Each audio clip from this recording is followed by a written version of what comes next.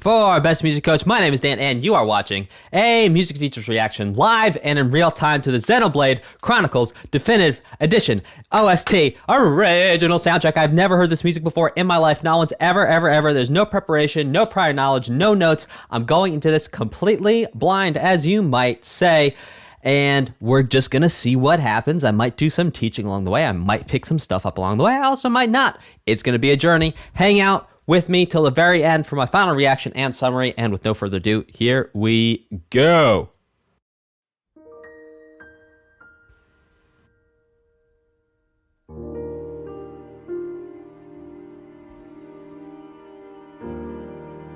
This is feeling very C4 180.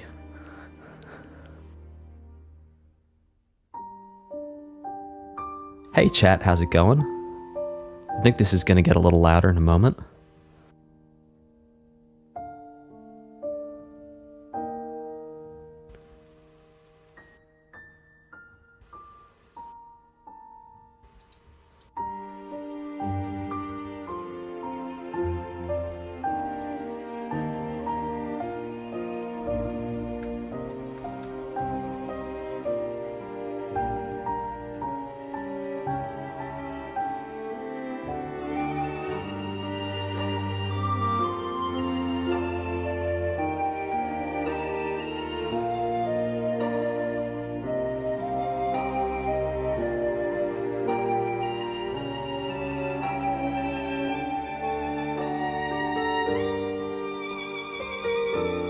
Hey guys, I'm gonna turn this up a little bit. I feel like this whole thing's a little quiet.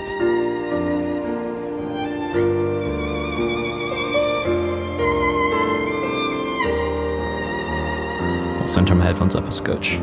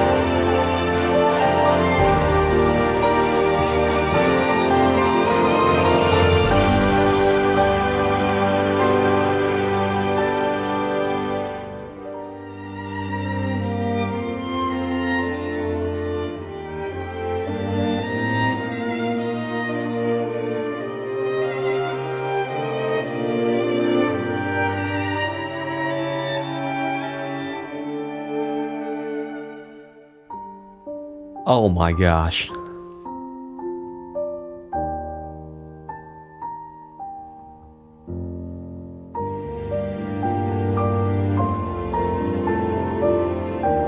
Oh, isn't that little pulling back on the time?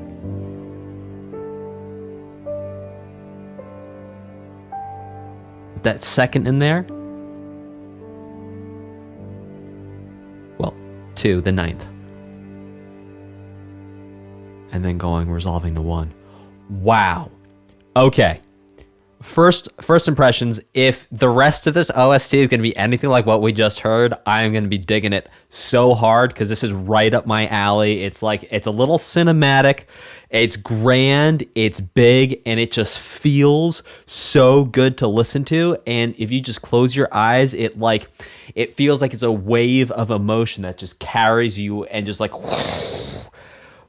wow. I mean, wow. I mean, a little music theory tidbit in there. I loved that transition at the end, about 3/4 of the way through, where we heard that change to the major chord of the tonic. That we've been hearing minor the whole time. That was really cool. And then how it went back to minor. I mean, wow. So tastefully done. Also something to point out is that the mix is, I mean, you can hear everything. All right, let's keep this thing going with Prologue A.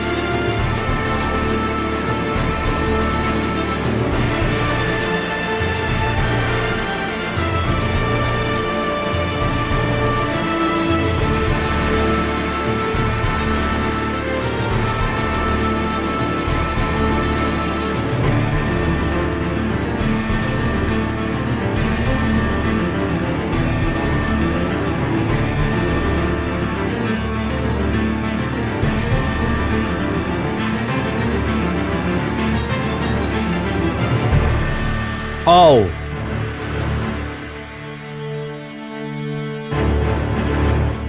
So listen to the way the composer's playing with time.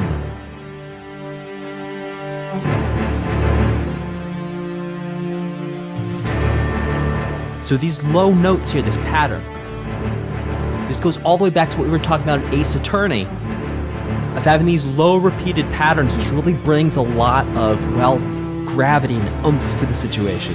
Power.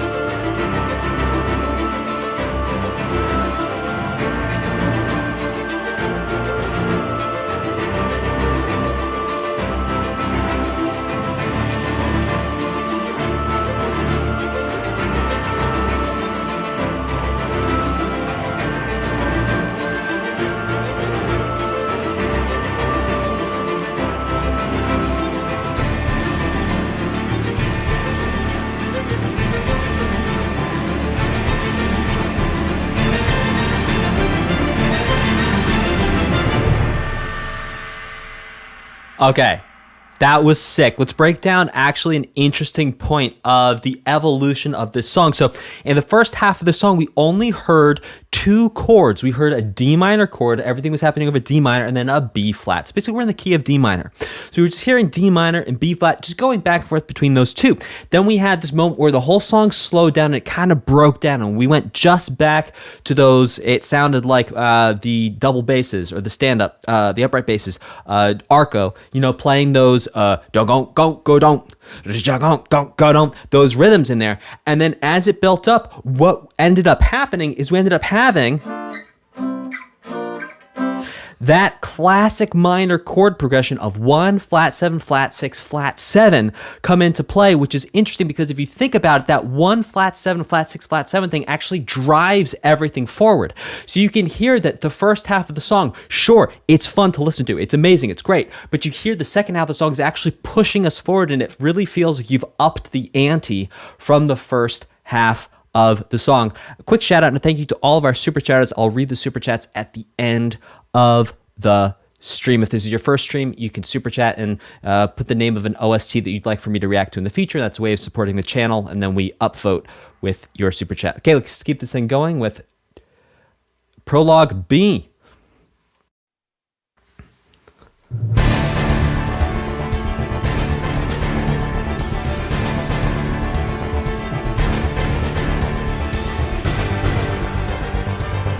So we just came out of a compound time signature into a simple time signature. Same key, same sort of idea.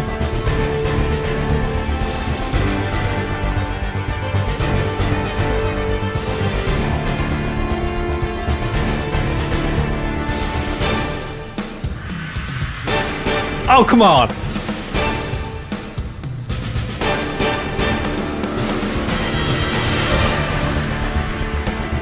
I'm loving this.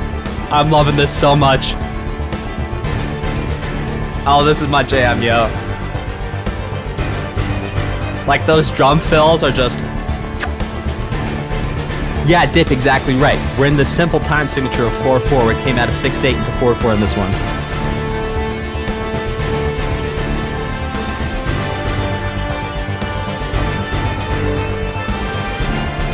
We're also doing different chords now.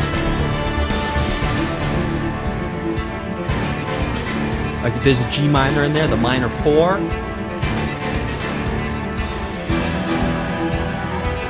Now modulating up a whole step to E minor.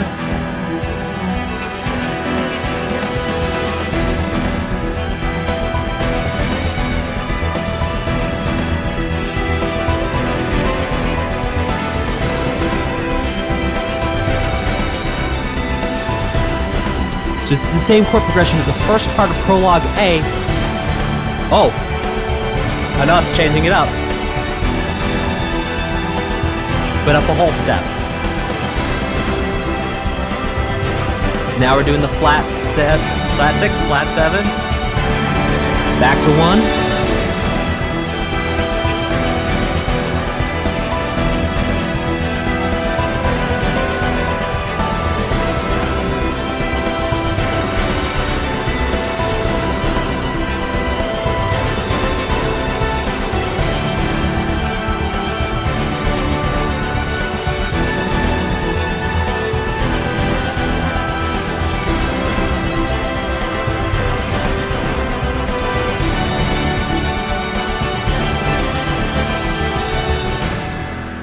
And again, we have that slowing down, which you call a retardando or a rallentando, depending on the context and the intention of the composer, actually slowing the piece of music down.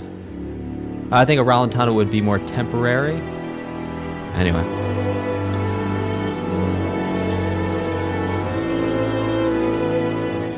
So interesting that we've seen both in Prologue A that we had this breakdown where we came back to the strings, and here in Prologue B we're also having this breakdown where we go to the strings, though not halfway through, right at the end. That was incredibly fun. So just to break down what happened in Prologue A, we were in 6/8 time signature, and then in Prologue B, back to 4/4, which is really cool to hear the same sort of idea presented in those two time signatures, and really two completely different meters. We had compound meter and simple meter. Okay, let's keep this thing rocking and rolling with Everyday Life.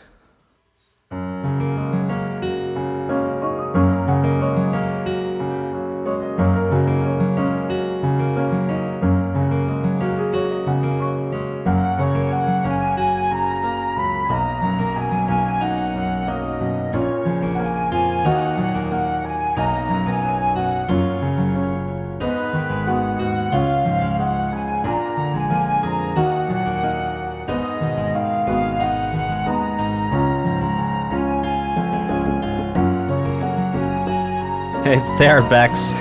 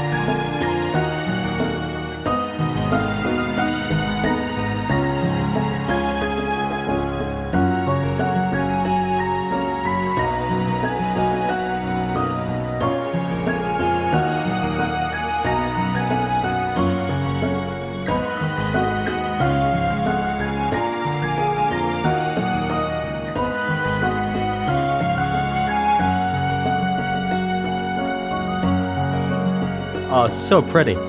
So something to really appreciate here is even though there isn't like, it's not hitting you over the head with awesomeness. I mean, it is hitting you over the head with awesomeness, but like, just listen to the groove. Like, how kind of it rolls from side to side.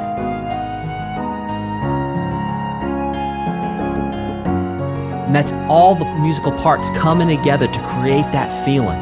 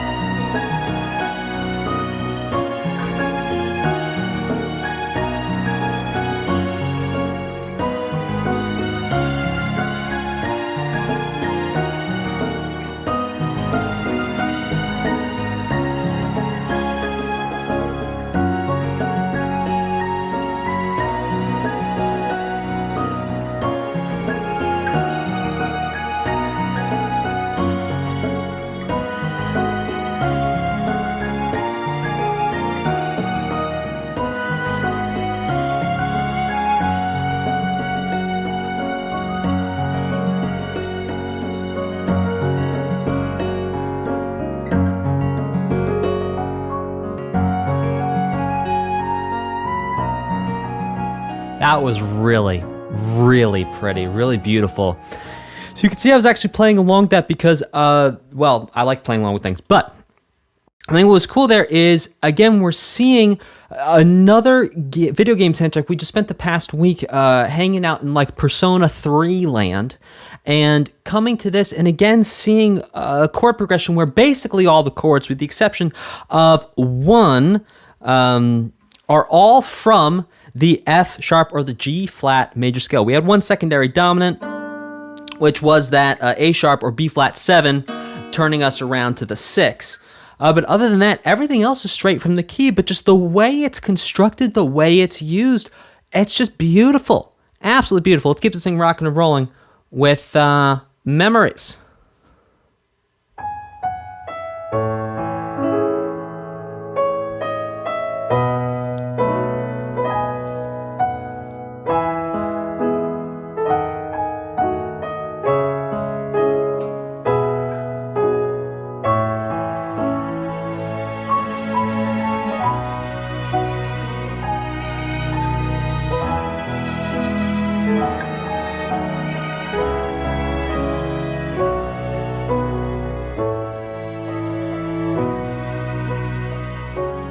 Ooh. Huh.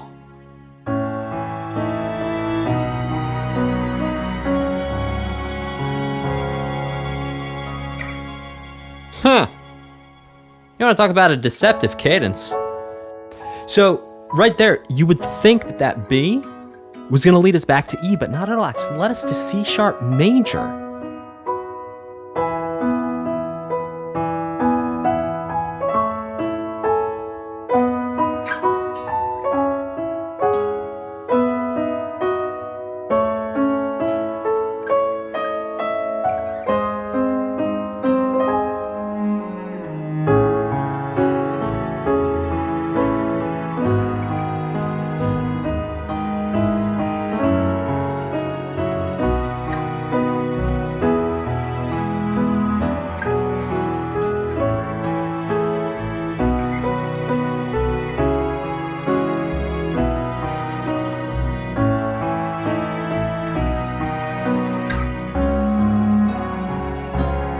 That's so cool. I'm gonna break down why that's so cool while I'm geeking out for it right after the song.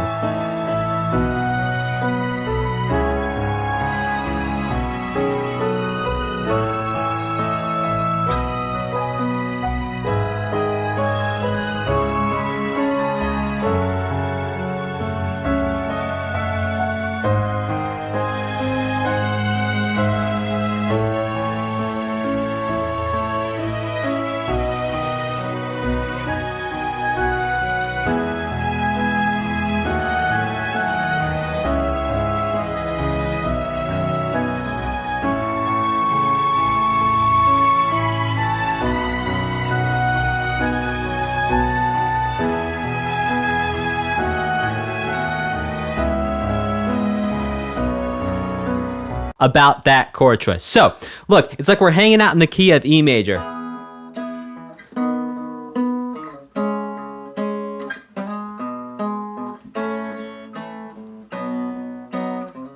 And sometimes, sure, we're going, right? Okay, and now we can go again.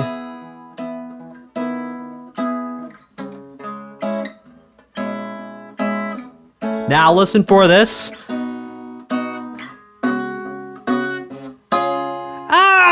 So cool. So normally you would think of this A, B, bringing us back at a minimum to C sharp minor, as you heard quite a few times. However, to change things up, it actually brings you back to C major, C sharp major, and on top of that, doing a sus4 back to the C sharp major. Absolutely sick and a fun way of changing things up from just the chords that are available when you harmonize the major scale. Okay, let's keep this thing going. Yes, when the chord is sus. Okay, this one is called A Friend on My Mind.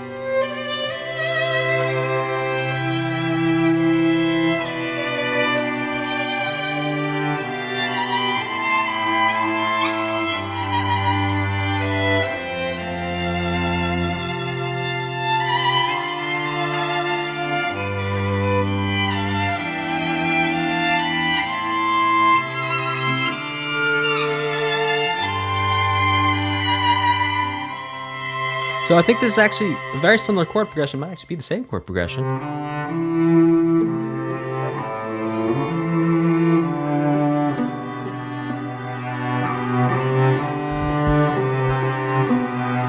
Well, changing up a little bit here for sure.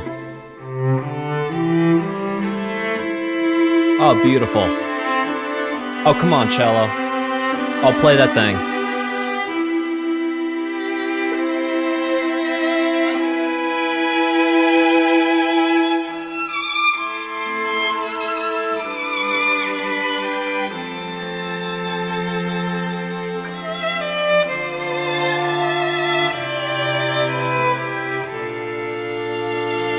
Beautiful, going to B flat. Oh.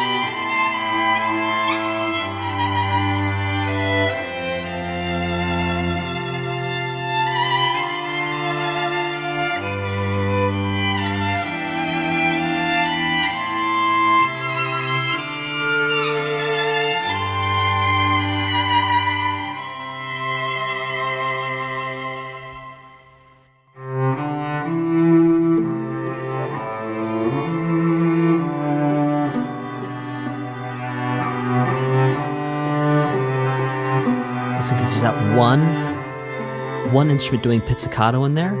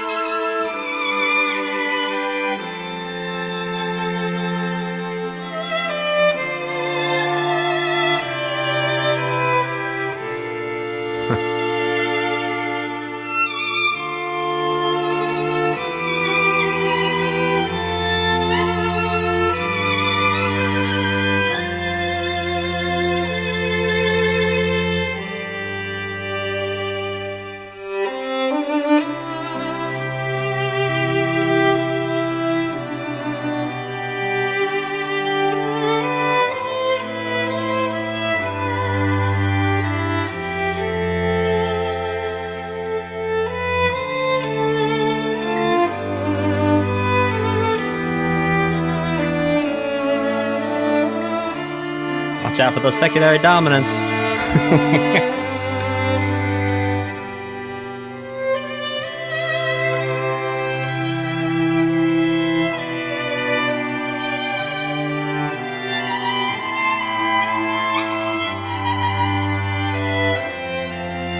Yeah, Alejandro, exactly.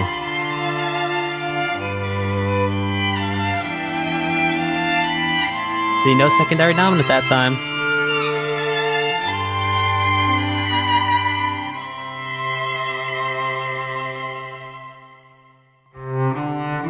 Oh, so beautiful. So beautiful. So something that we're seeing actually fairly consistently so far. I know we're only 6 tracks in, so I might be eating my words in about 10 or so tracks. But something that we're seeing very interestingly is the composer has a very particular flair and voice in addition to everything that's happening on top of the chord choices, which we could spend hours and hours and hours getting into. But let's just talk about the basic harmonic choices that are being made. There's this very distinct playfulness and intelligence behind how the chord progressions are being structured, the use of secondary dominance, the use of, well, chords that are just quite simply outside of the key. Like here, in this one, going down to the B flat. In the previous one, going up to the C sharp. It's like this one was basically in the key of C and we're going to flat 7. It's like, well, okay. And then majorizing 6 of E for the last one. So what we've seen actually over the last 2 songs consistently is that we are basically, for the most part, staying in a harmonized major scale. But every once in a while, we're having a couple of secondary dominants sprinkled in and one chord that is absolutely not from the key, and to relate it as a secondary dominant would be a bit of a stretch, and also not, because it's not a secondary dominant, it's not its function. But anyway, let's keep the thing rocking and rolling.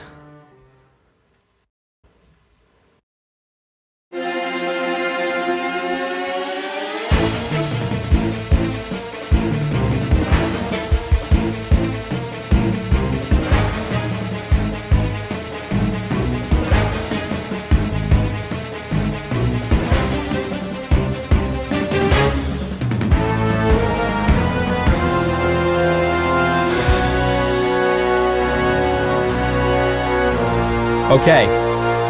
Whoa, metric modulation. That was wild. Oh, it's over. I wanted more of that. Okay. I was like, drop the beat, give me some more of that. Let's go.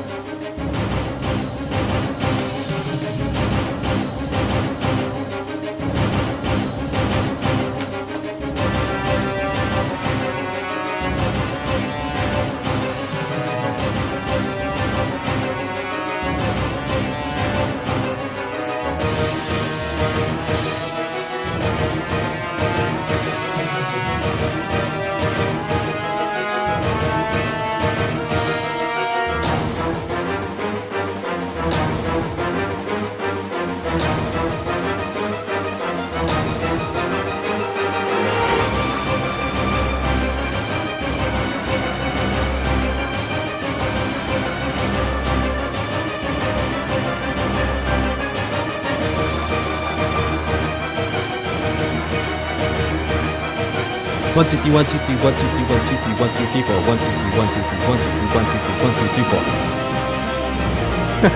I don't know.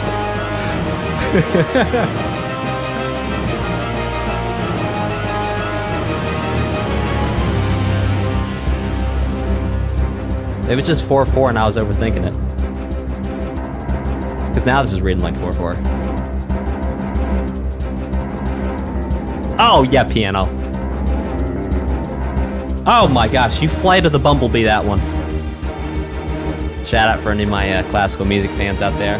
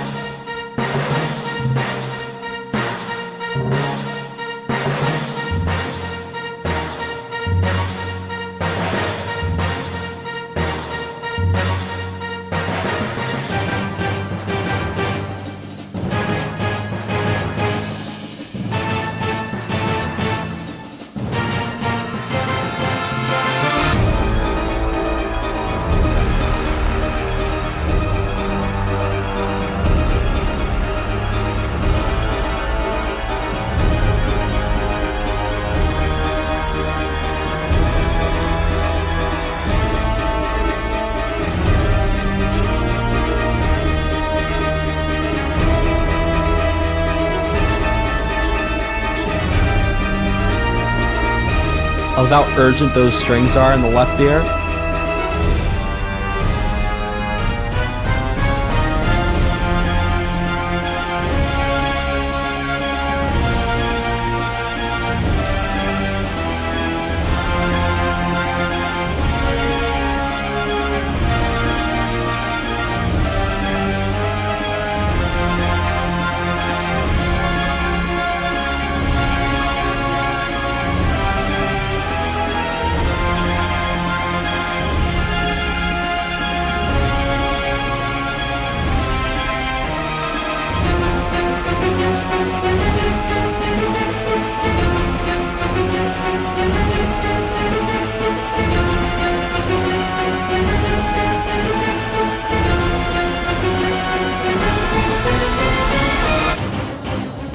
Alright, so look out. We have 2 of our 4 things that violins can make sound exciting and creepy. We had modulation, which means they're sliding up, and also tremolo, which means they're playing very fast.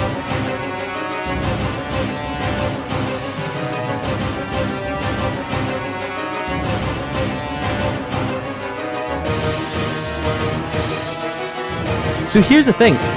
Right here,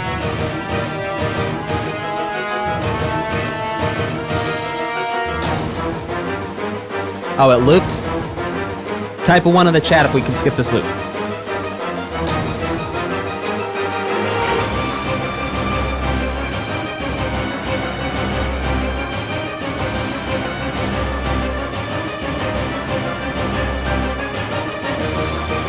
Alright. Next. Alright, so you guys, give me a heads up like 30 seconds before it loops, if you can. But that was a ton of fun. I just love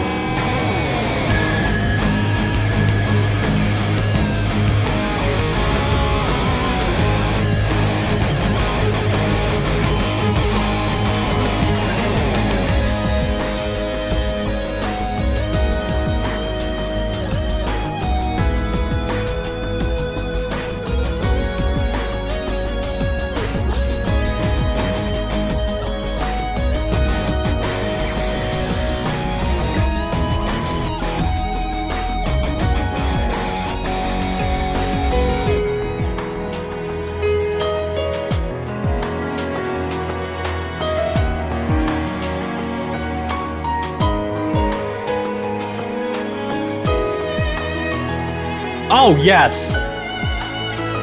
Oh, come on. Oh, drop it, please. Go!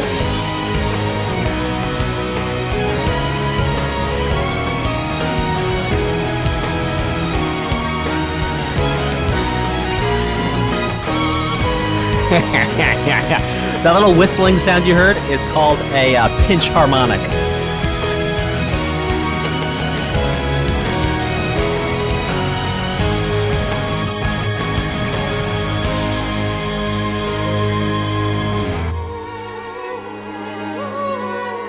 And again, so we actually have a whole thing in minor and then resolving to major just like we had in the main theme.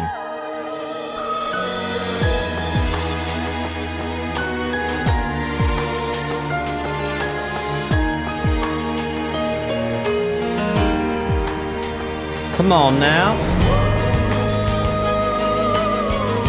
Oh, I thought that was about to go into Call of the Cthulhu.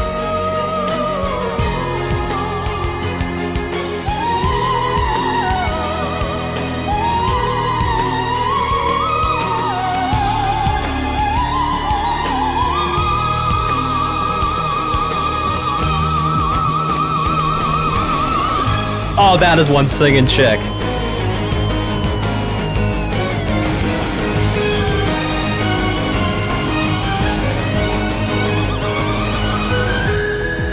Oh gosh, I love this.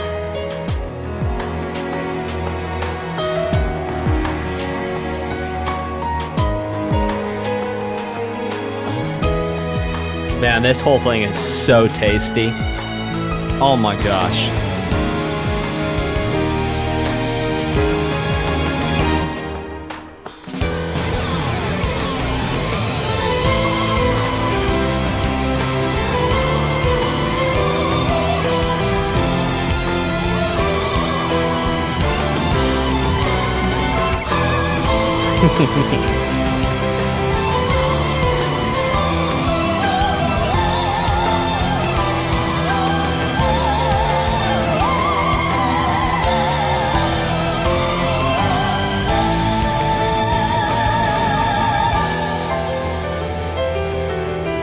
Oh, come on!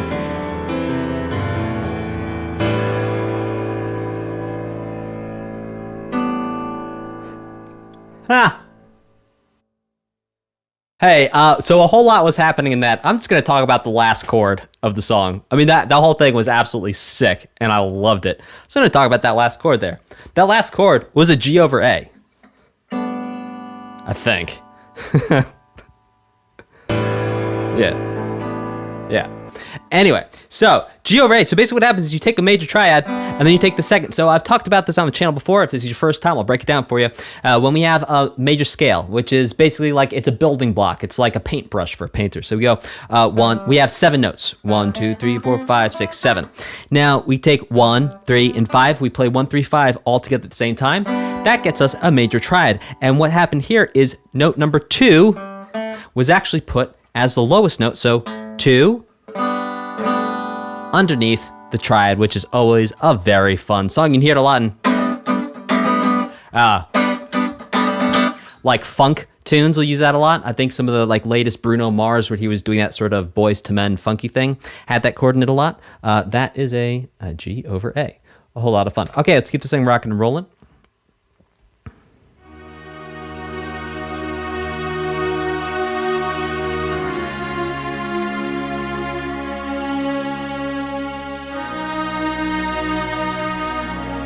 Woo, it's getting hot in here. Is it just me jumping around?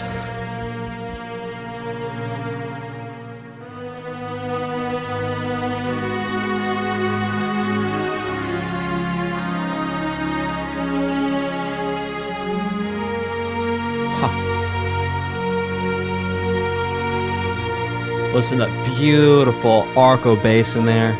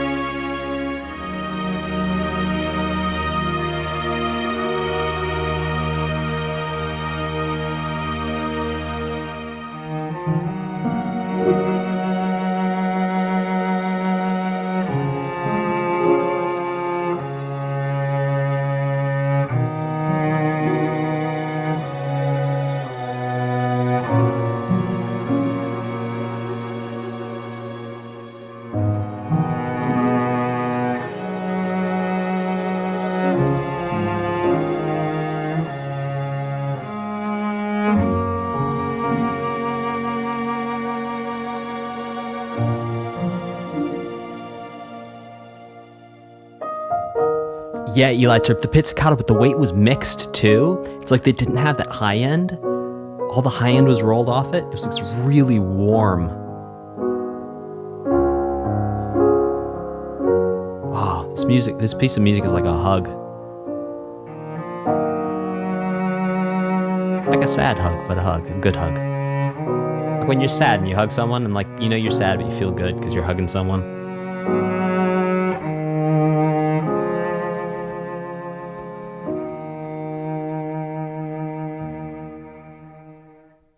Did everyone hear that bass note in right at the very end underneath the cello? Sounded like the piano hitting that note an octave down. Beautiful. I am absolutely loving this soundtrack. Let's keep it going with Ancient Mysteries.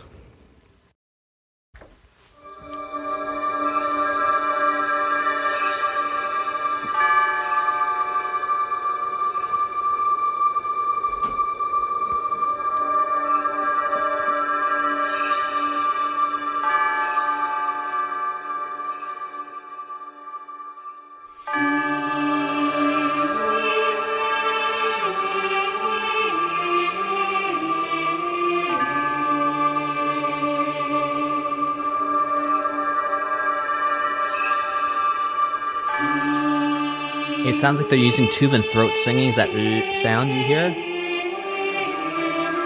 Yeah, right there. That's tube and throat singing.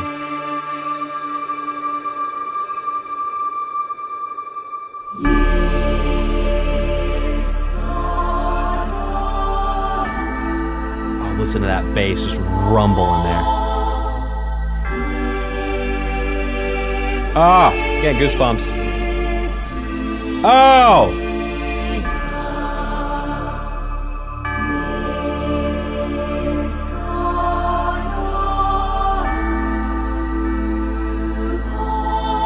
Oh, it's so tasteful.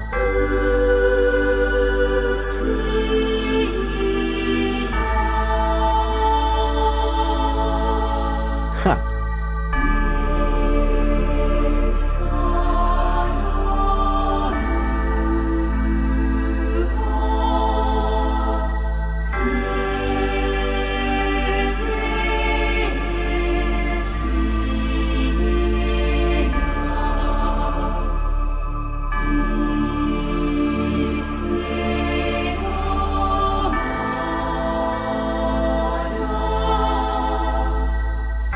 Those bells remind me of Calamity Mod.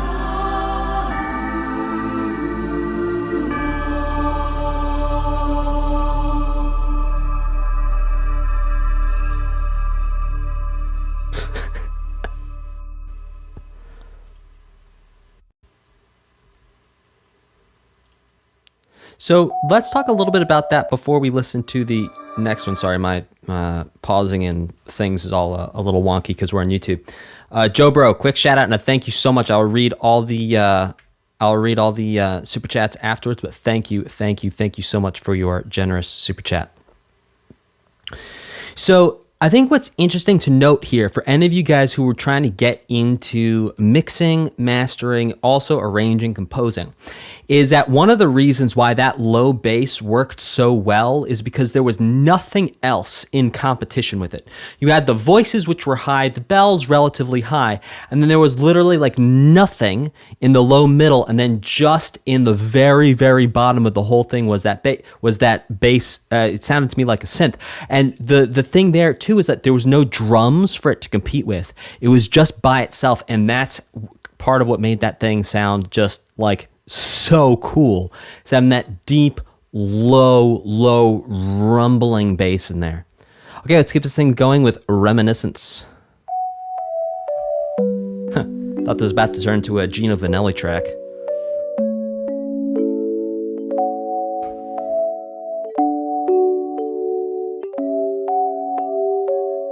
Alright, so we've heard this before. Well, this melody. Shall we call it a theme?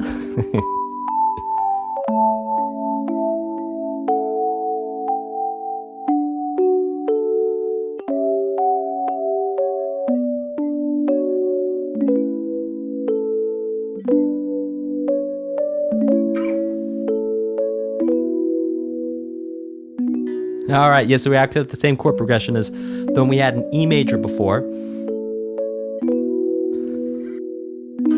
Right.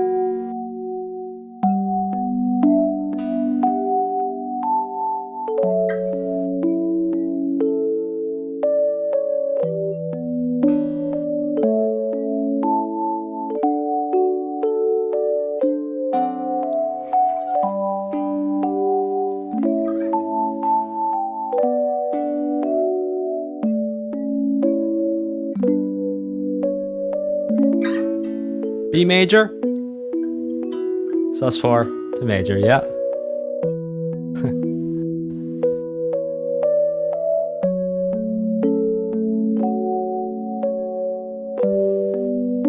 Type a 2 if this type a 2 in the chat if this one loops.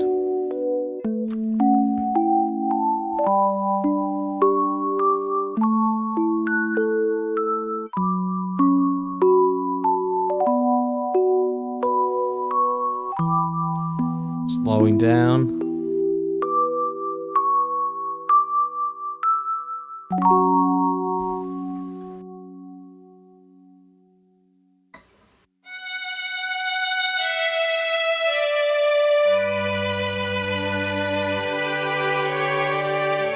Why don't you have a little string with your reverb there?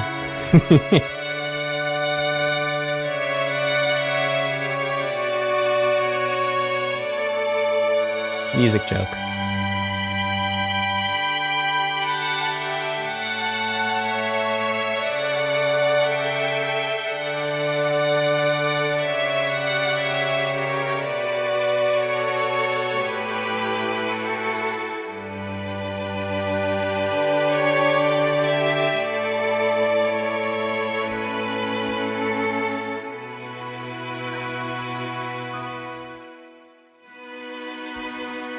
There you go. That was the sus to the resolution. All right, I think that's the loop there. Please confirm that that was a loop by typing 2 in the chat.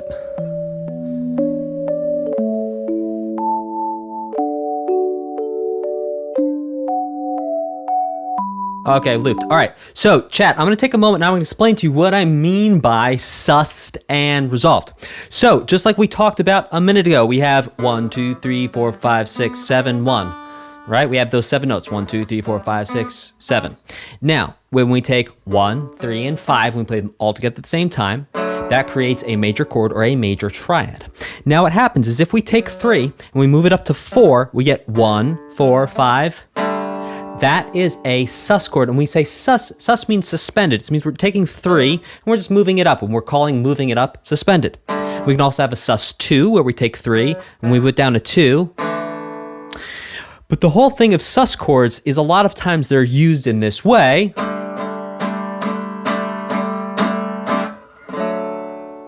To give us a feeling of something is about to resolve. And when we have that something resolve, that's kind of the function a lot of times of a sus 4 chord, especially in music like this. It's to actually move the thing forward and to give us this feeling of a breath in on the sus and a breath out on the resolution. Okay, let's keep to saying rockin' and rollin'. A rockin' and a reelin'. Barbara Ann. Barbara Ann. Okay, this one is called Urgency.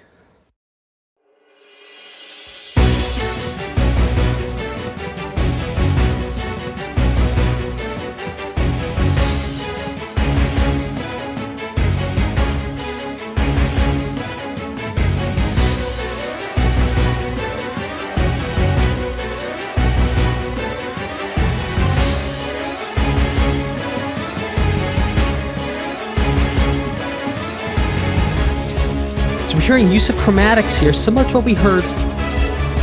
Oh, come on now.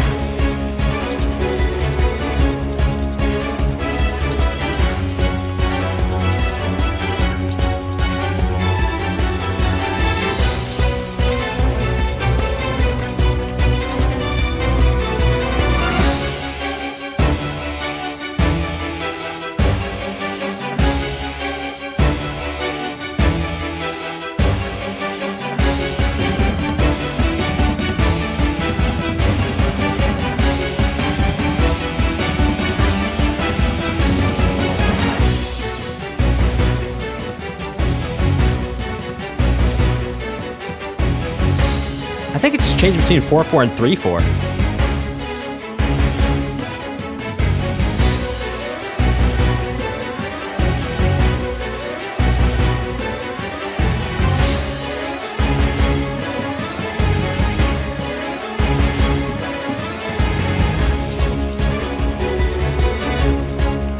Looped already? Well, I'll tell you what, we're gonna listen to the whole thing. Thanks, chat. I appreciate that. Let me know on the next one.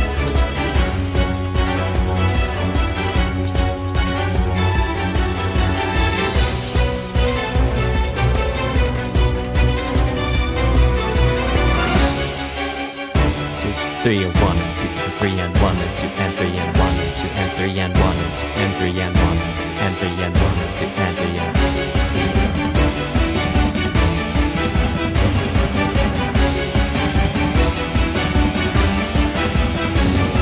Yeah, I know, that guitar just like unka, unka, unka, chunka. I do love it.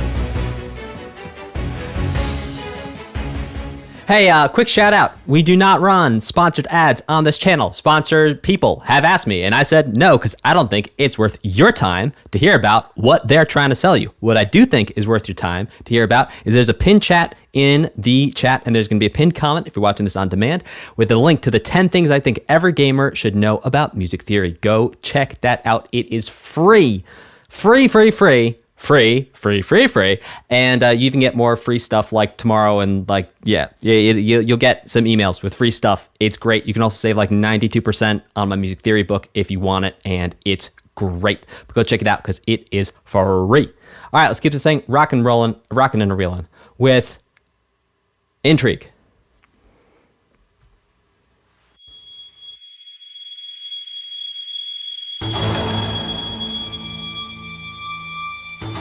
Exactly, Rubber Man.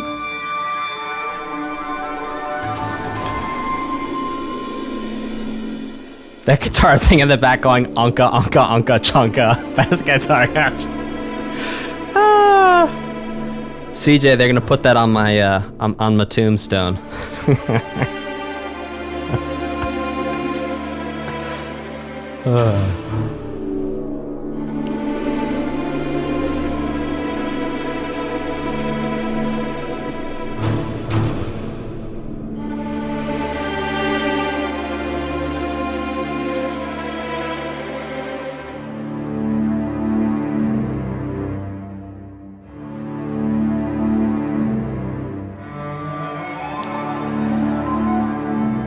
Oh, that's wild. So that's when string players can actually make harmonics, sometimes by bowing the strings funnily or by touching the strings at certain points, just like you would on a guitar. I think you can also get those sounds by bowing below the bridge thing.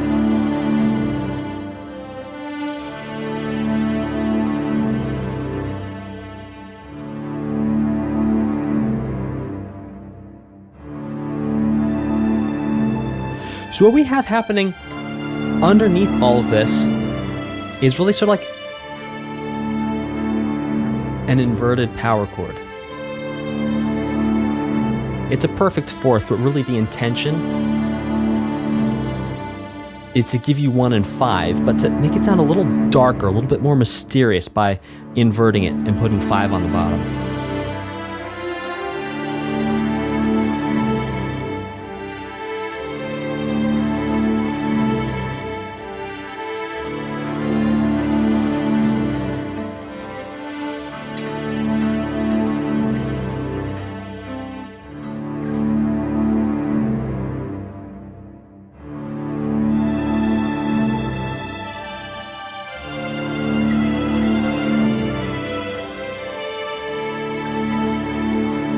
So the violins are also playing in, well, fourths. Huh. Interesting. So this entire song is like just fourth land. And when we say a fourth, I mean an interval of a fourth. So if we go back to our major scale, it's where we just play 1 and 4 at the same time. So we have 1, 2, 3, 4, 1 and 4 at the same time, but then moving that up.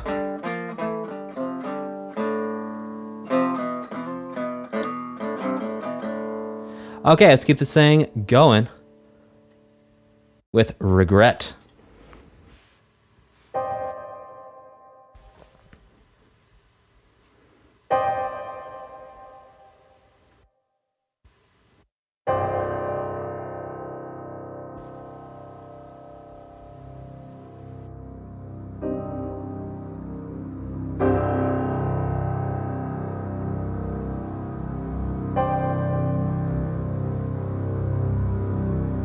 Add 9.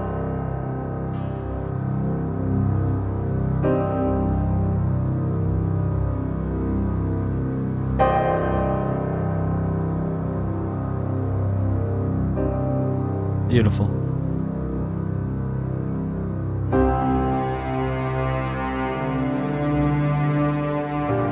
Oh, come on, tell me a story, strings.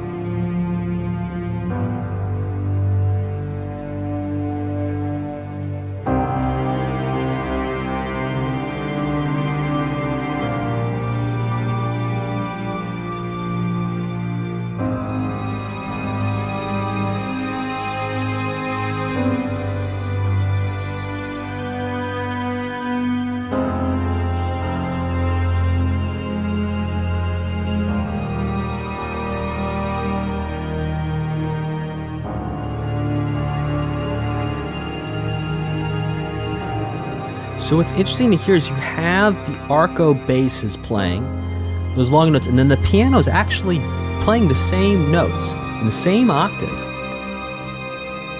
but creating that contrast of texture and also of speed.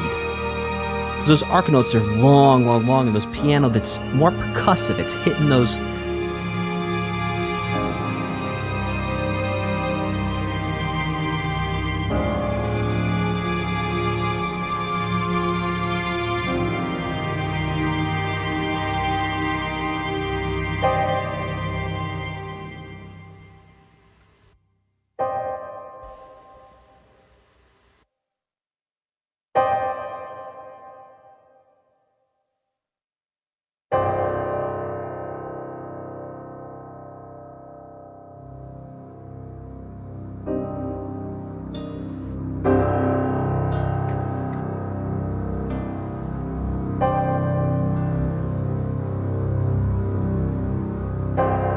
That's the loop. All right, we'll move on.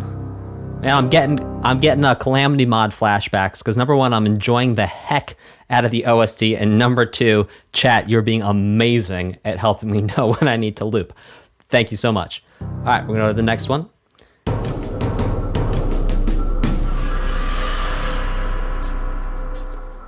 This one's called Face, which incidentally is how you remember the names of the notes on the staff for treble clef in the spaces.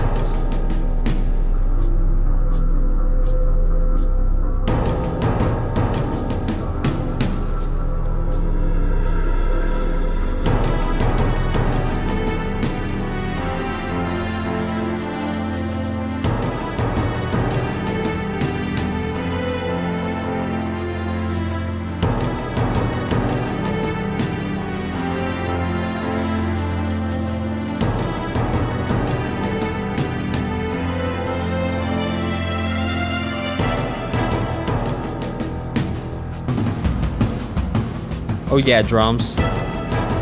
Oh, come on.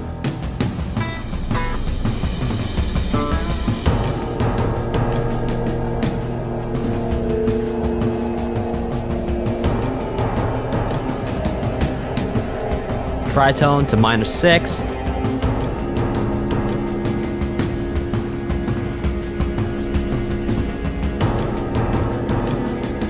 Oh yeah, lots of beautiful dissonance.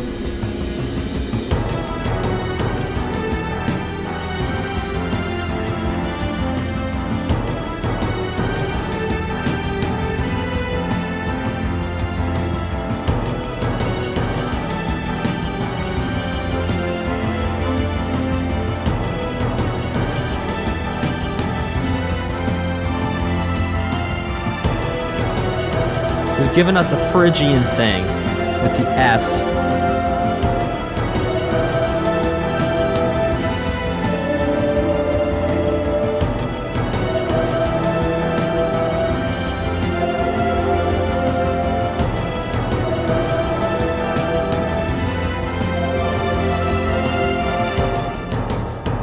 Which is a really interesting way of approaching Phrygian. Honestly, if we were doing a lesson on how to make Phrygian sound really cool without being like too on the nose about it, I'd say listen to this song.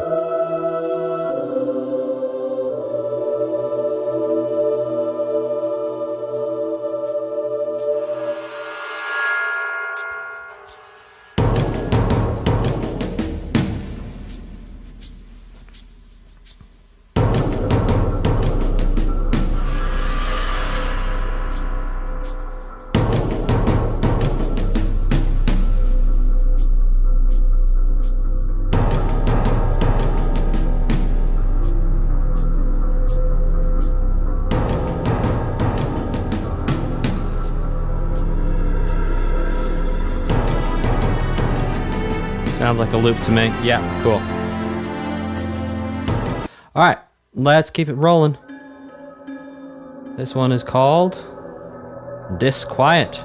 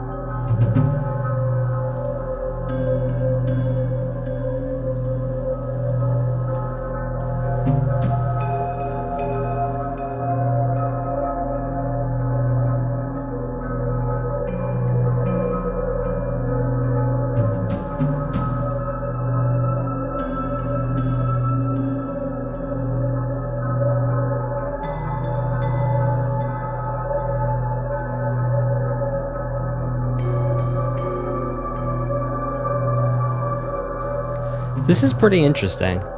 We've not heard a track like this up till now.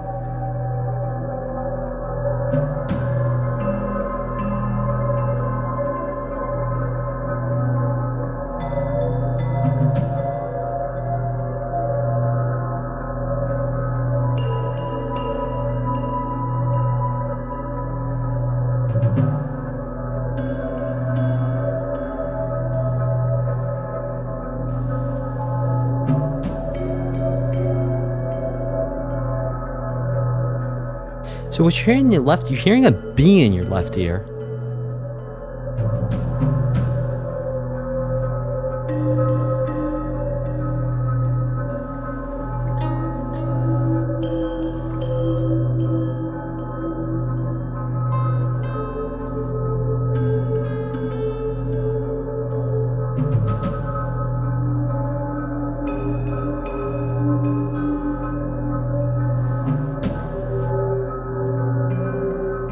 It's kind of like a gamelan-y sound, so my guitar's actually not going to be in tune with it.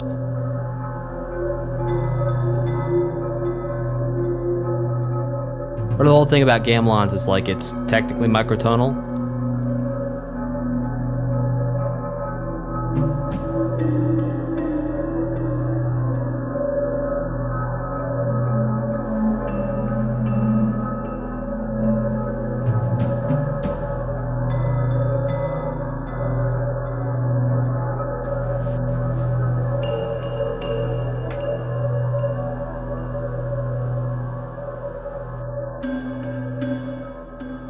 I think it's going to loop in 10, 9, 8, 7, 6, 5, 4, 3. Yeah. That's the loop right there. All right, we're going to move forward.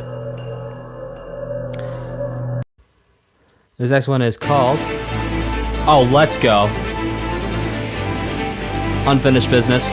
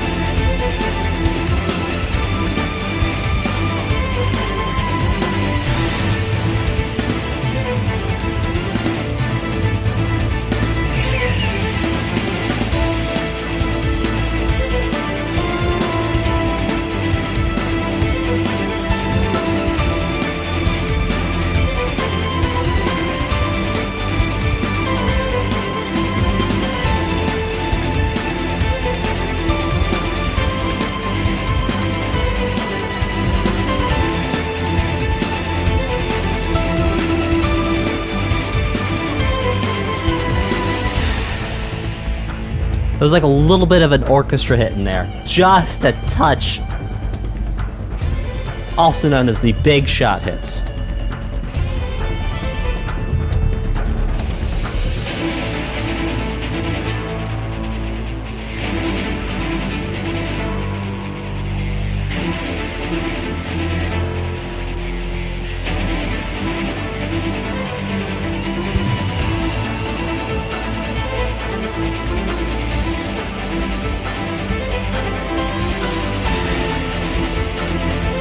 Little big shot there.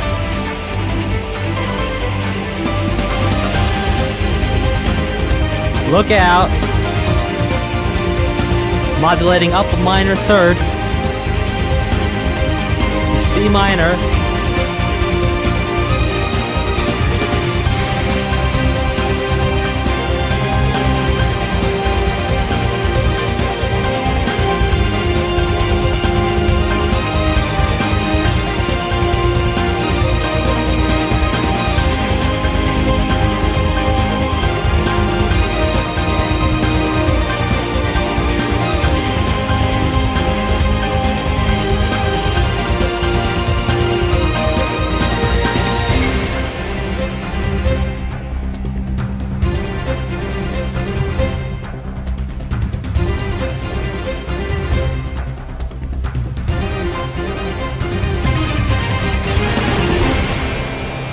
That was a ton of fun. So what we heard in this song was another use of the classic chord progression of when we're in a minor key, 1, flat 7, flat 6, flat 7 back to 1.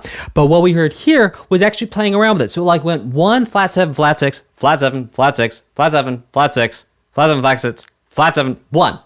So what you'll hear a lot of times is with those 3 chords, and it doesn't matter what key you're in, or you're going to hear different variations with 1, flat 7, and flat 6. They're going to come at you in different orders, but having those 3 chords really it's just one of those common things. It just sounds like rock, you know?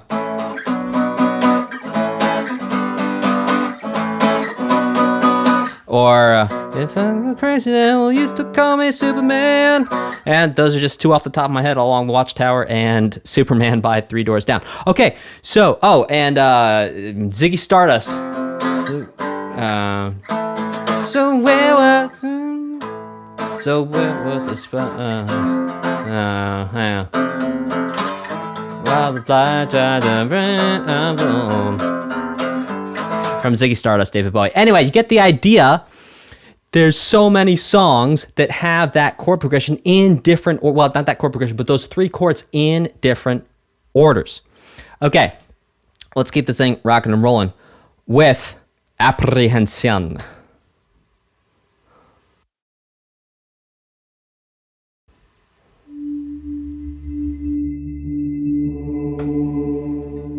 Okay, all right, before we go any further, I just want to say what's totally sick is I think the Halo theme is actually in D minor. Oh, and this is actually starting the same exact way the Halo theme does. Anyway, carry on with our programming.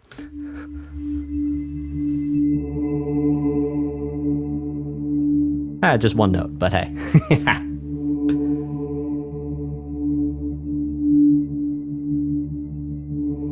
Oh no, Halo's in E. I apologize. The Halo theme is in E minor. Well, E Dorian, really.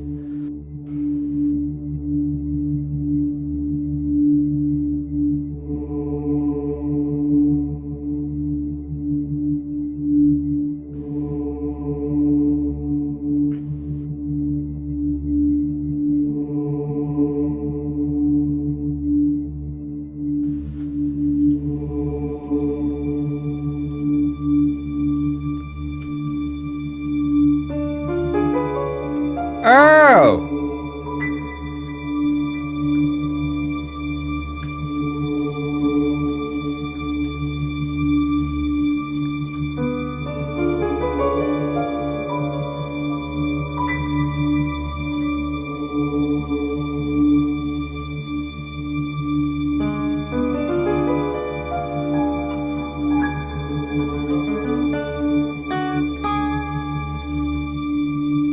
Diminished arpeggio.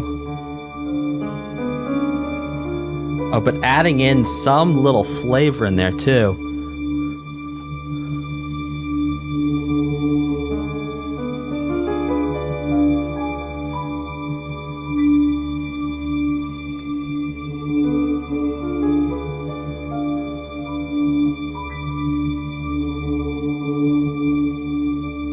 This is Trey Mysterious.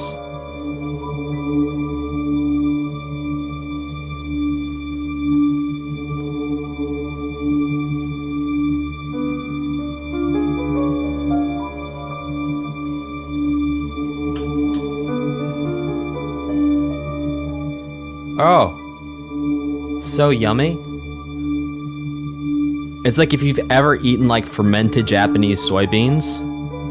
If you have a Western palate and like the first time you have it, it's like, ooh, but mmm, but ooh, but mmm.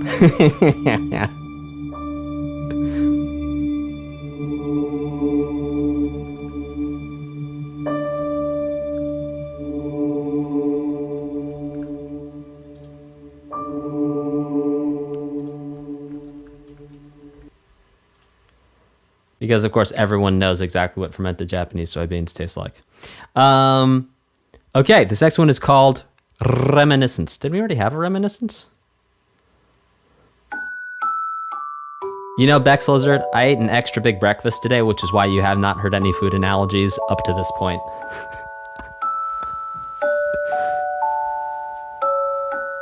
Beautiful.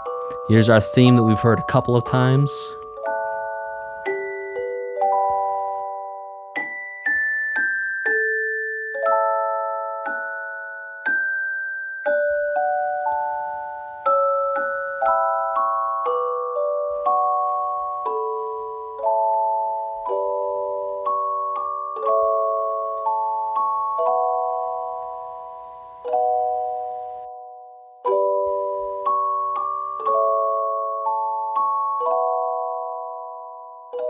There's that little sus to resolve there.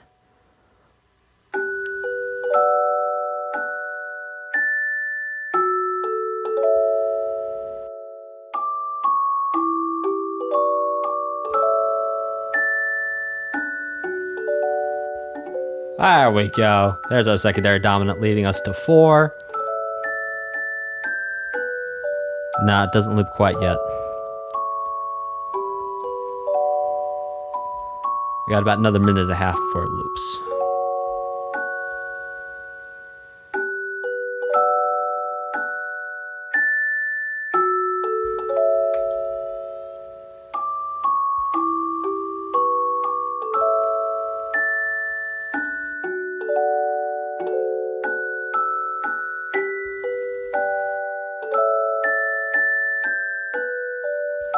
And I'm just getting an error message on my streaming thing here.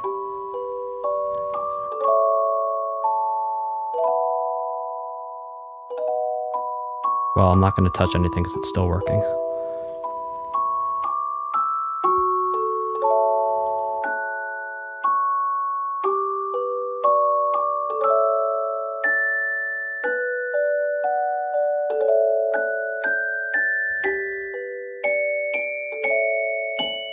Oh!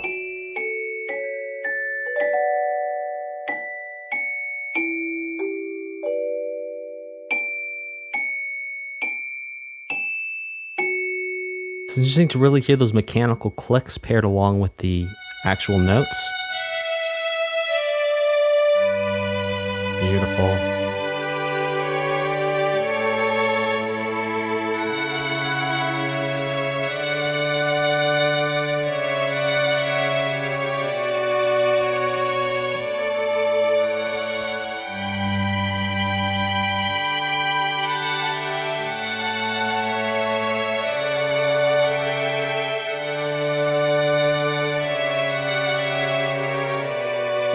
Gorgeous.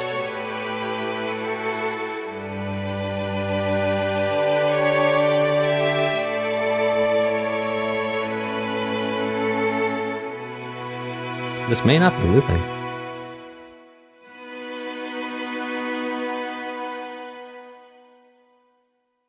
Oh, there's our loop. Okay, let's go listen to the next one, which is called Riki, the legendary, and I don't dare try and pronounce the next word. Okay, here we go.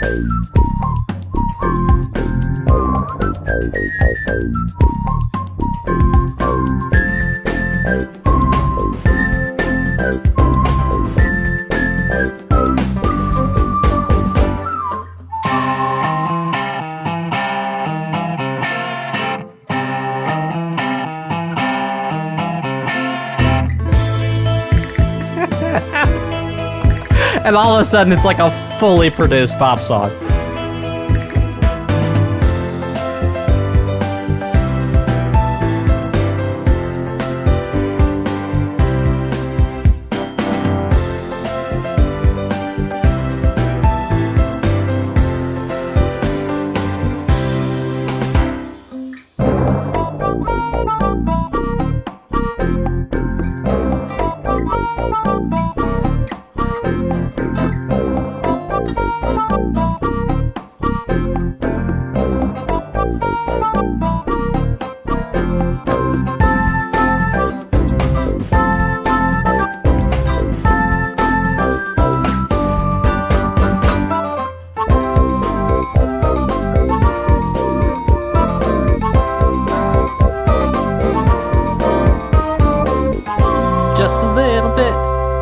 I thought we were about to go into a Aretha moment there. That's okay.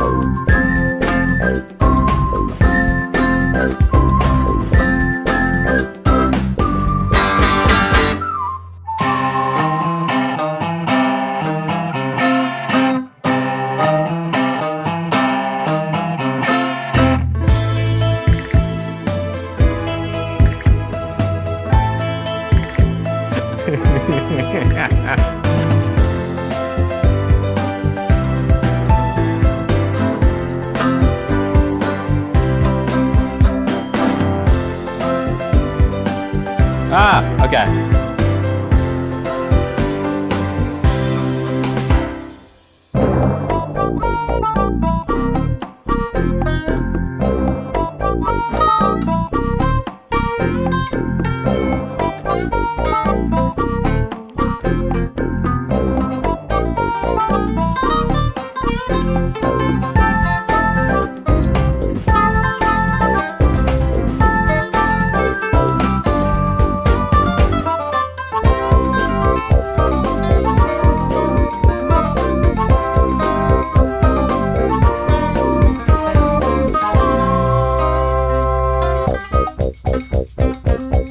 I almost lost it. Ooh. All right. Hey, if you enjoyed this, please hit like, subscribe, hit that notification bell. Also, check out the pinned comment in the chats. Also, the pinned comment in the actual comments. The pinned chat in the chat, the pinned comment in the comments. For the 10 things every gamer should know about music theory. Go check that out. It's a free download. And then you get another free download like tomorrow. It's super cool. And if you want, along the way, you can save like 92% on my book, which was like a #1 bestseller on Amazon in its category. It's really cool. It's all about music theory. It's going to help you understand a whole lot.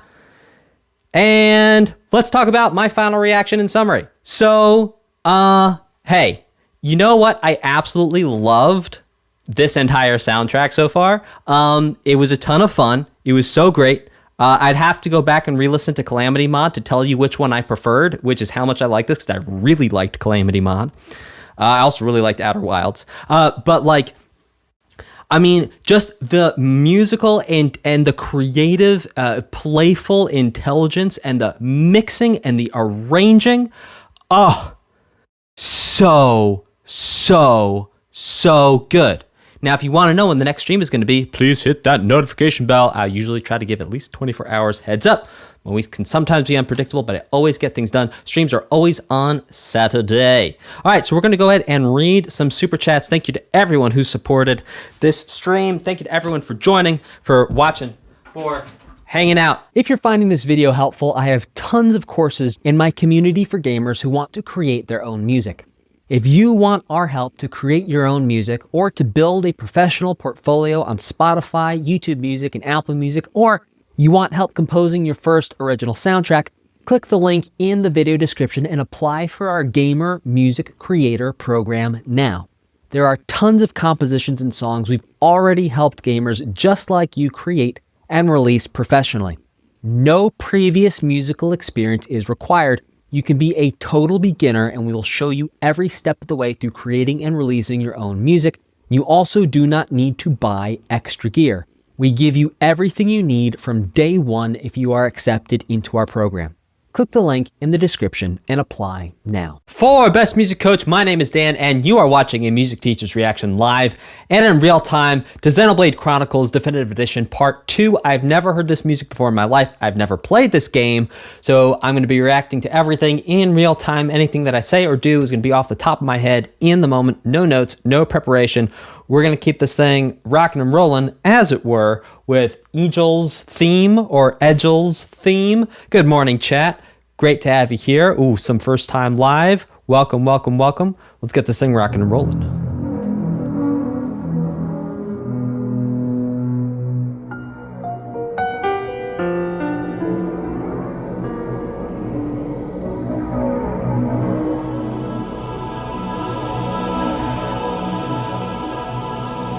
Egil.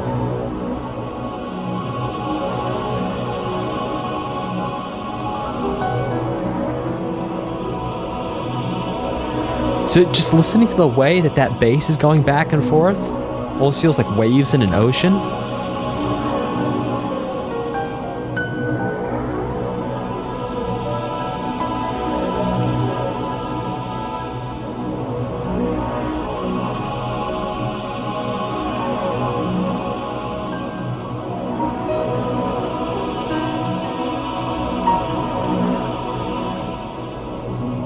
Drums coming in now.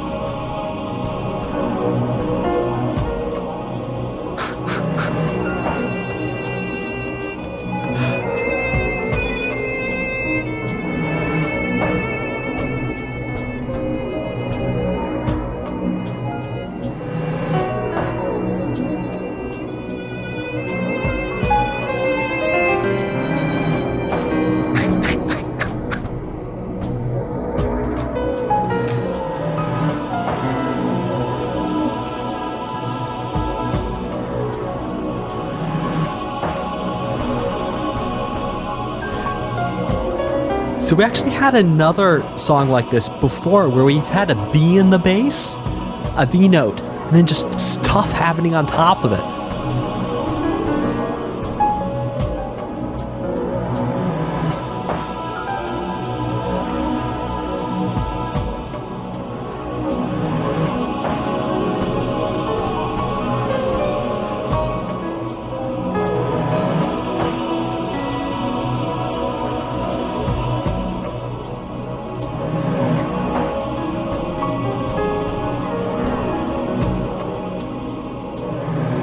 You've heard of a bee in the bonnet, you've not heard of the bee in the bass.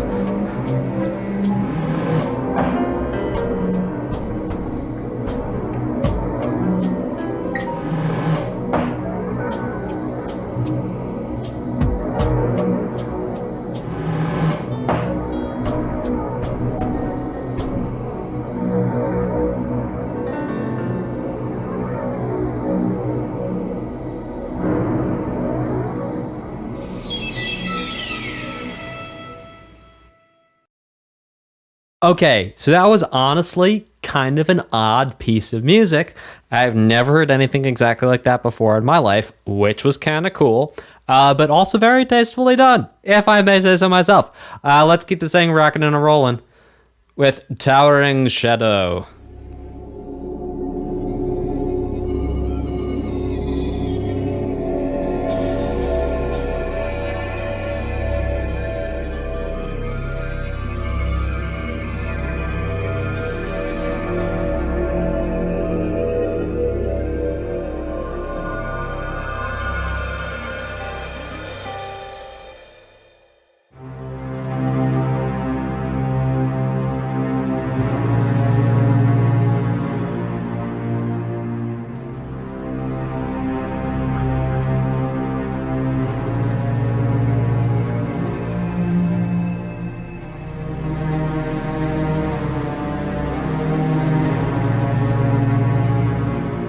Oh!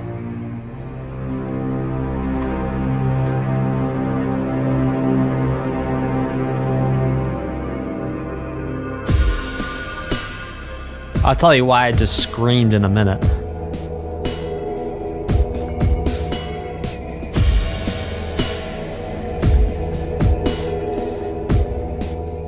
By the way, if this is your first live stream, you'll see people doing super chats and saying names of OSTs. That's because we got a list and they're just supporting the channel and supporting me by upvoting my favorite OSTs.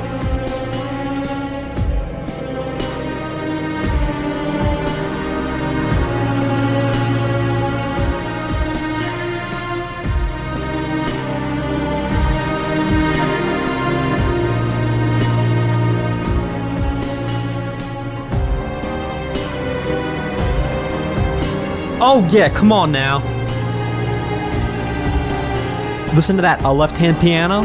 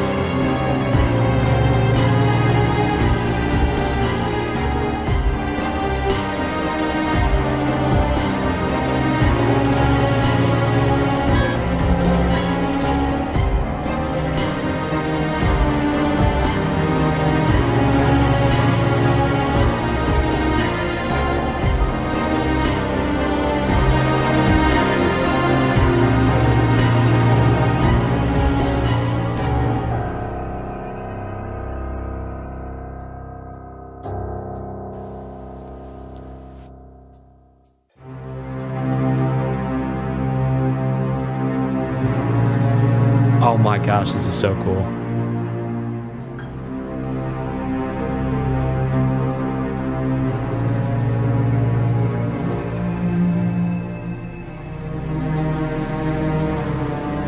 All right, that's a loop there. Okay, so let's break down what was so just freaking cool about what was happening here. Okay, so look, we had this like...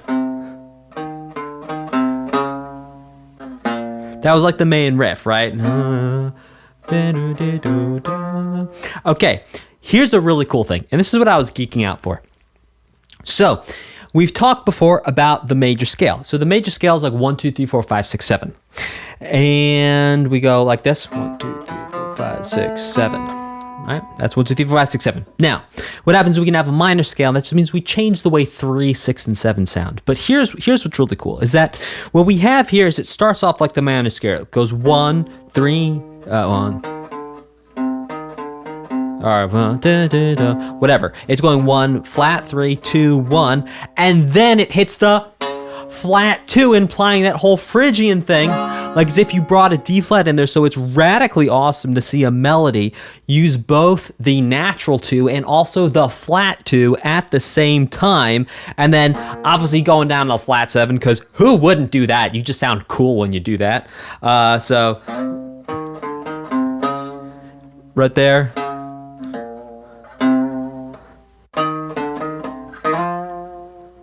Which then also is basically, it's like you're hitting the third of what that D flat would be by going to the F. So cool. Okay, let's keep it going with the next song, which is called A Tragic Decision.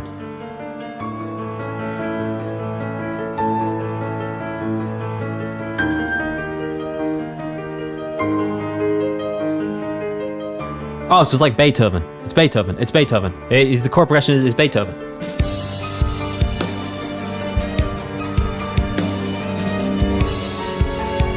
Is that not quite there, but yeah.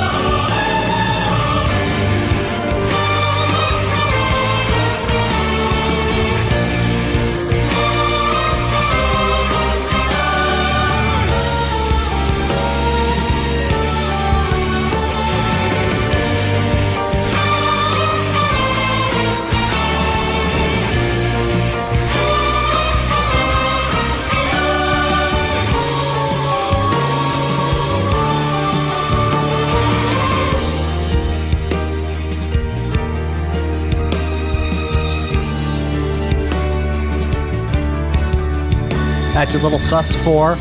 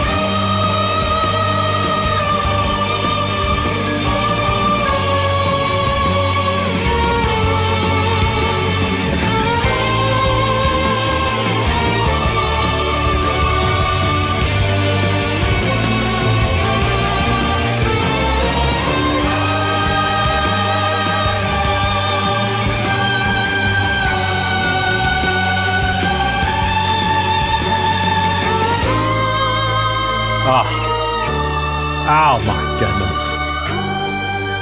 Yo.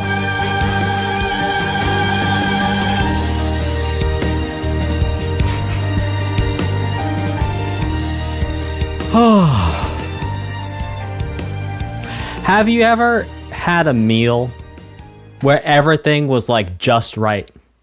And then you said to yourself, man, I wish every time I ate food, it could be this good and just this put together and just this perfect for my whatever taste buds. Like, come on.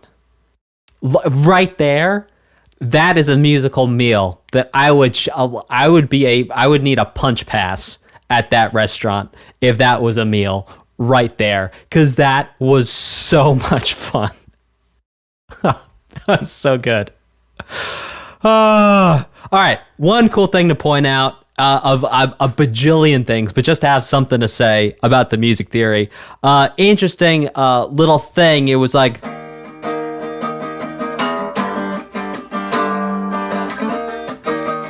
going back between the 6 and the 1. Now here's what's really cool.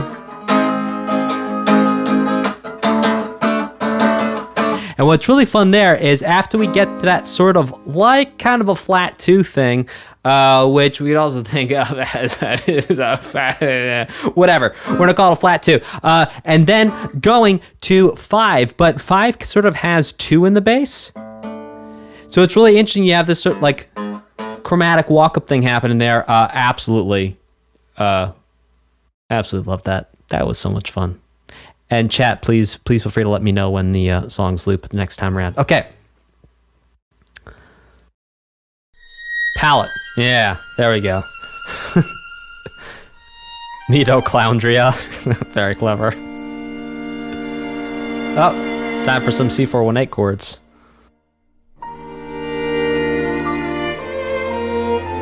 Well, not now, but that first chord was.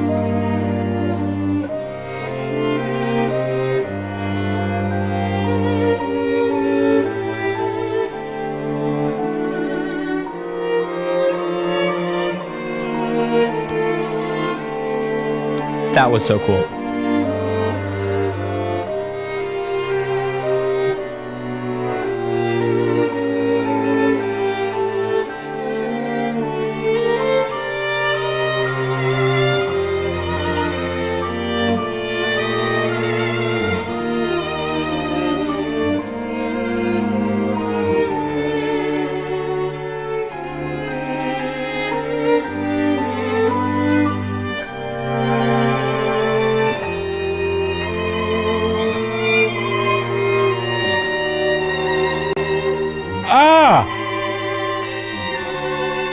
It was like a minor 4 implied for a second. That was delicious.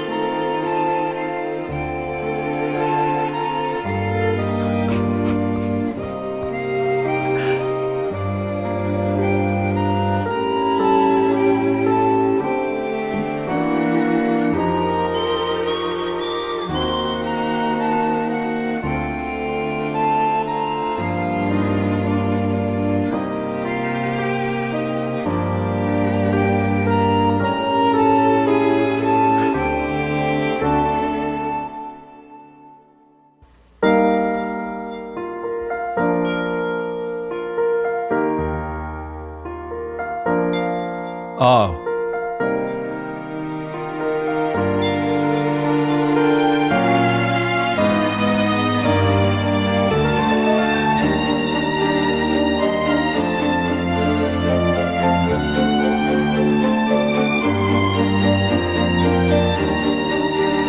Oh my gosh, I love the rhythm. I'm love. At this point, I'm biased. I'm like, whatever happens, I'm just so down with it.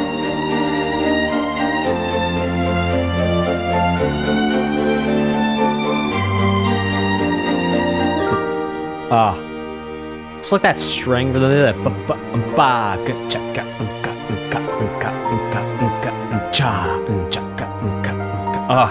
so nice.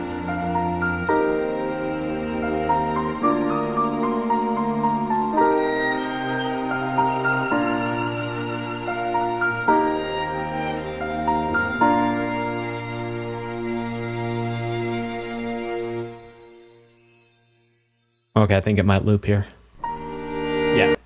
So we're gonna skip to the next one. That was so much fun. I keep on forgetting to talk because I keep on skipping because of the loop thing. I'll remember to talk next time.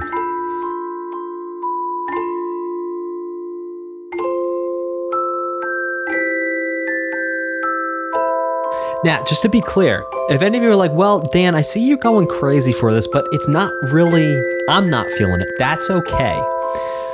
I go crazy sometimes for things because of my taste. I just like certain things more, and it's okay that you go crazy for other things. So I am not the arbiter. I'm not in charge of deciding what is good and what is not good. Good is objective. Everyone can have their own subjective. I can't English today. Everyone has their own version and idea of what good is, and that's fine.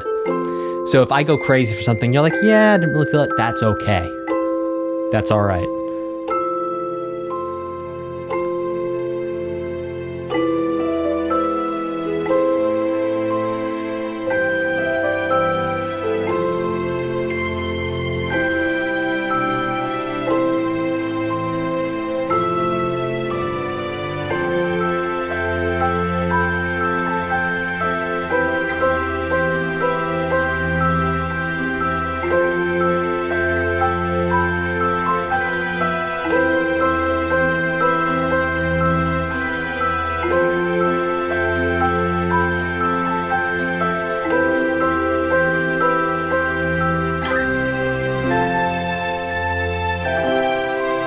Oh.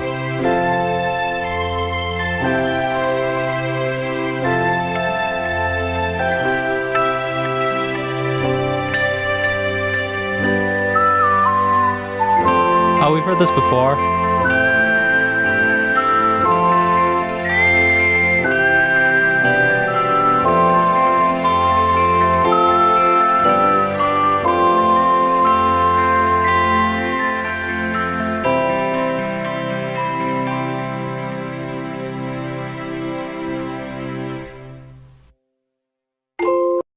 That was beautiful. Okay. So, not a whole lot to say on that. That was really beautiful. I think one interesting thing was like in the middle of that, we were hearing this really interesting movement of this thing happening right here. Which really, it's implying kind of a sus chord to a resolution type of a thing. Really was much lower down.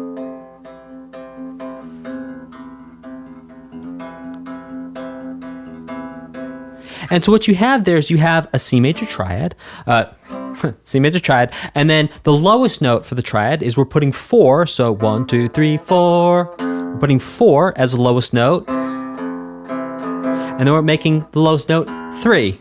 1, 2, 3. So 4 is the lowest note. 3.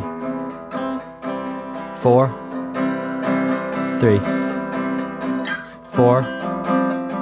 3. 5. Sus and bring it back. Okay. Let's keep this thing rocking and rolling to the next one, which is Hope.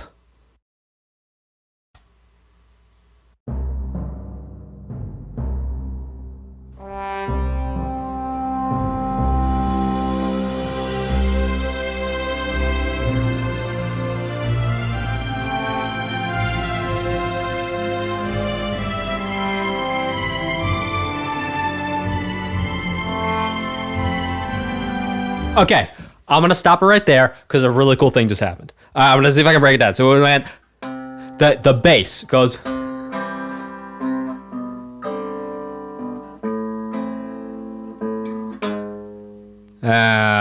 maybe that's supposed to be an F minor, maybe,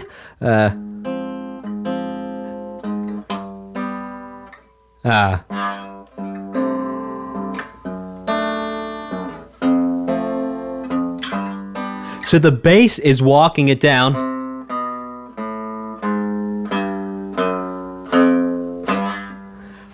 Which is just so cool.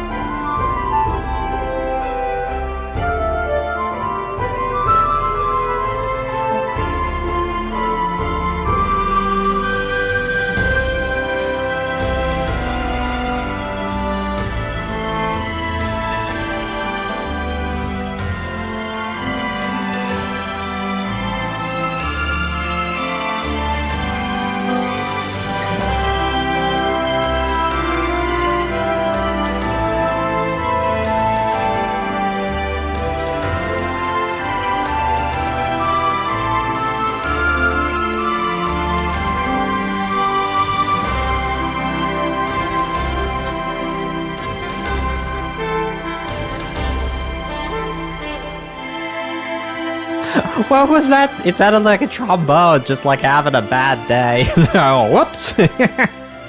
Someone tripped over a mic cable. It's very interesting. It's like stuff you would not expect. By the way, sometimes when I have fun and I say things like that, I'm not being derogatory. I'm almost making fun of myself because I'm so small-minded as to not think, oh, that was the obvious thing to do. Oh, sorry, it went to B flat.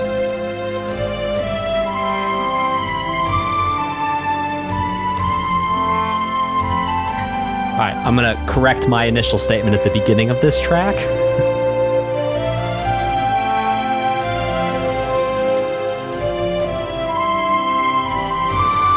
because there's basically two descending ideas that make up this entire song, basically.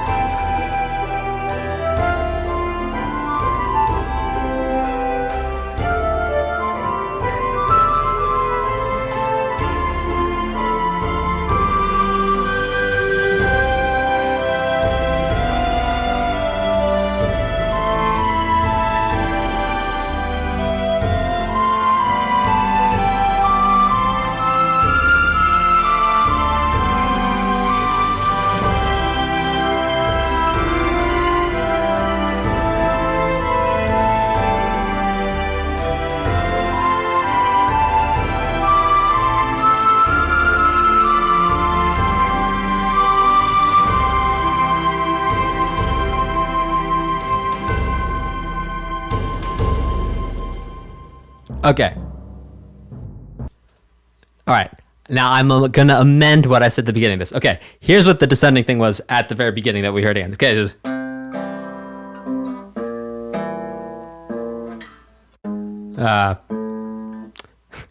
here it is for real. Okay.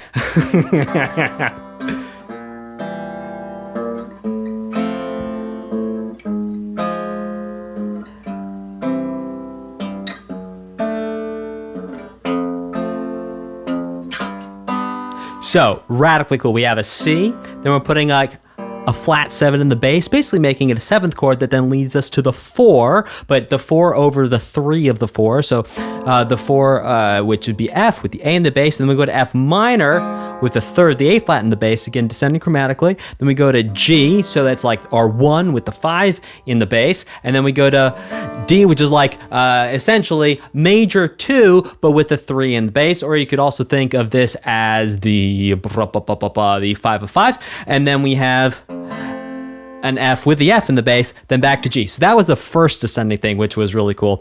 Then the second descending line was a little bit more straightforward, something that you've heard more often in a bunch of songs. Oh, don't waste your time on me, you're already a voice inside my head. Right? Blink-182? What we heard there was...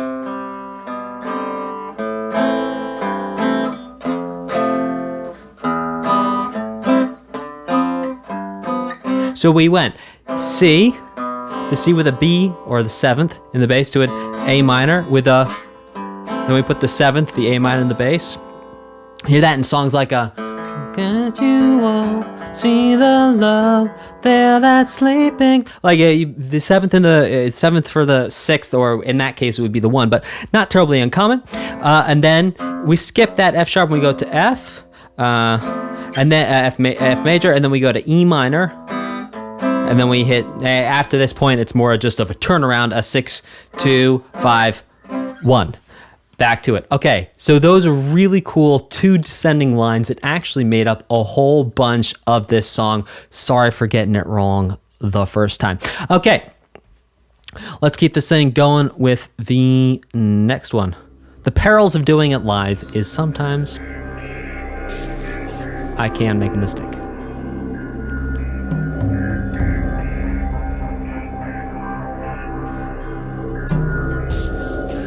So before we had a drone going on in B and then a whole bunch of stuff happening on top of it, now we have drone just 1 half step up in C. Oh, now B.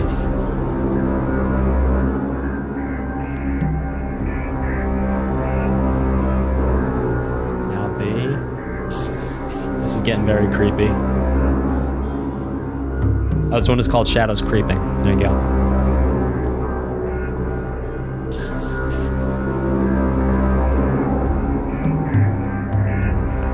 It's very spooky.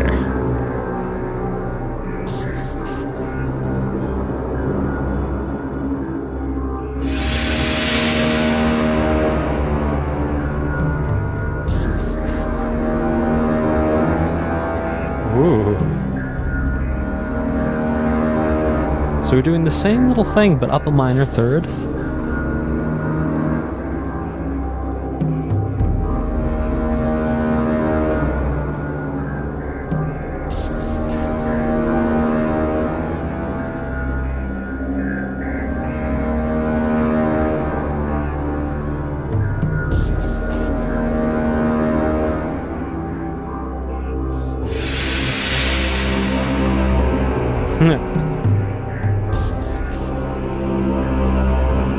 now with voices. This is very spooky.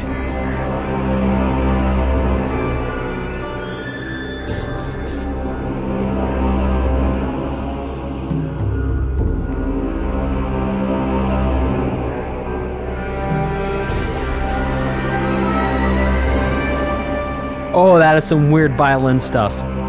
So I did play viola for a couple of years when I was a kid, so I do know you can make those kinds of sounds by doing weird, two ways of doing it. Number one, you can touch the string lightly, get a harmonic. You can also bow like behind the bridge and get all sorts of nails on the chalkboard. Get it. Sounds.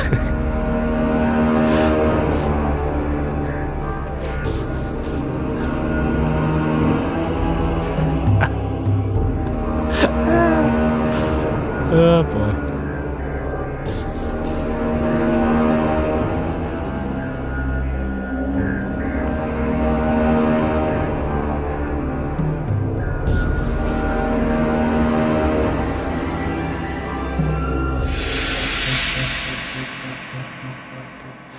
Okay, so let's actually break down part of what makes this so creepy. So I'm going to have to do this all an octave up because I am playing on a guitar and I do not have the extra octaves down below, but I think we'll be able to make it okay. So we have...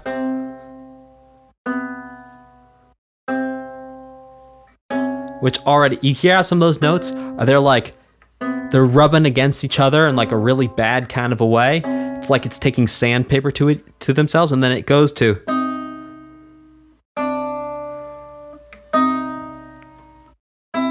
Yeah, that major third even feels like really creepy. It's like a creepy clown when it comes in. And then back to the...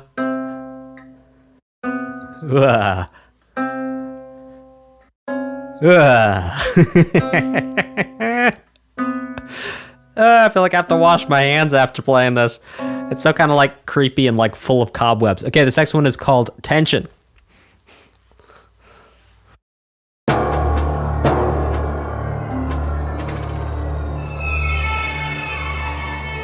More of that string stuff. So they're making that sound, that's with a violin or a viola.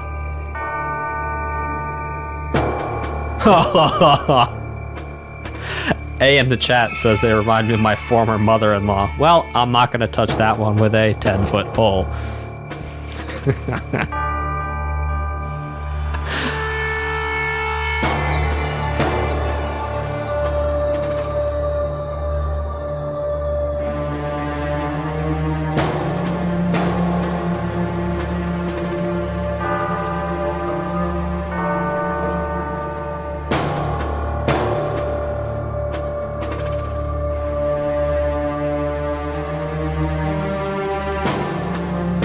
Again, we have this sort of Phrygian sound thing here with the flat second. It's something we've heard also a lot on disc 1. And I'll explain what Phrygian means after this.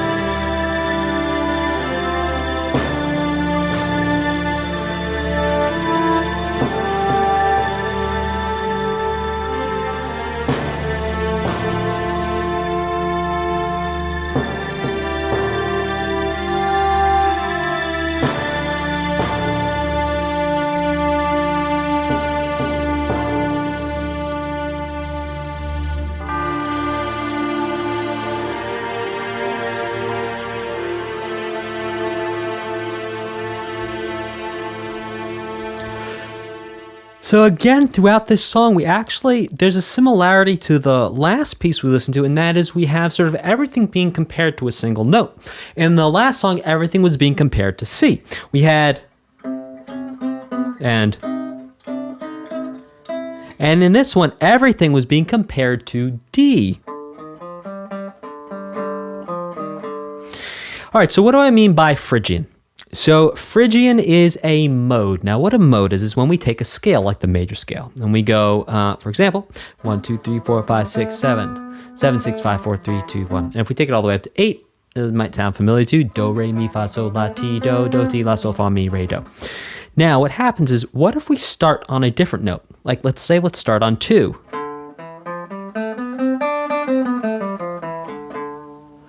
It sounds very different. It's all the same notes, but we're starting on 2. So here's all the same notes, but starting on 1, 1, 2, 3, 4, 5, 6, 7, 1, 1, 7, 6, 5, 4, 3, 2, 1. Now you're starting on 2, 2, 3, 4, 5, 6, 7, 1, 2, 2, 1, 7, 6, 5, 4, 3, 2.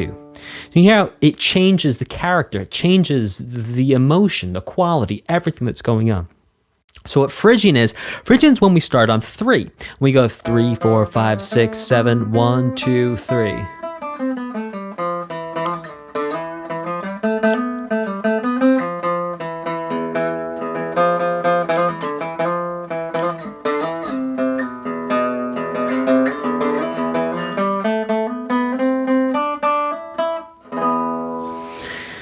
And so you can hear that even though it's using all the notes from a major scale, because you're starting on scale degree 3, and scale degree 3 is no longer scale degree 3. Scale degree 3 becomes the new scale degree 1. It really changes the emotion and the quality of everything that you hear. Okay, let's keep it rocking and rolling with The Battle Is Upon Us.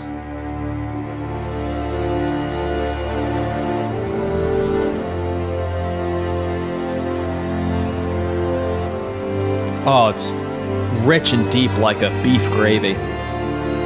Oh.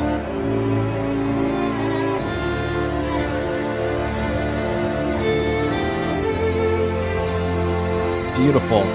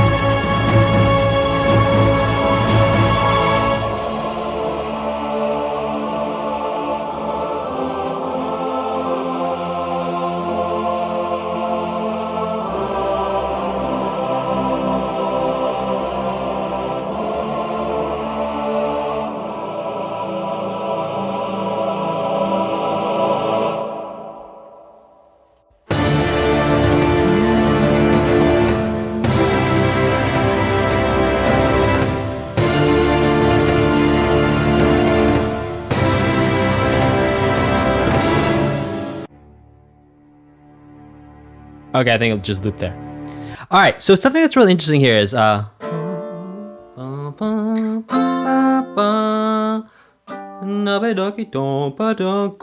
right, you know that song? I think it's called Call of the Cthulhu, and it goes dum ba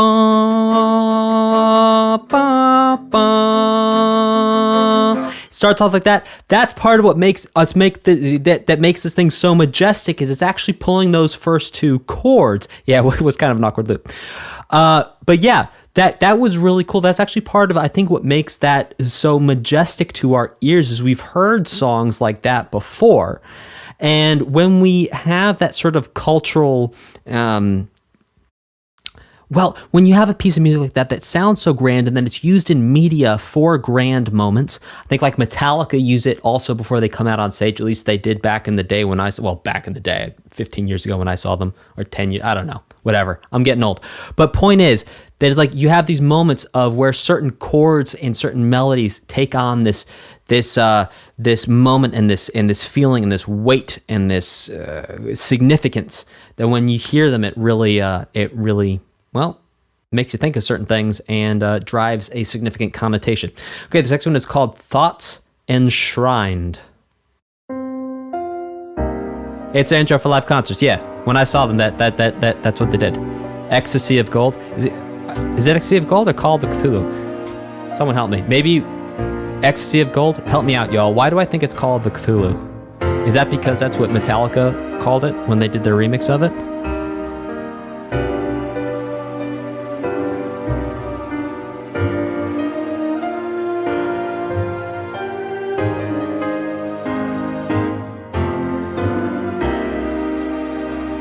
Ecstasy of Gold. Okay. I have been corrected. Why do I think what is Call of the Cthulhu? Why is that in my brain?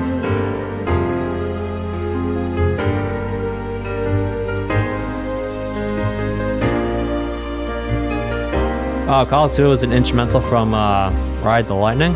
Huh.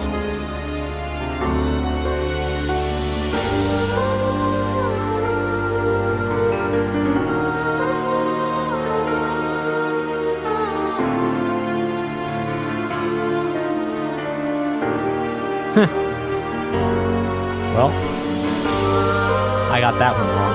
That's okay. We figured it out. This is beautiful.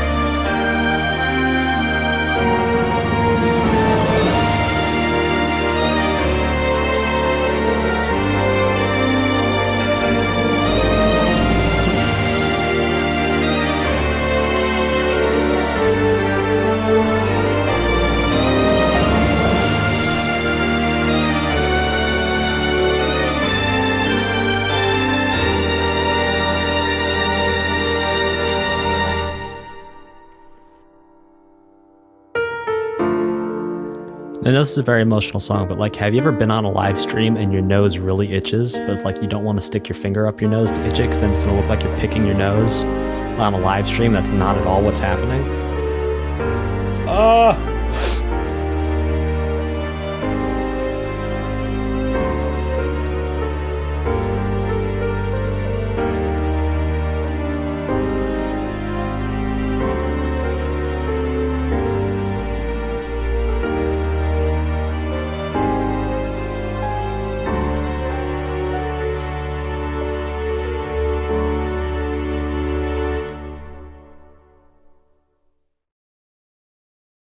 Excuse me.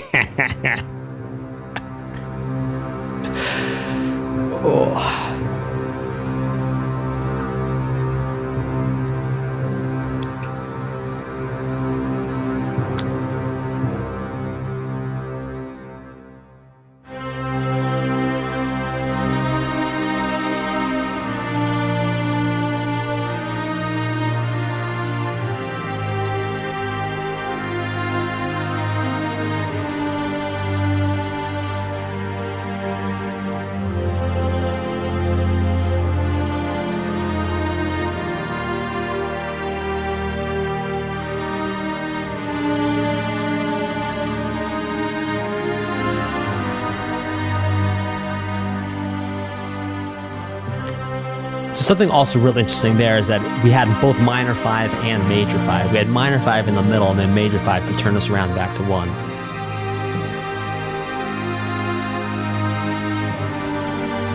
So here's G minor.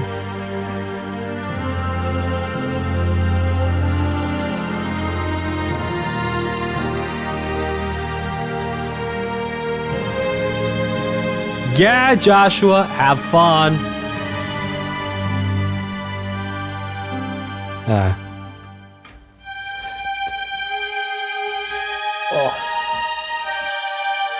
Tissues.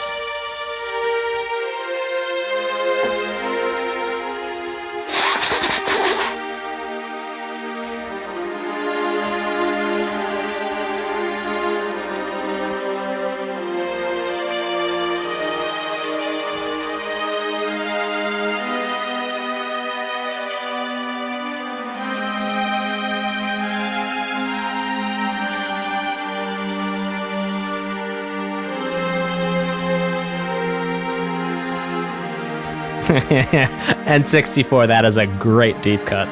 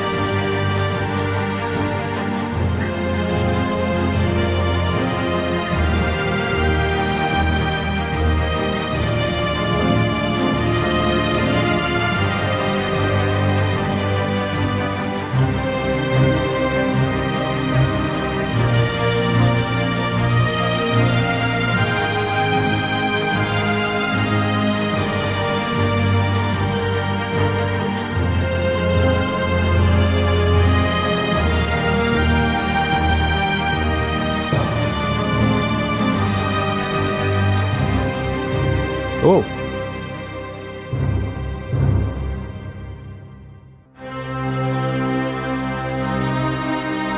I think that's looping there. Type of one in the chat if that's looping there. I was having fun with the chord progression, so I wasn't really paying attention.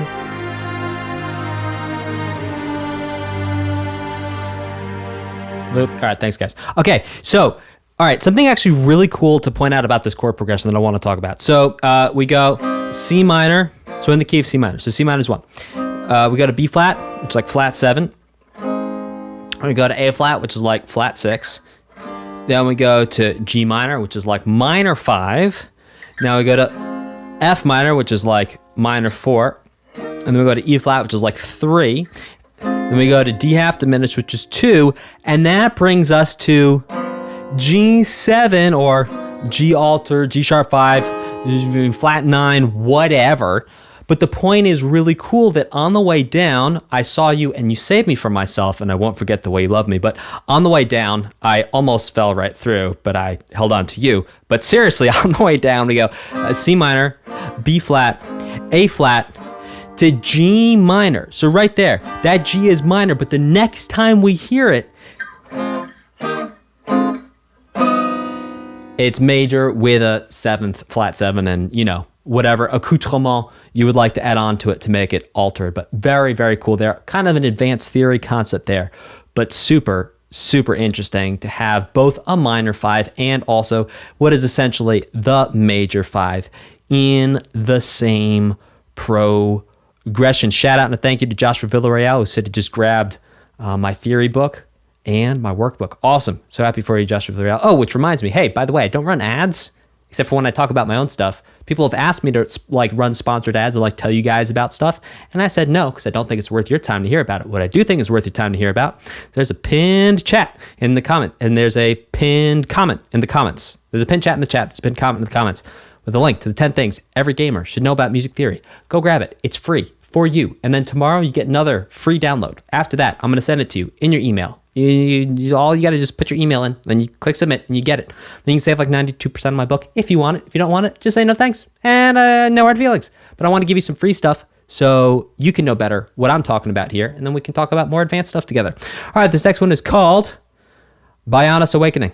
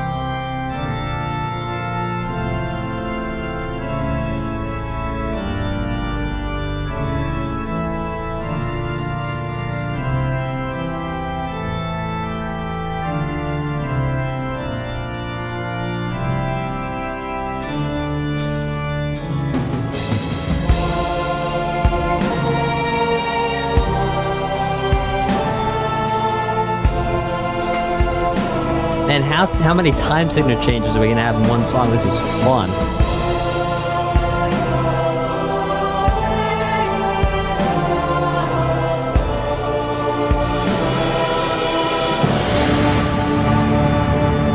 Might have heard a major third in there, might also be mistaken.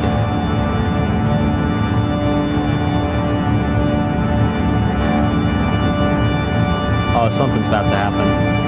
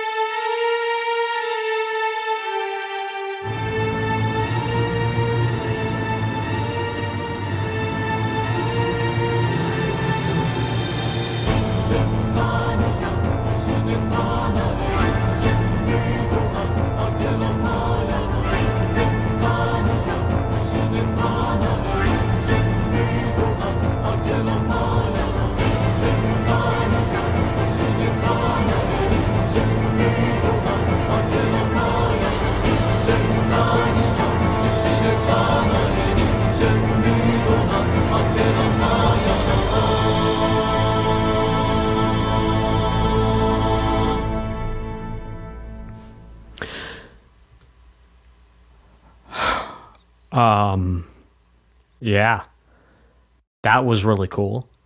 There was so much going on in that, from the way there was like 4 or 5 completely distinct things that were happening. Just in terms of sections, forget about the instruments, forget about the arrangement, the order, the notes. I mean, yeah, wow, that was wild. Right at the end, we had our Phrygian thing. That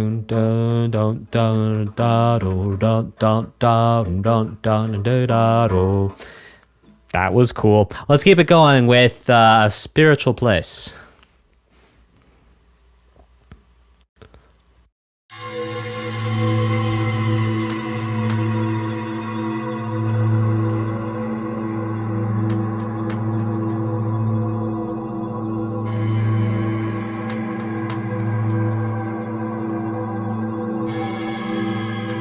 Love a little ping, ping.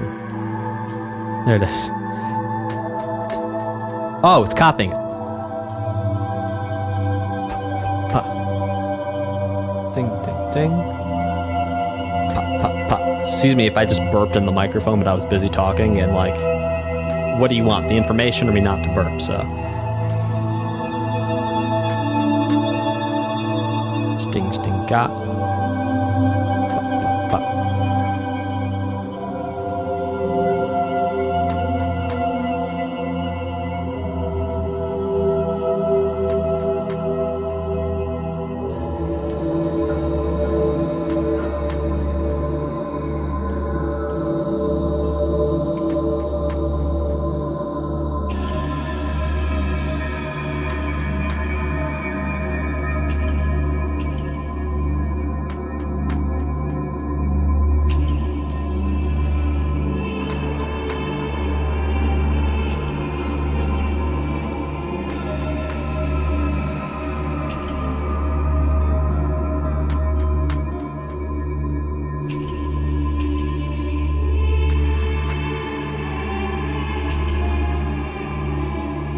No.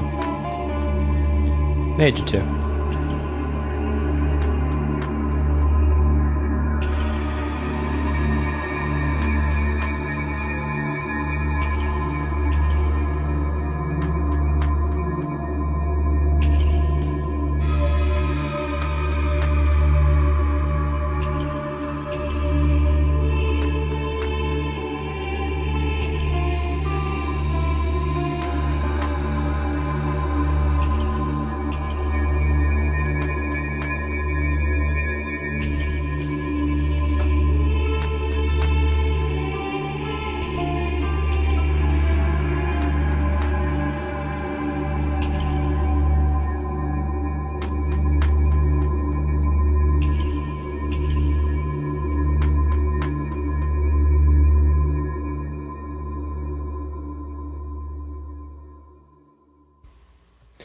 That was really cool. We also heard this one little melody that we might have heard before, which is...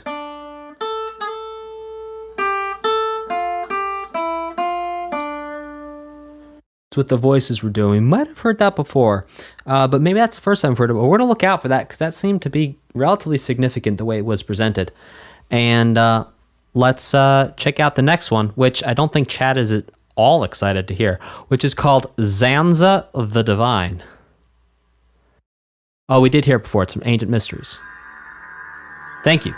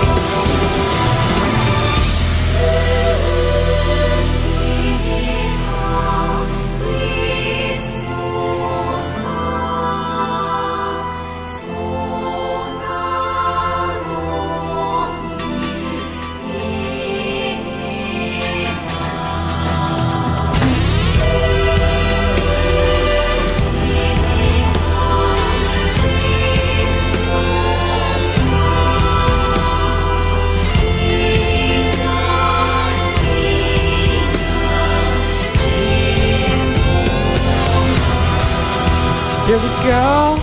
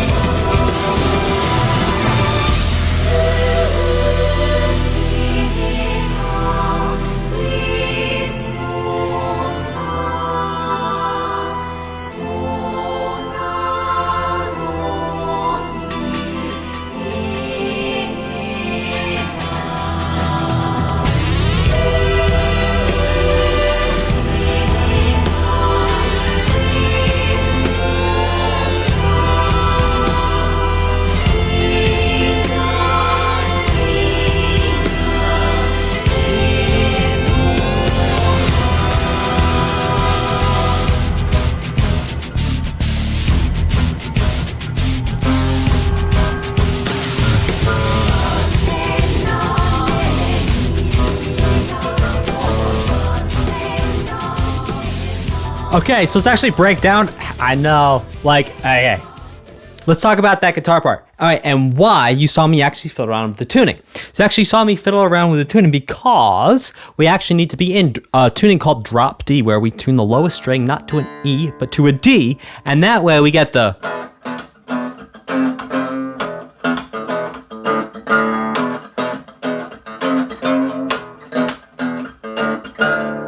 That's how we get that low thing going on there.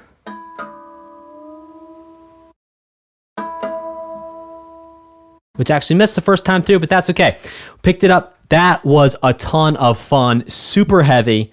That was a lot of fun. I think what was really cool is there was a lot of fifths going on, intervals of fifths being moved around there, which kind of is part of what makes it feel spiky, pokey, angular, sharp.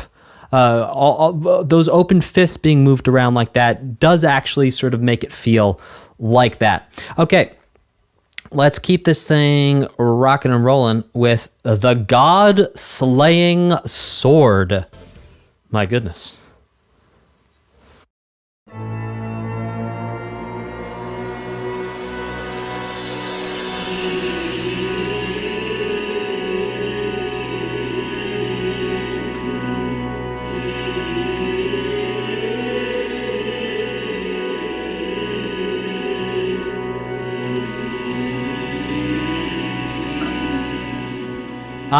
B drone. We've heard this a couple times.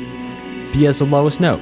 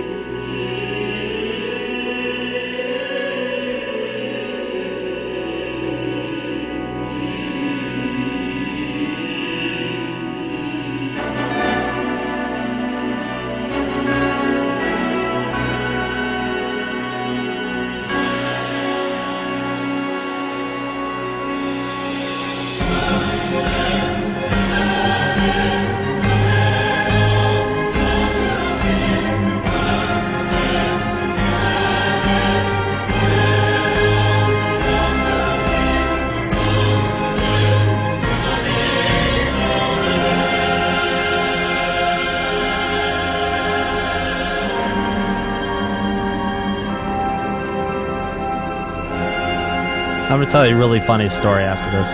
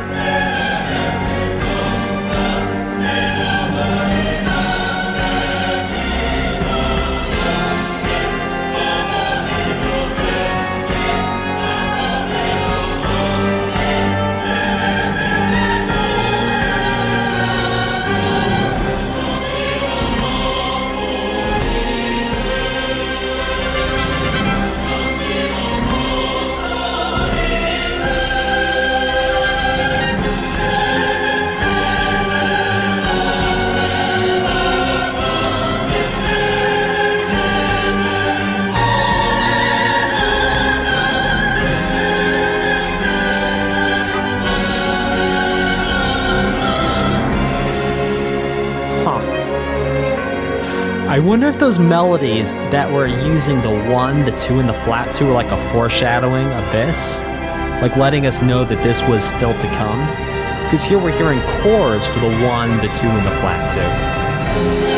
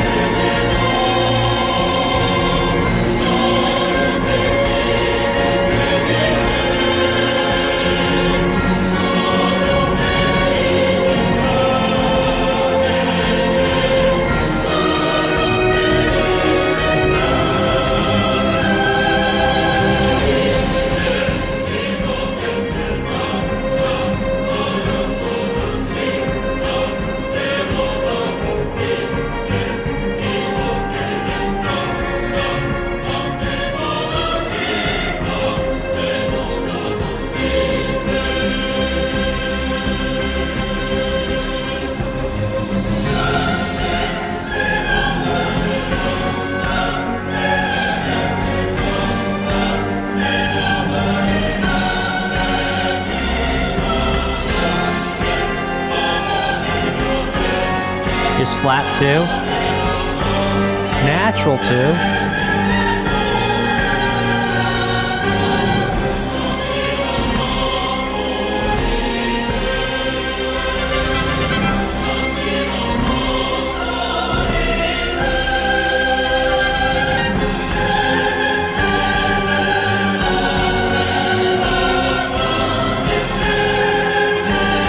Two. Oh. 2. Flat 2. Huh. Those bells are like totally tubular, man.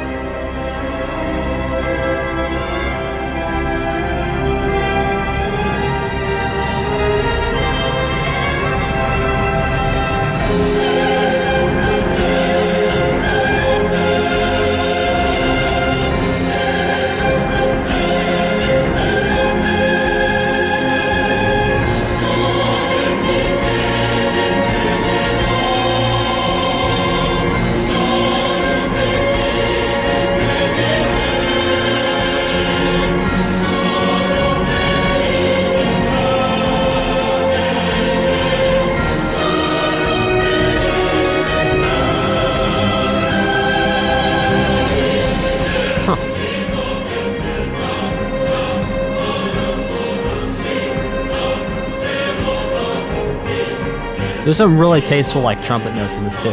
But hey, something really cool to talk about is, you know how before we were talking about with some of these songs we're doing you know, this like no,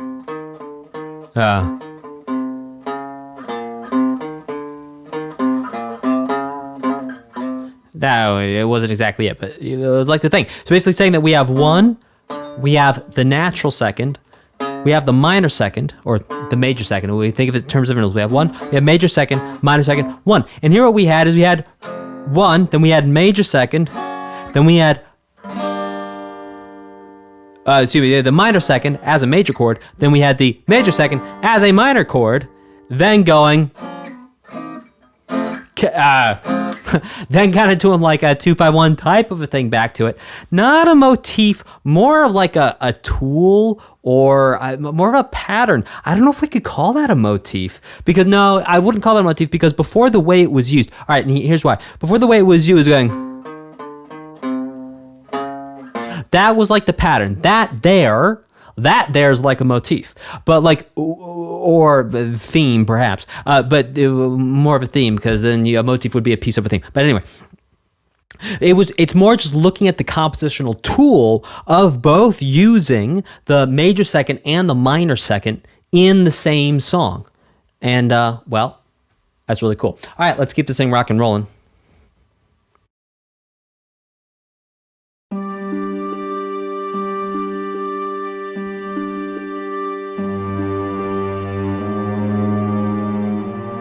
Huh.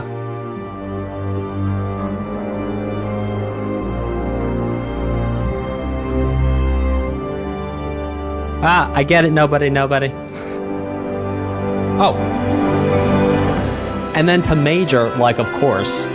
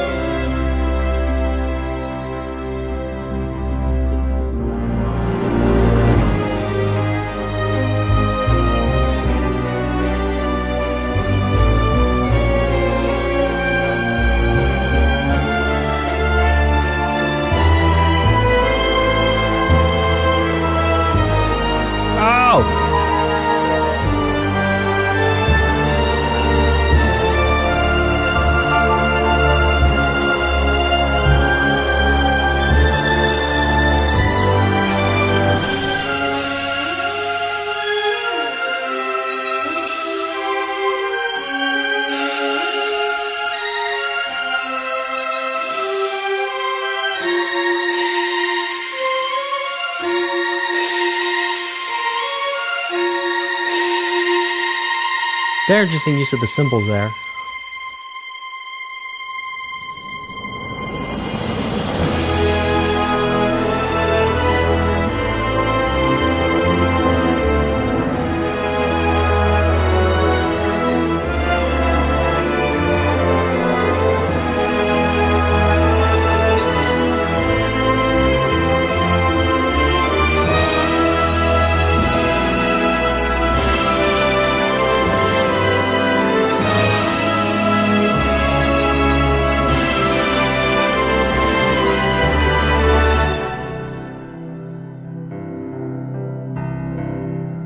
Now, if you're wondering why I'm not playing along, it's because the chords are changing so fast and they're changing in a way that I cannot predict ahead of time.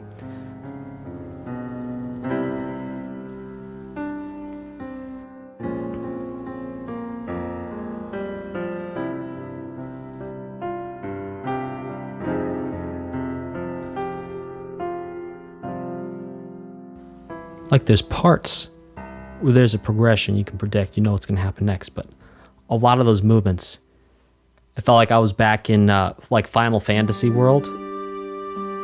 Is this a loop here? Yeah, this is a loop. Okay. So you'll notice that sometimes, like even before a song is played one time through, I'm already playing along. And it's because I can predict, because I know so many songs, I know music theory, I've been playing for many, many years. I can predict where the song is going to go. I have a feeling, I have an intuition of what chord is going to come next. But when you have songs like this where the chord progression, it's not even a chord progression, it's a series, yeah, sure, it is technically a chord progression, but it's like, I don't know, maybe there's someone out there who is just so steeped in classical music to a level that I am not, where they know some song that this is based off of, and because they know that song or a particular movement of something, they could predict it. But you could see for a couple chords that I just gonna, what? Well, I guess we're just gonna listen to it, because you can hear that just like with some of those Final Fantasy songs, like you just don't know how the composer's gonna pivot and sort of slalom ski between these different chords. Like, so cool. It's delicious and a delight to listen to. Let's listen to the next one, which is called Once We Part Ways. Yes, you've heard of Jedi who have double vision. Music teachers and musicians sometimes have double hearing, where we audiate what is going to happen. We actually imagine in our mind the sound before it happens. So Darth Vader's like double vision, and then he can like block blaster shots because they can see, the Force lets him see ahead of time where things are going to be.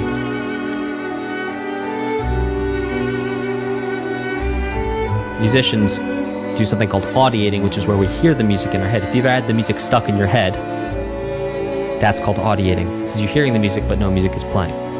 If you hear voices in your head that are talking to you and telling you to do things, you should probably talk to someone. But if you're just hearing music, that's okay.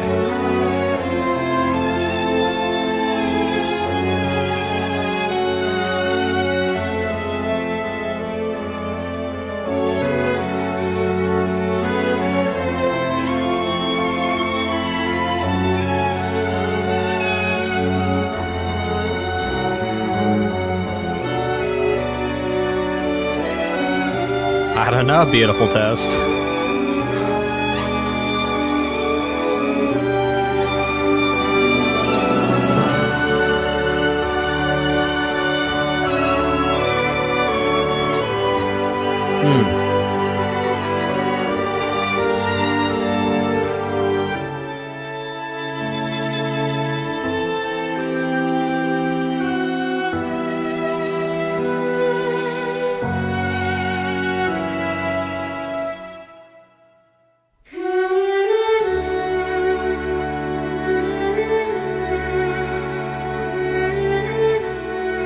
Ah!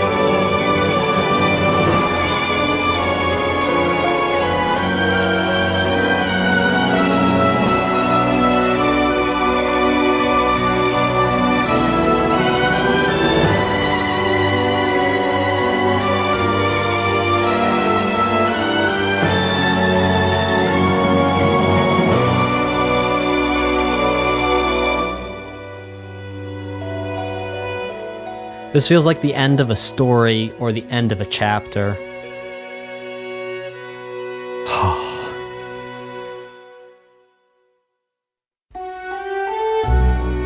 And I think that's looping there. I'm gonna wait for chat to confirm.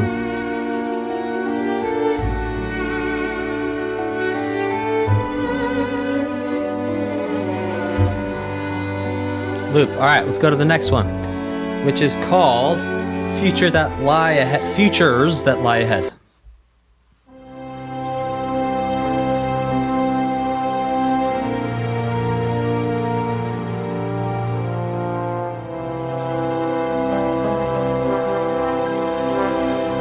Okay. All right. Sorry, because I just made a connection. So, number one, this is actually referencing the song we heard like 2 songs ago.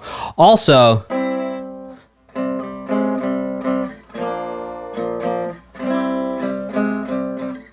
I feel like they actually also use that in The Lord of the Rings. I think when you first see Rivendell, maybe. I'm forgetting exactly where it is, but that same chord progression where you have this sort of major thing.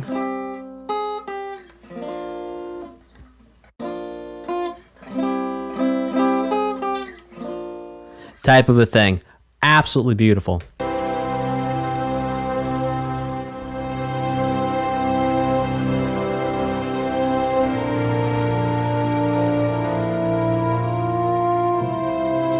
Someone in the comments is going to get exactly where I'm talking about in Lord of the Rings.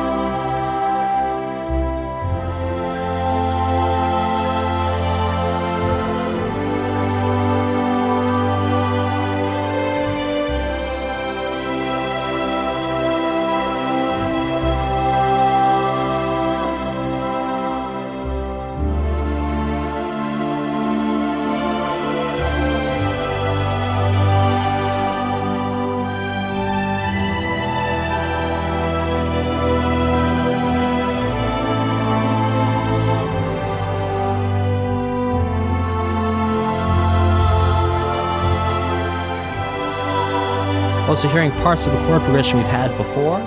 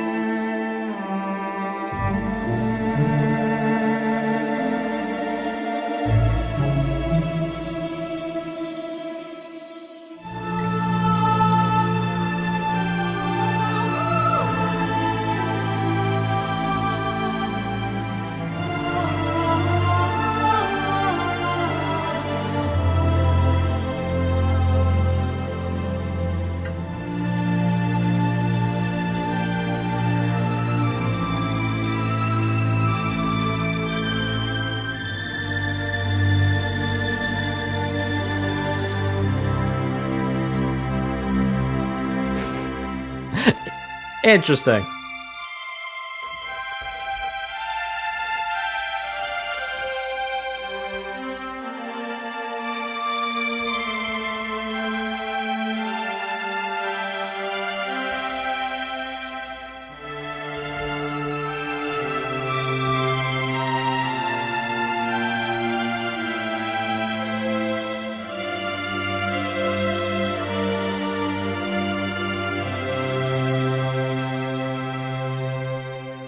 All right, Pavilion, where was I talking about, please?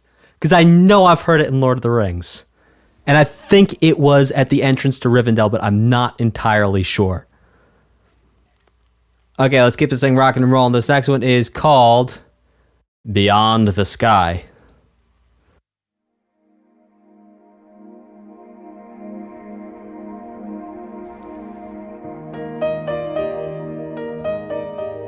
By the way, Pavilion, if you can't think of it off the top of your head, no worries.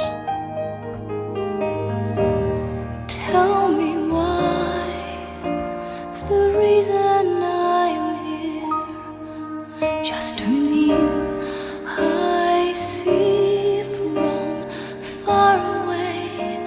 I have come for you. Don't know why I searched all night and day, but when I'm here, darkness came, no lights to show the way. It is Rivendell. Still I see for you. Thank you, Pavilion. All I longed to see was your smile.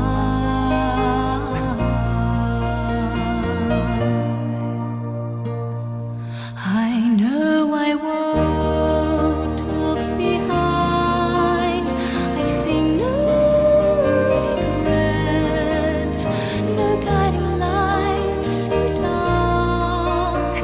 Oh, you, my light, but now I am here, and you're close to me.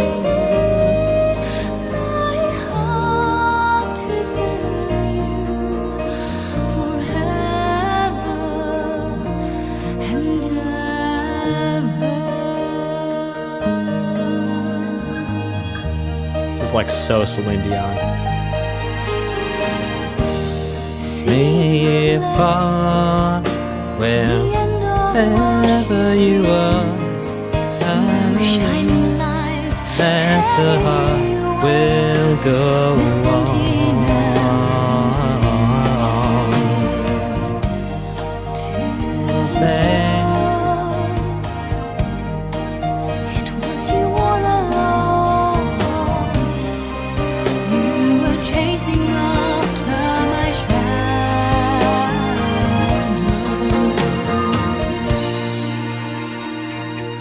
I know I won't look behind.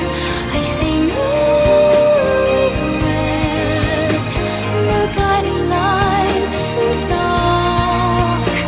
I knew my light, but now I am here, and you're close to me. My heart is with you forever and ever. No, I won't let you go. I will hold it in my arms. Oh, this light was you. I know it now. Beyond the sky, there's new place you'll see. I came to you to share and dream together. I'll get next I won't let us part. There's no place to be. My heart is with you forever and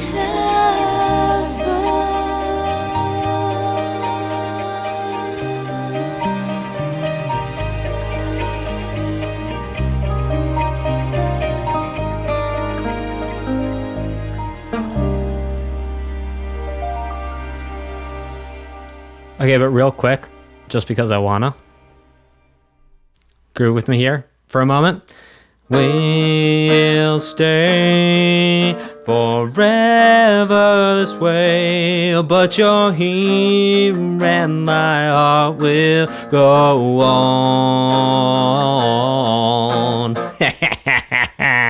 Okay, this next one is called Epilogue.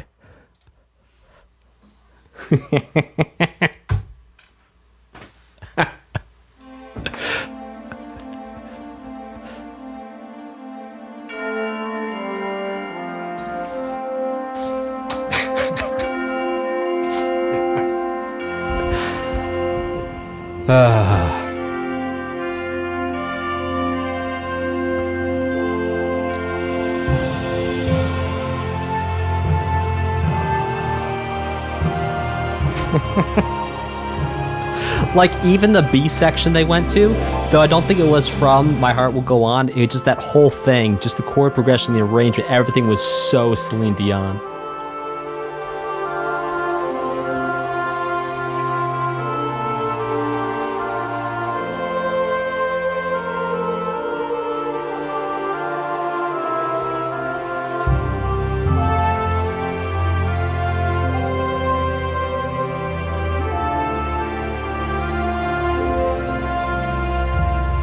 I think the order is a little strange because this is part 2 of 4, so don't think this is over. We still have parts 3 and part 4 coming after this. Sometimes the way they structure the official albums of OSTs, we kind of hear the end in the middle.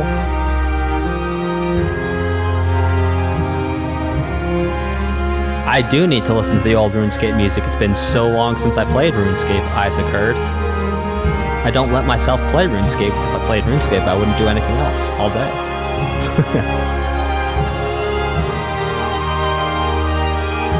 I'd just be mining gems and mining Reminiscence.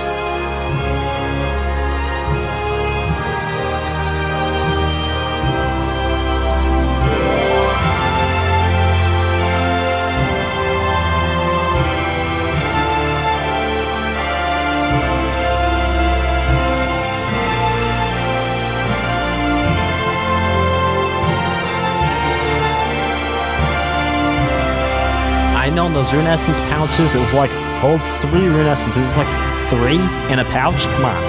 And then the biggest one was like 5? Are you kidding me? Please.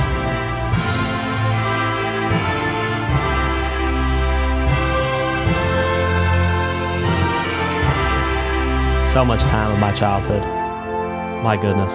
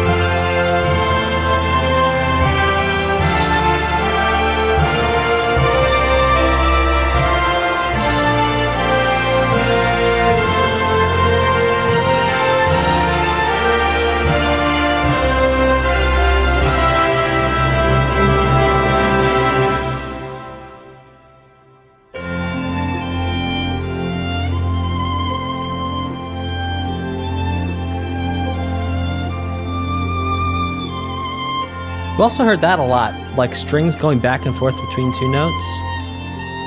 Not that that's especially uncommon, but we have heard it through a lot of these songs.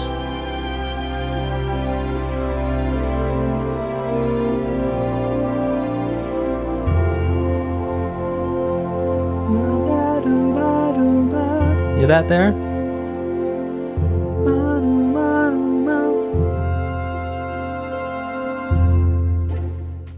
Ha!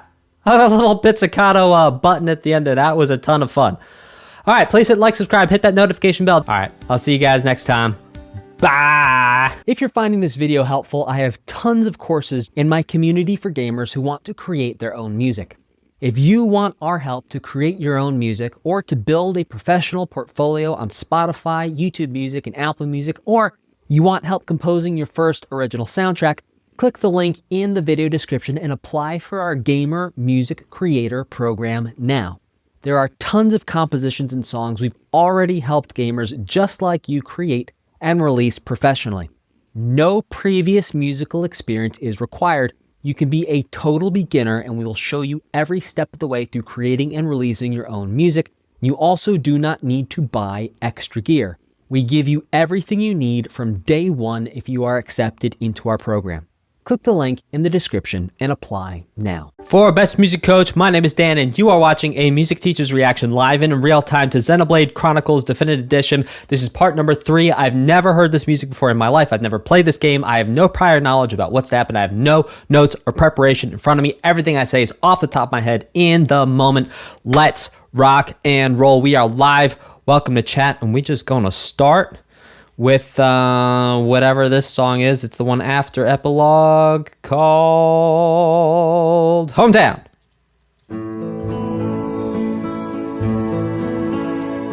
YouTube literally just said now would be a good time to insert ads. I don't think it is. I fundamentally disagree.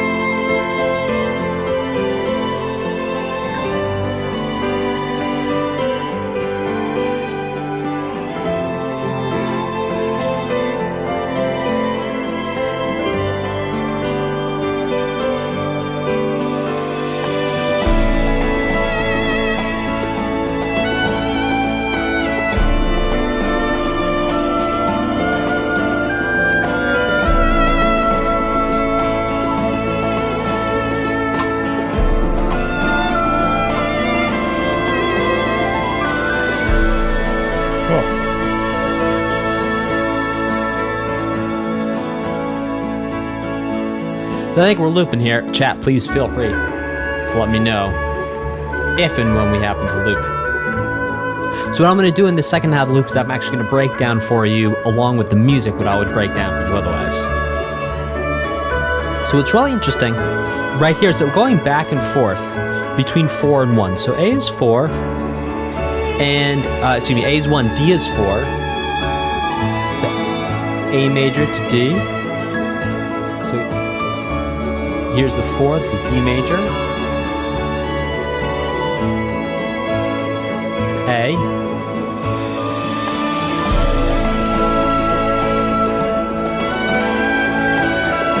Now, what's really cool here is this is actually 4 minor 6.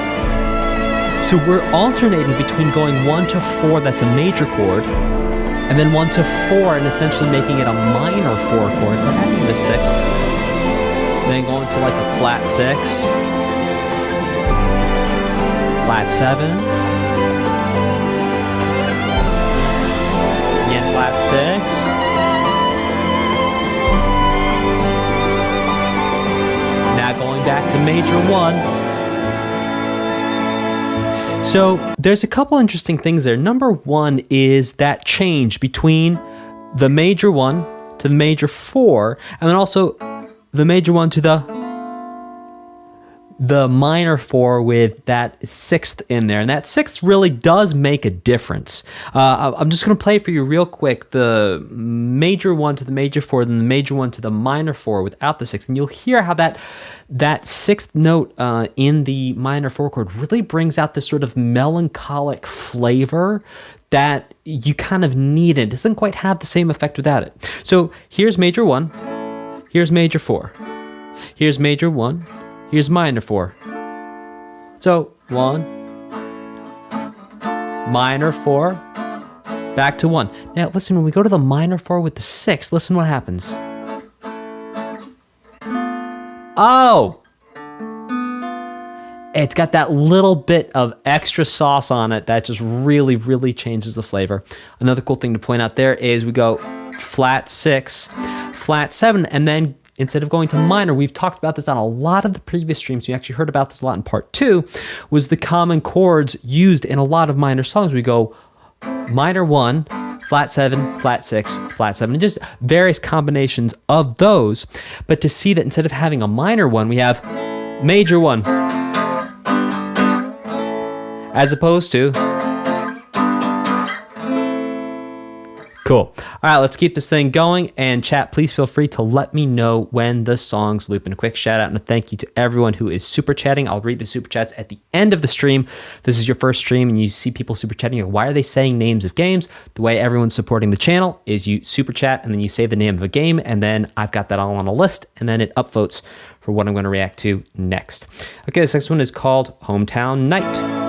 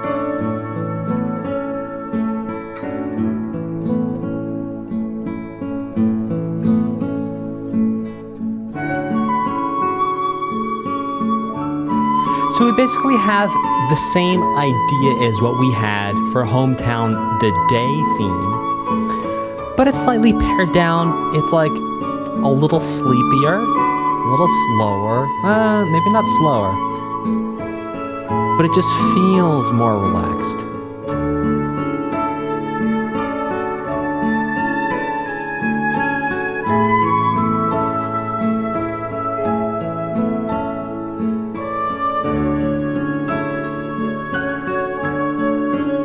It is really hot today. I'm gonna see if I can turn a fan on if you can hear it. Type a 2 in the chat if you can hear the fan. Starting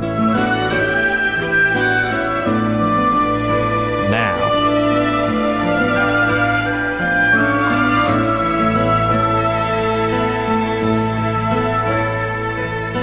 Hopefully that's giving you white noise, if that's okay.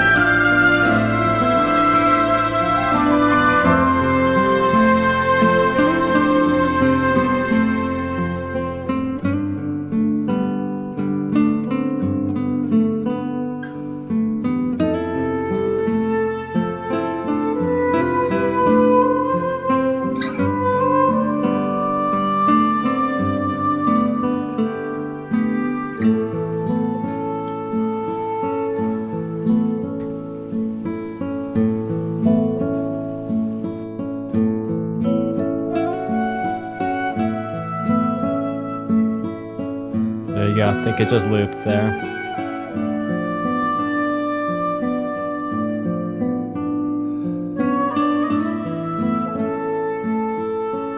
All right, we're gonna keep it going.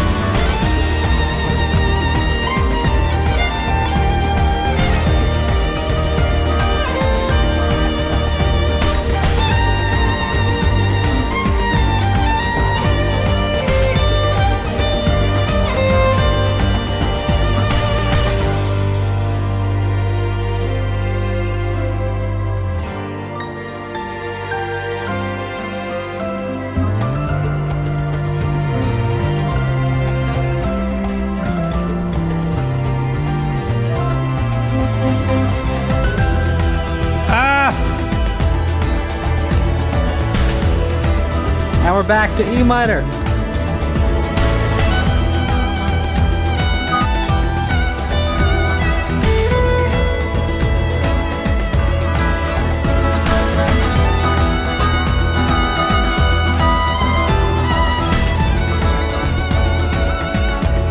Oh, I know, Flip, but we're going for it.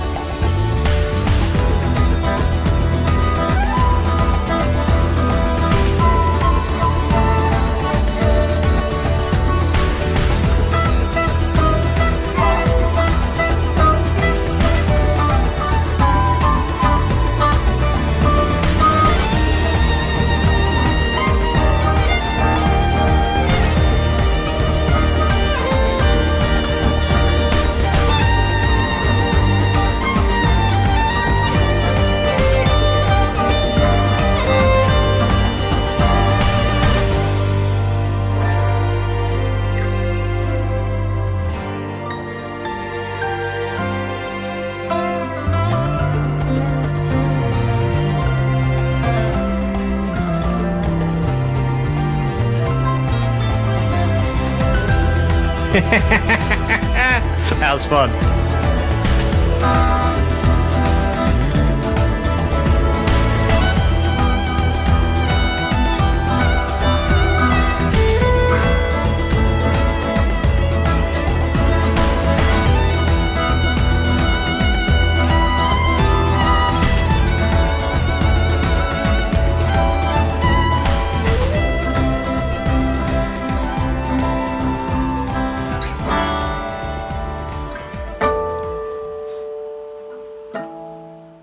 Oh, that was fun. This next one is called Colony 9.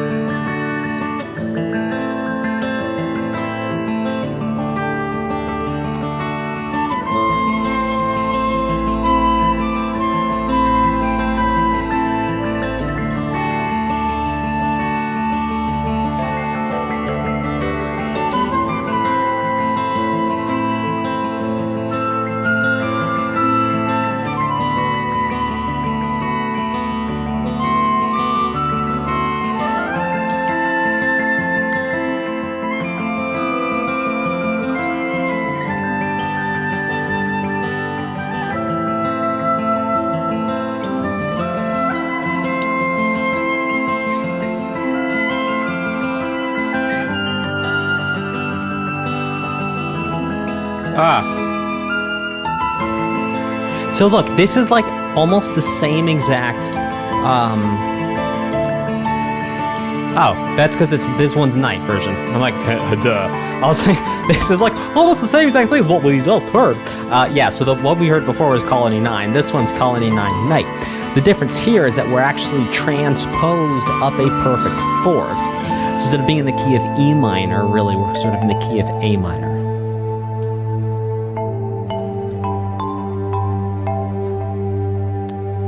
Exactly, Dextramatsu.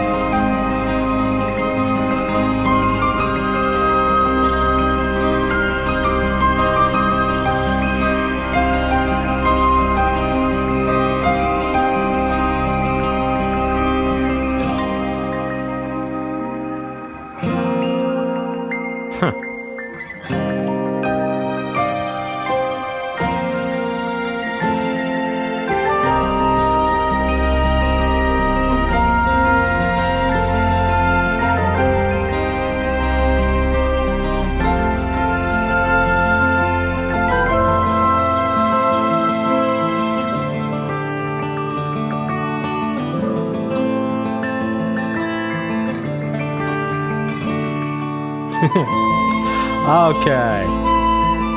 That was our loop right there. So someone in the chat just asked, well, Dan, how do you know what the key is by ear? Well, here's the thing. I don't actually know it by ear. I have what is called relative pitch, not perfect pitch. So what I'm doing is I'm actually figuring out what the chords are and then using my music theory knowledge to extrapolate on what I'm hearing to then determine what the key is. So I'm getting the input of the pitches, I'm putting them on the instrument, and then based off of the chords that I'm hearing and playing, then I can use music theory knowledge to actually tell you what the key is. Okay, this next one is called, by the way, if you want to learn how to start figuring out what key any song is in, you should check out my music theory book. But a shameless plug, but it's true. I've got a really awesome way for it to help like literally anyone figure out. Anyway, okay, this one is called Time to Fight. You know, if you're gonna recommend something to someone, like recommend it boldly, but I almost feel like too pluggy saying that, but like I also came up with a really good way of figuring out how to get keys. All right, so this one is called Time to Flight.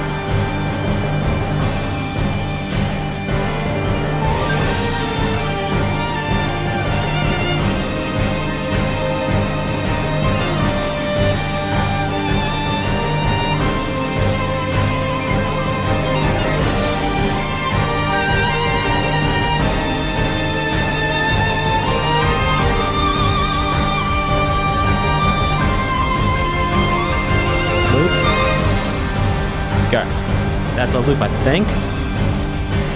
No, sounds a little different.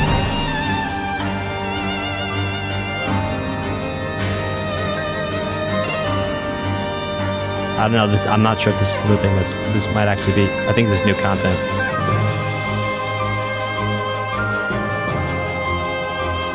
Yeah, loop.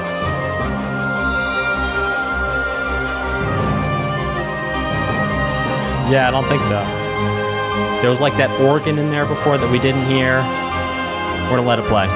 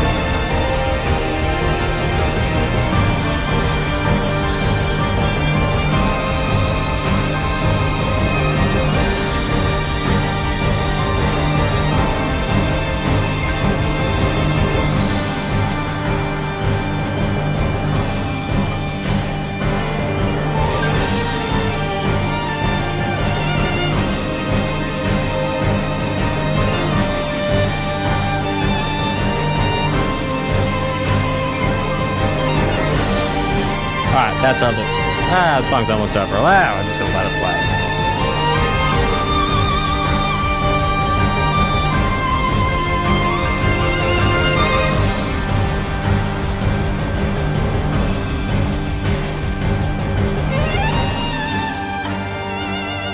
So, we've talked about this on a couple of past streams, but I'm gonna bring it up again here. And that is the use of repeated, like staccato, like these short rhythmic patterns, gestures, if you will, really create this feeling of power and of movement, like. But if we just do it with one chord, it's a little more effective. Tiffany could do that, a 1-5-1 thing, but if we just do it on one chord, do it.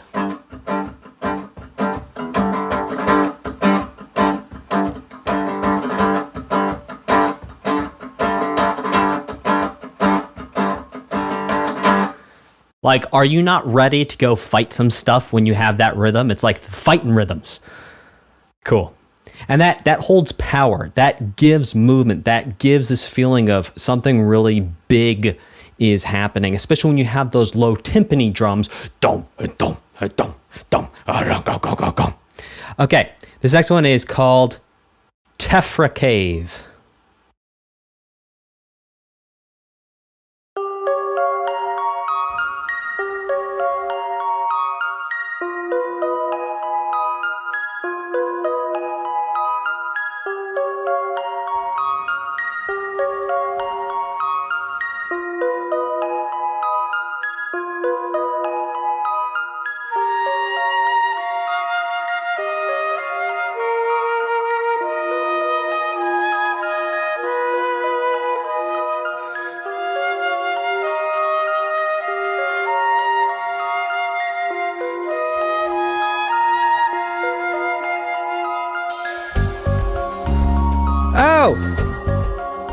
Oh, come on now.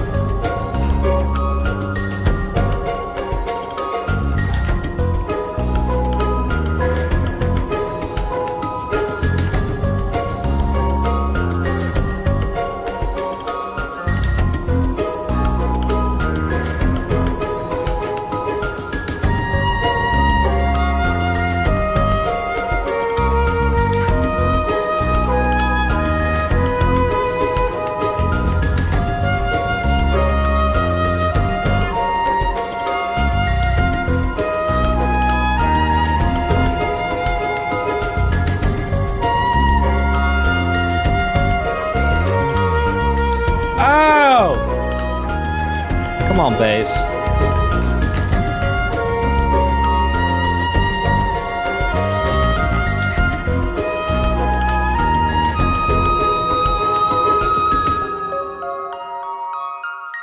Oh, okay, I think we're looping there.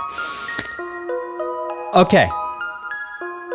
A very mysterious track. It reminds me a little bit of, I'm trying to think, maybe like the opening to A Link to the Past a little bit. But yeah, let's keep this thing rocking and rolling with Gaur Plain.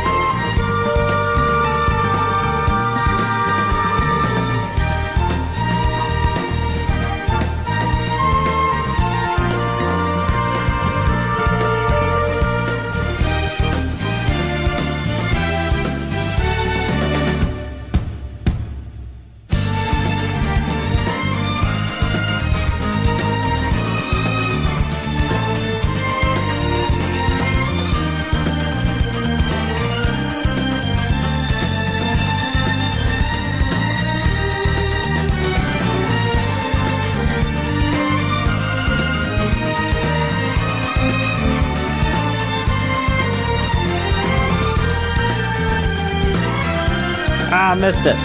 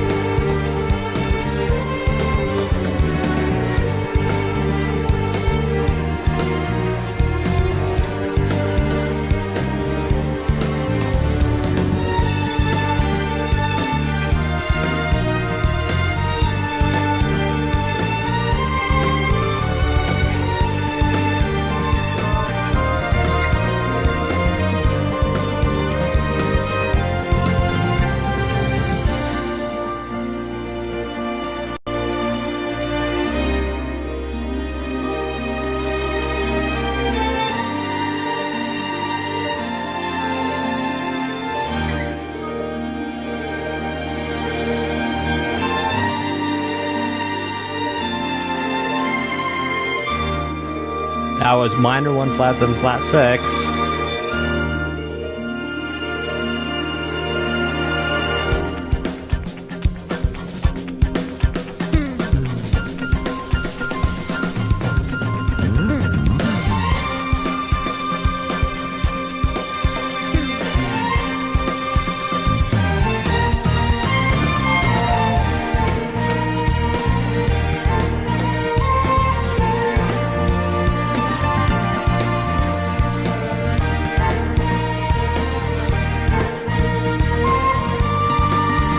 All right, that transition to the loop was so cool. Do you guys mind if we go back and listen to that again?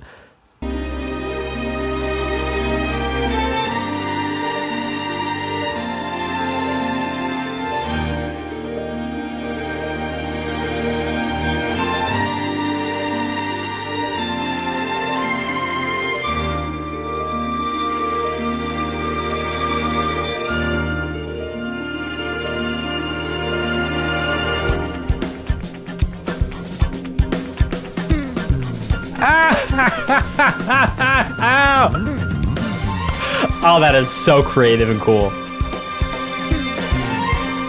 Oh, that is so good. Yeah, Rad says, what a groove and a half. I agree. That is sick. All right, 6 is called Gaur Plain Night. Oh.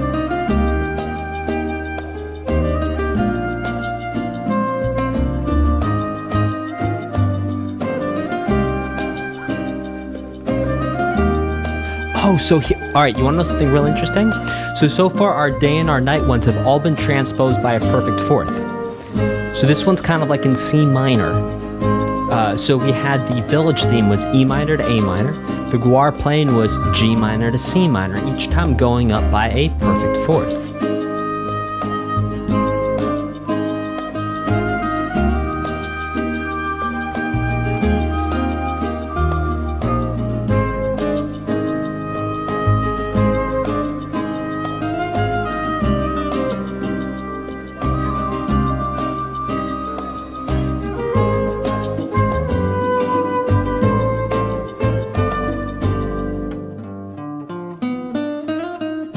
Oh, yeah.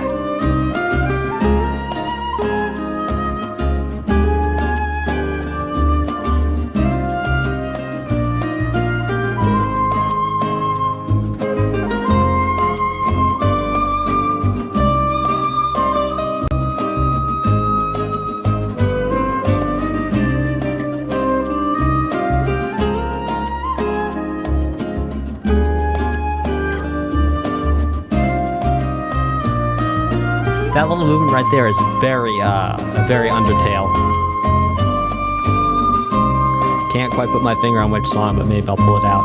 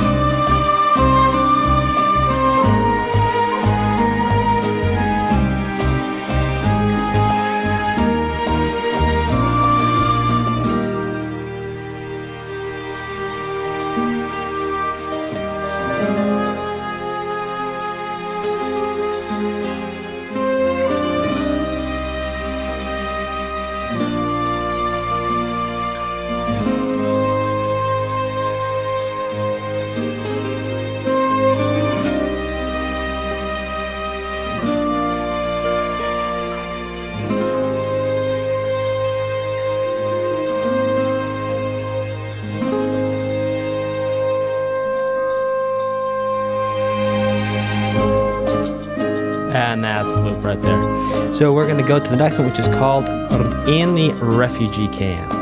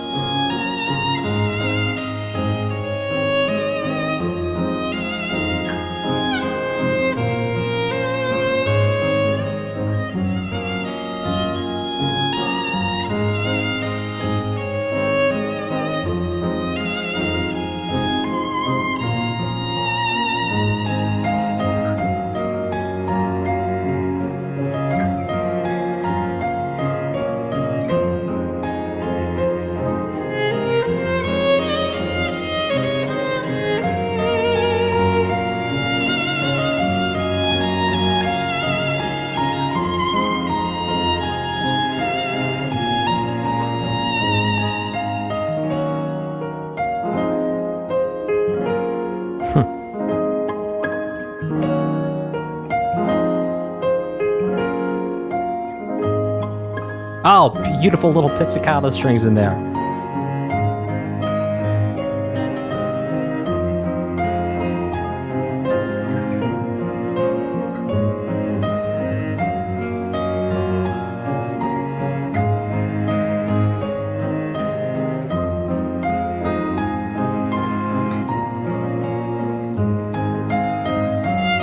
So do you guys feel how this chord progression just almost feels like it never finds resolution? It almost never sits down. It always feels like there's something more coming. You can actually see this same idea done in Undertale, the actual song by Toby Fox, as well as Sweden by C418, that the chord progression just kind of keeps pushing you forward.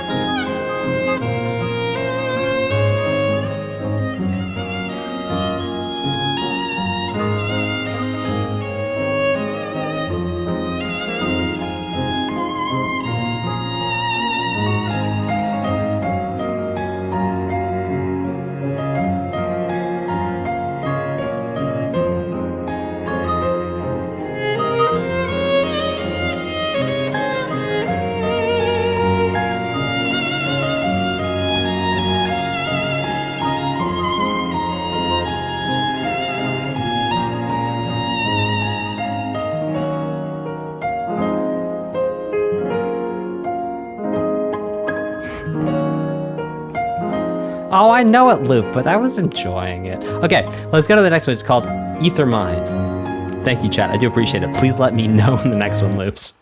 I may or may not ignore you, but please let me know. This loop brought to you by...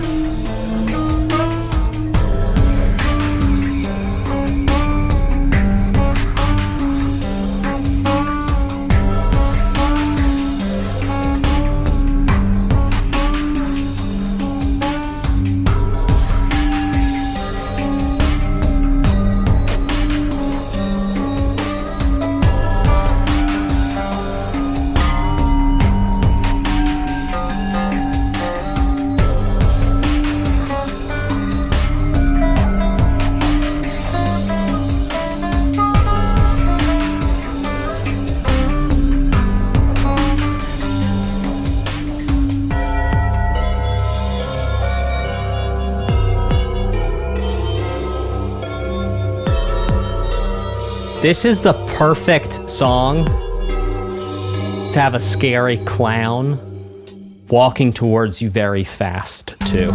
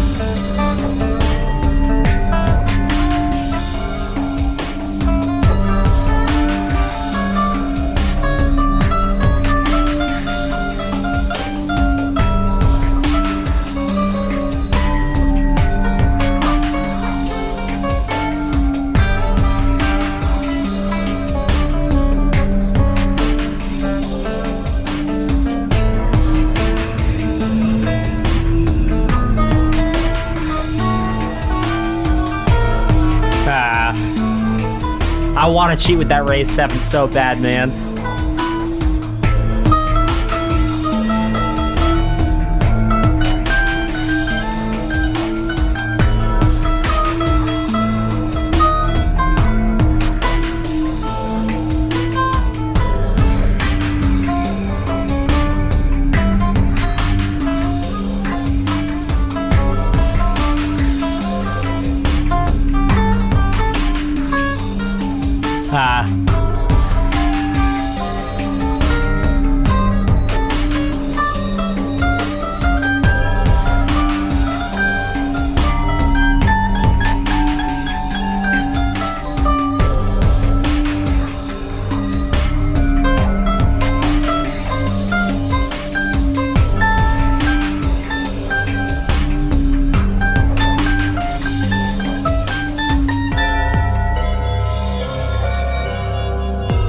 Oh, that was fun.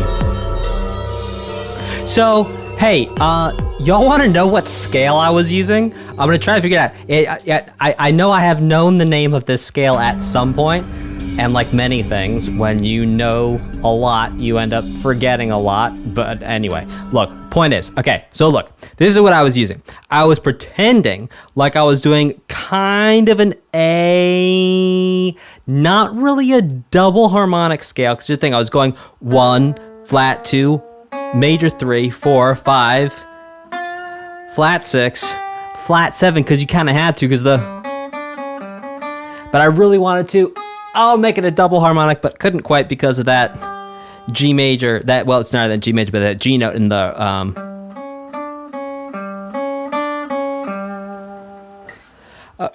it was a Clownidian scale. CJ, 10 points to Gryffindor. Well done. Okay, this next one is called Clownidian. Using the Clownidian mode. Okay, this next one is called An Obstacle in Our Path. CJ for the win.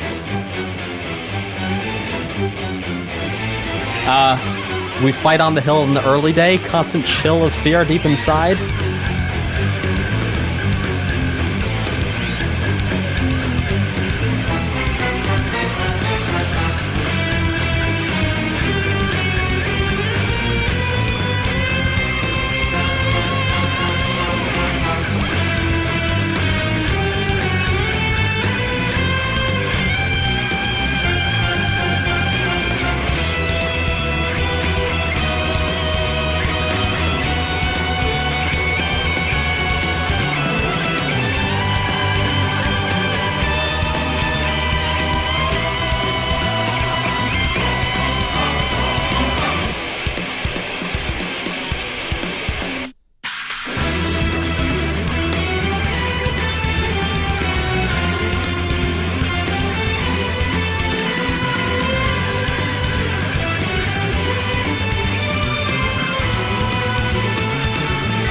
Listen to that bass.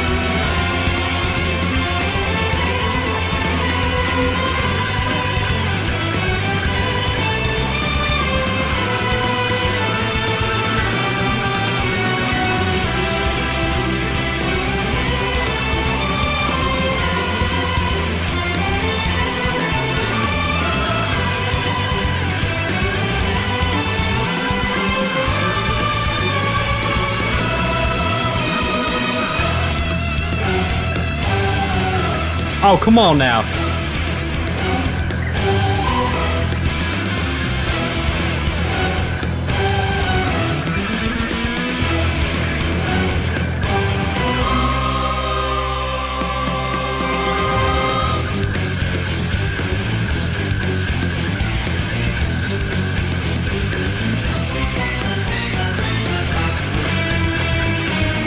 Okay, I think it's looping there. So, hey guys, let's talk about what song that boss theme took inspiration from. That took inspiration from For Whom the Bell Tolls by Metallica, which goes...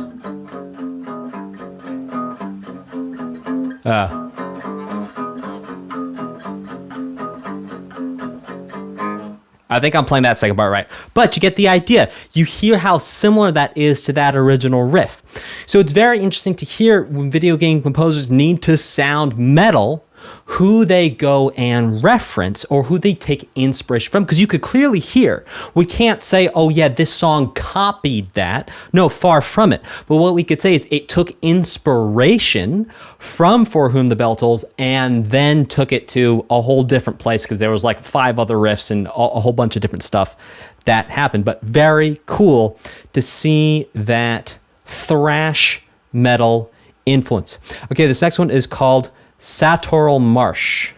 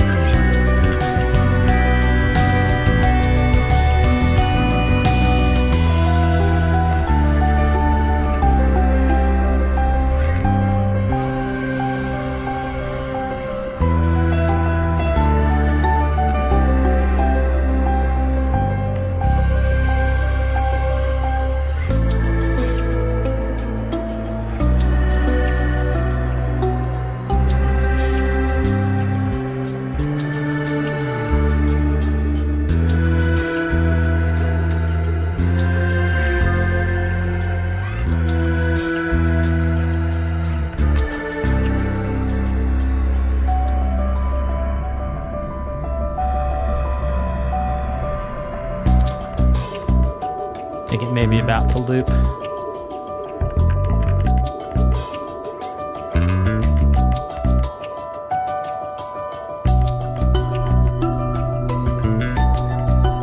All right, there's a loop. Okay, let's go to the next one, which is Satorl Marsh, Night.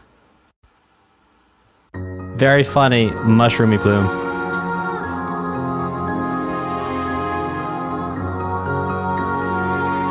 Oh, thank you for mentioning that. Watch Obsidian. Watch Obsidian mentions that these day-night themes naturally transition during day and night, just like they do in quite a few open world games, and maybe even some not open world games. Although open world games I've played, like Zelda Breath of the Wild. I can't remember the music in Assassin's Creed, whether it changes. I'll never remember music from Assassin's Creed like when I was riding a horse.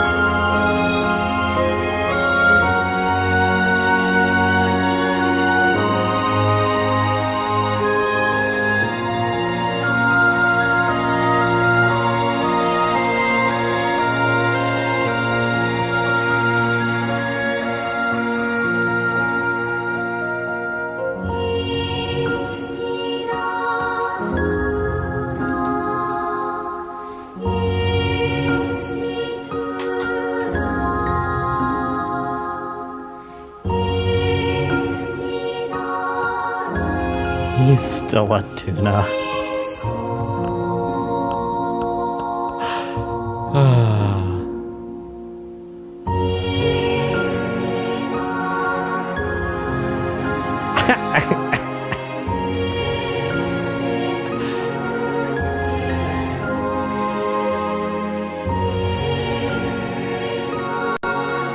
Oh, tasty tuna. Yeah, I hear ya.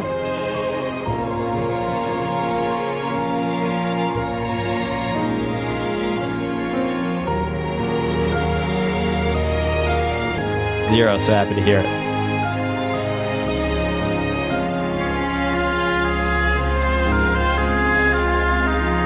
Este natura, this is nature.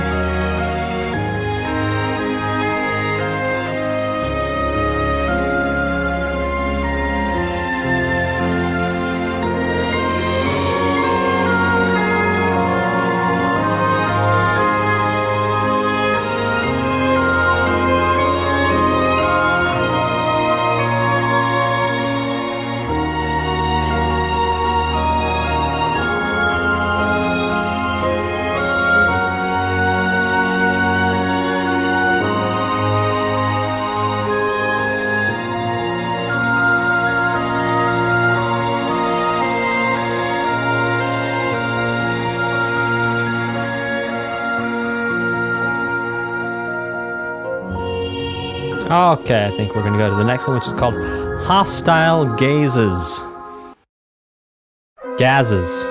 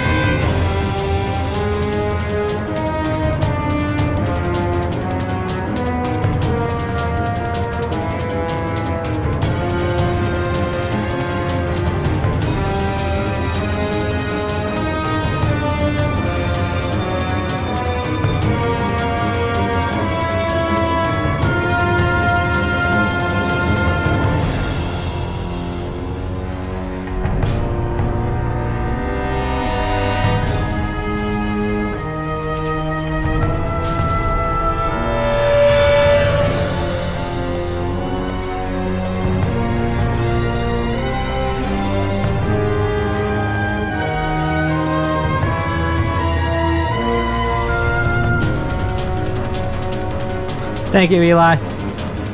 Did it myself.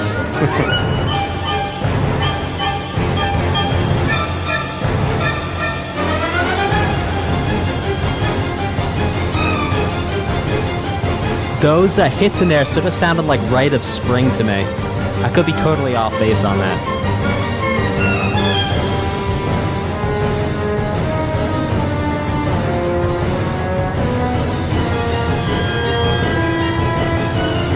No thank you, please.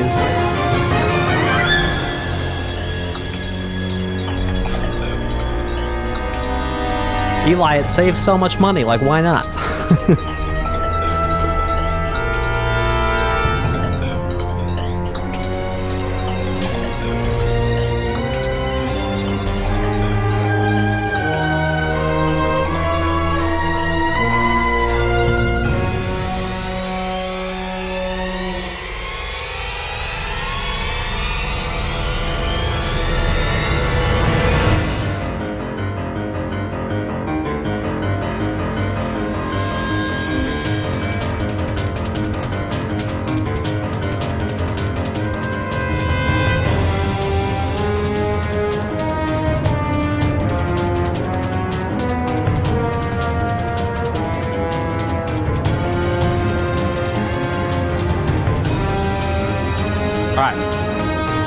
Wanted to make sure I could kind of grab that riff. YouTube says now would be a good time to insert ads. Well, I shan't, but I will tell you about something that is worth your time. Not ads, but this. There's 10 things I think every gamer should know about music theory. There is a pinned chat in the comments, and there will be a pinned. I'll get this right one day. There's going to be a pinned chat in the chat. There's going to be a pinned comment in the comments with a link to the 10 things I think every gamer should know about music theory. Go check that out. Okay.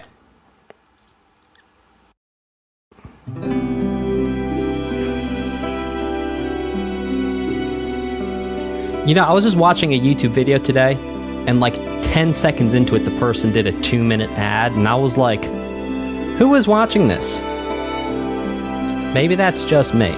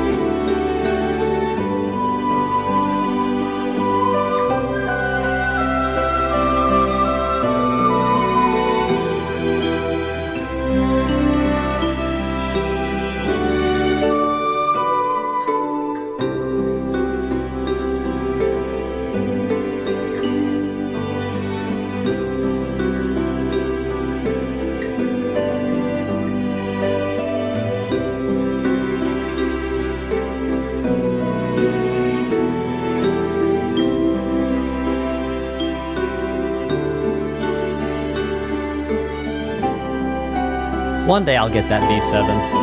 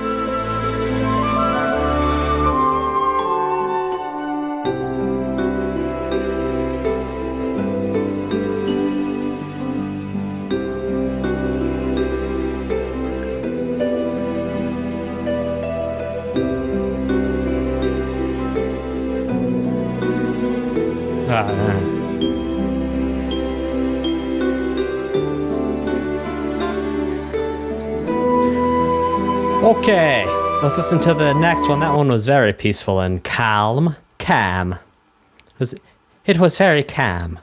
Okay, this next one is 57.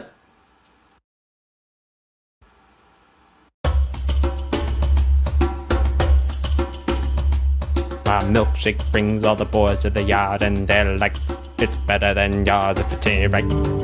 Okay.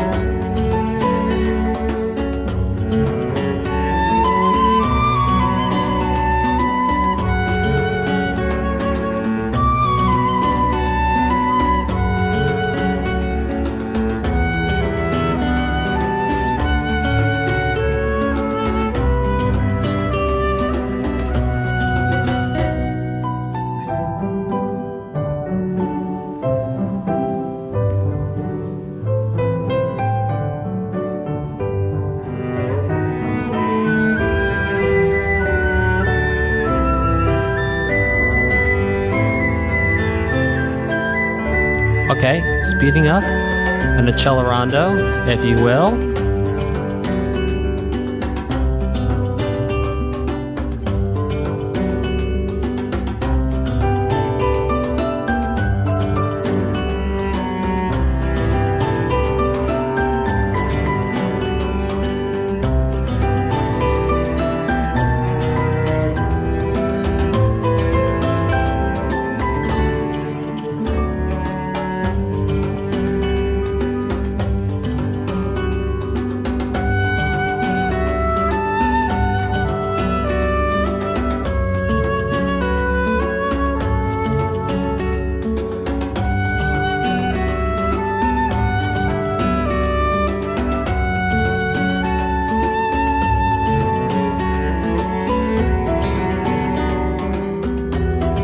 I think we've looped. That's okay.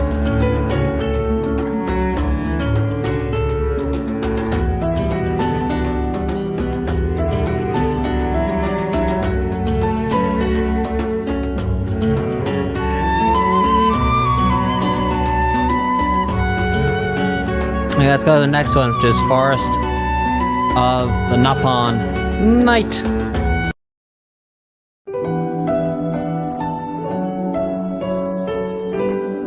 Oh, so peaceful. Those, like, chimes there, it's like so early 90s Mariah Carey. You treated me kind.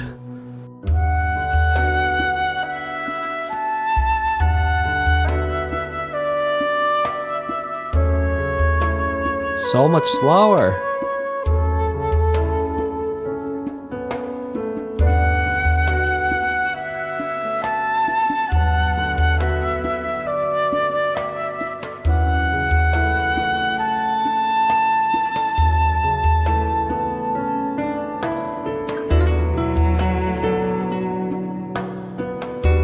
Huh.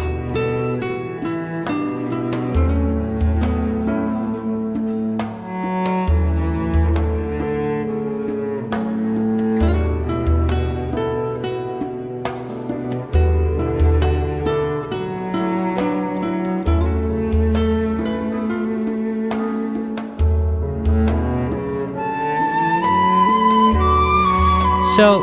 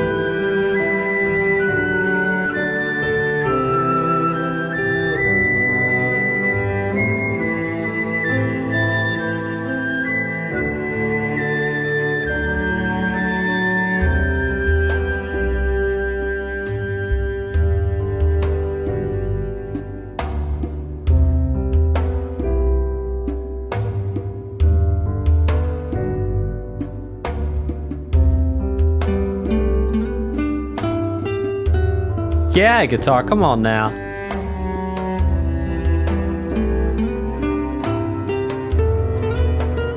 Oh, yes!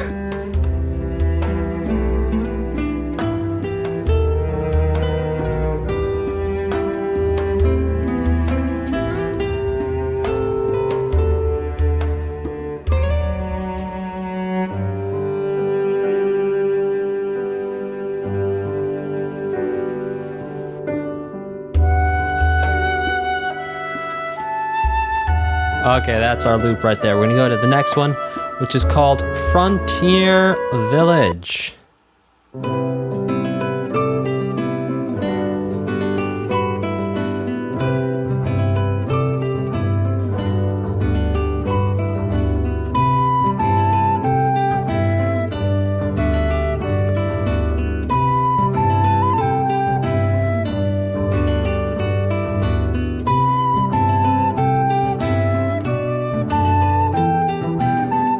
Okay, so what's interesting, this is actually very similar to the song we just heard, which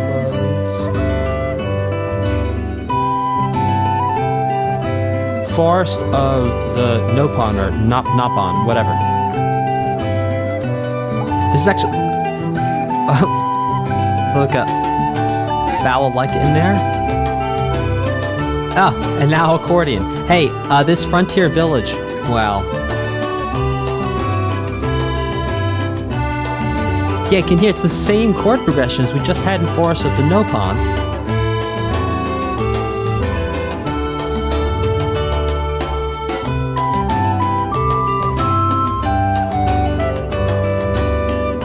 But different instruments, different arrangement.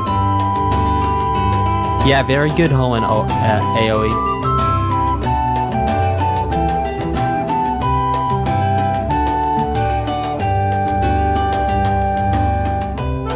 No pun intended.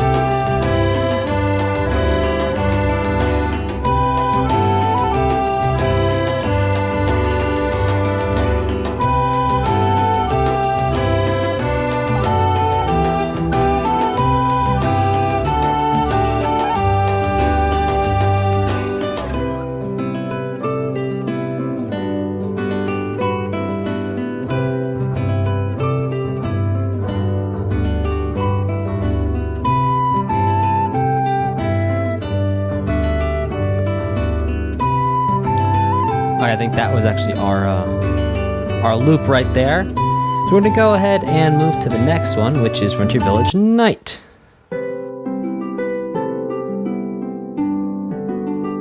Oh, this is so beautiful.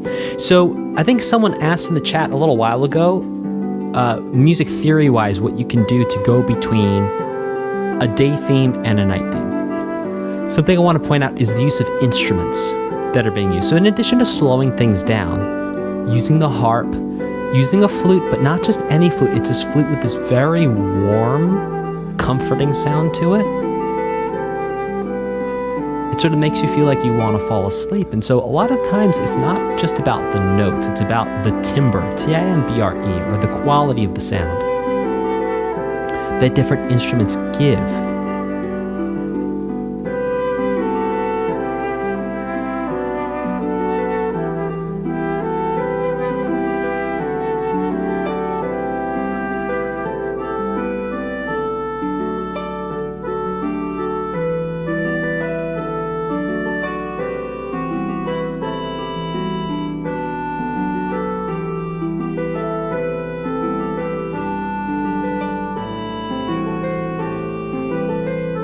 So a lot of times in music, we get really caught up in thinking about the notes and thinking about the chords.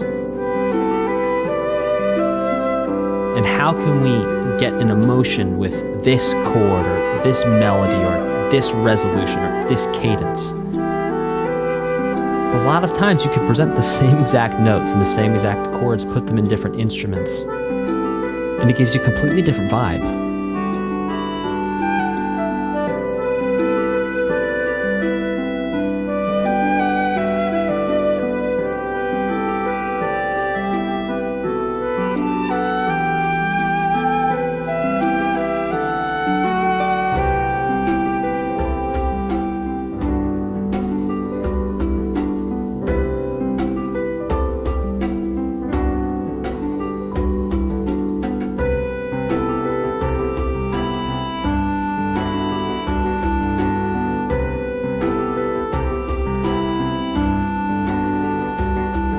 Yeah, I love that little piano.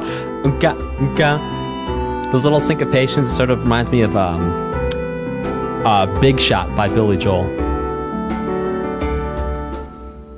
Not Big Shot by Toby Fox.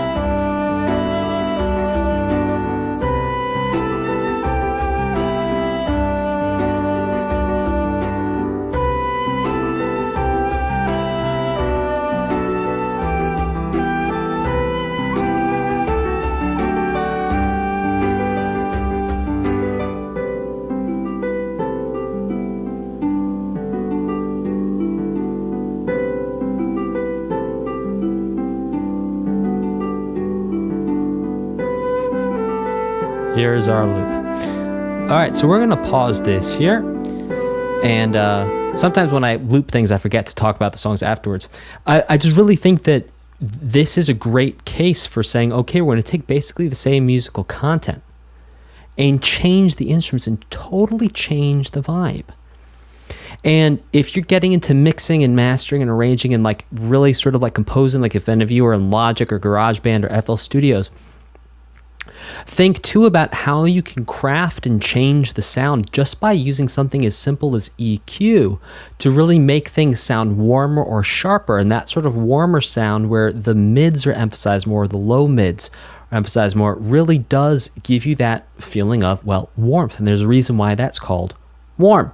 Okay, this next one is called Aerith C. Not to be confused with Aerith's Theme, spelled differently. Seemingly said the same.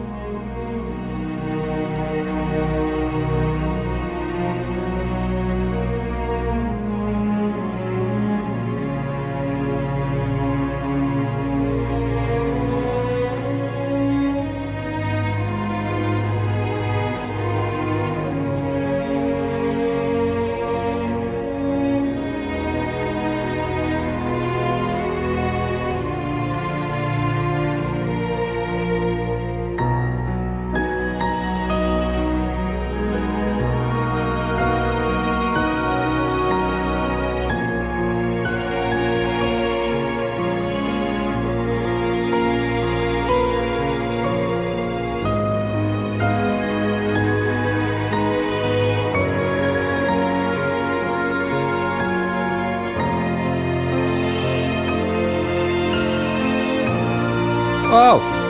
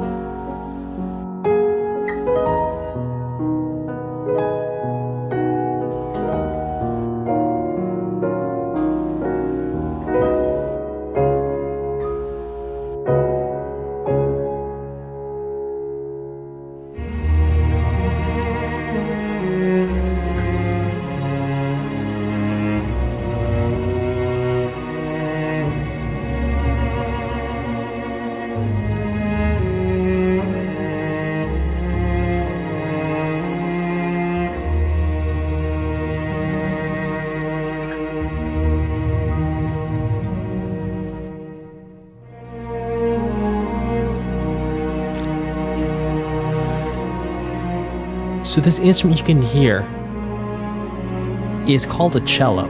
It's the main thing that's playing the melody. Those sound more like violas there. Possibly violins.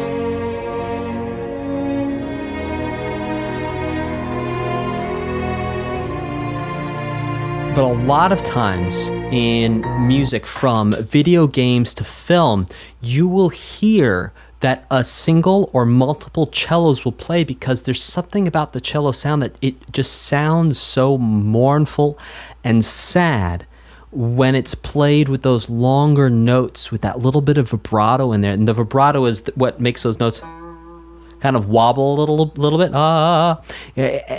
It just really encapsulates that whole feeling of sadness, but this really sort of deep sadness when you're sort of like sitting with it. Okay, this next one is Aerith C. Night.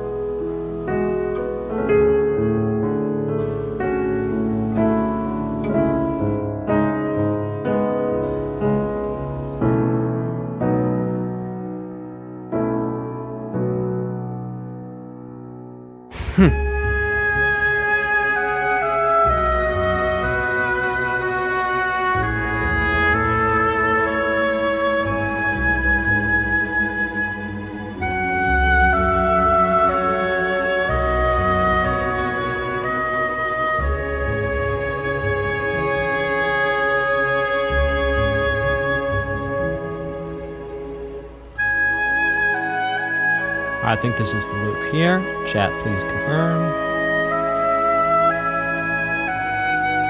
Those of you who know this music better than I. Le loop. Il faut faire attention à le loop. We all know the story of Peter and the Wolf, but you did not know the story of Pierre et le loup. Okay. This next one is called Alchemoth, Imperial Capital.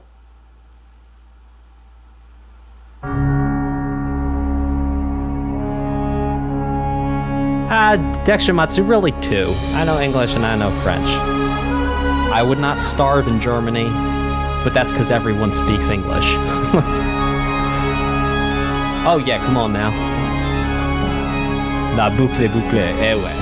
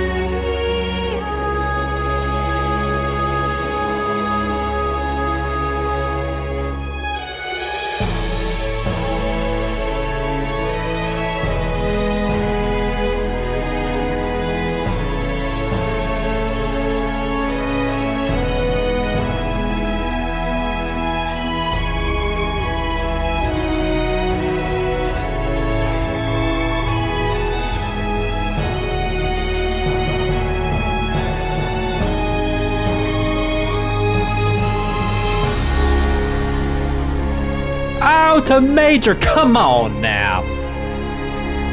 All right, so that entire time we've been hitting on. Oh, make up your mind. Is it major or is it minor?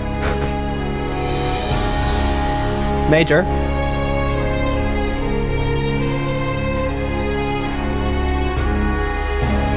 Minor.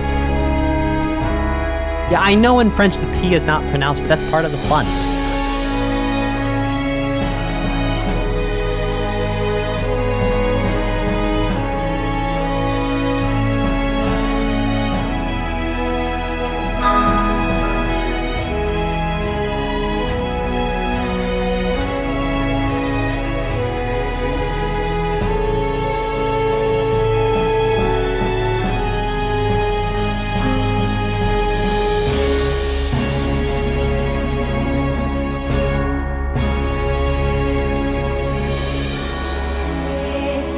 Alright, that's our loop there. Alright, let's check out what this place sounds like at night.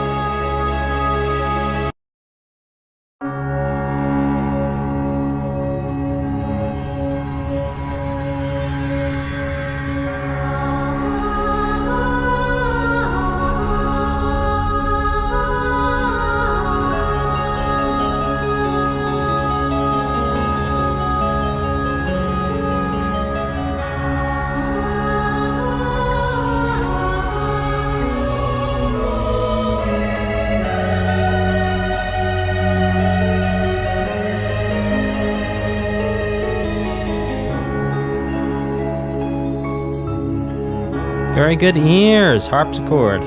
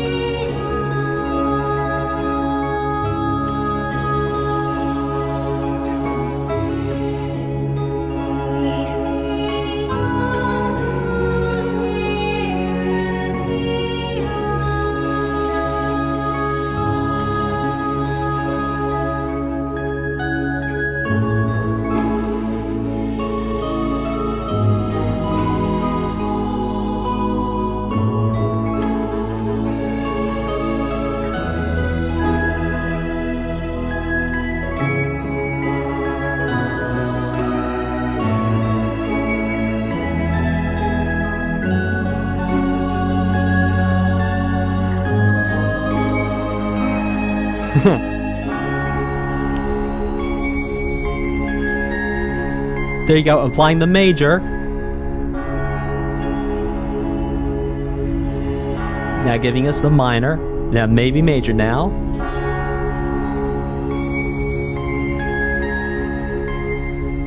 There you go, major.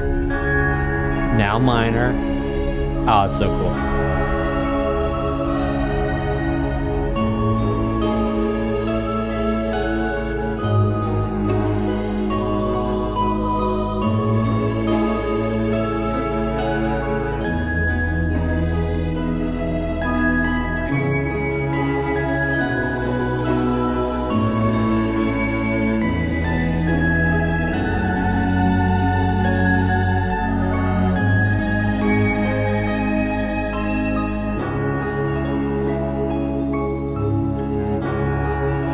And I think this is our loop right here.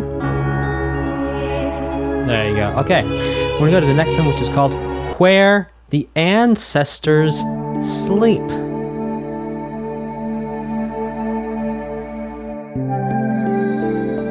Well, you know, trial lighting, if you ordered room service an hour ago and there isn't a mint on a pillow, is it really a real hotel?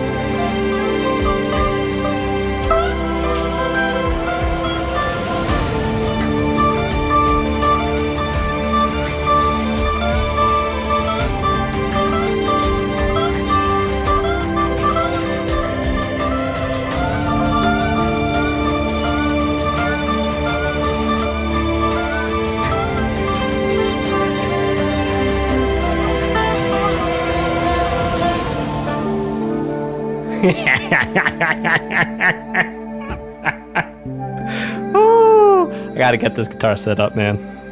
All right.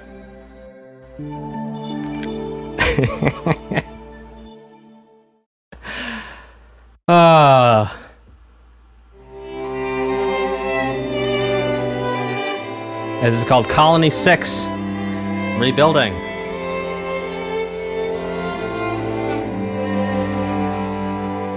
Oh.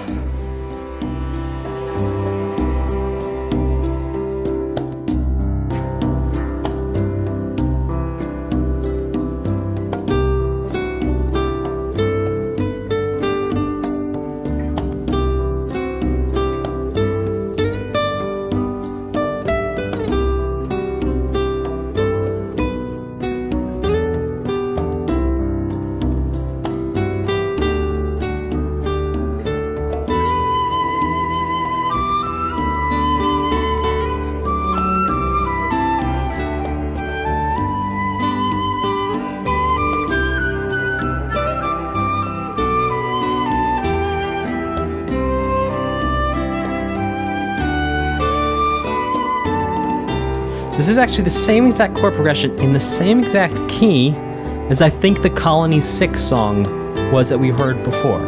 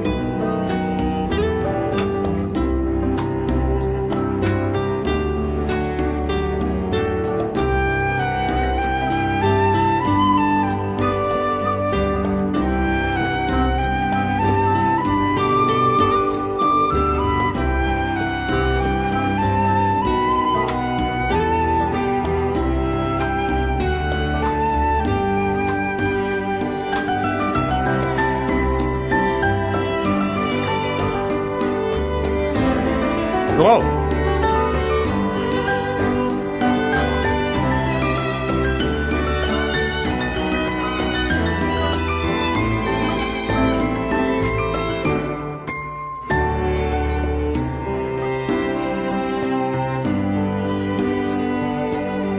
Dear friends, thank you for joining me on this stream. Please hit like, subscribe, smash that subscribe button. If you're finding this video helpful, I have tons of courses in my community for gamers who want to create their own music.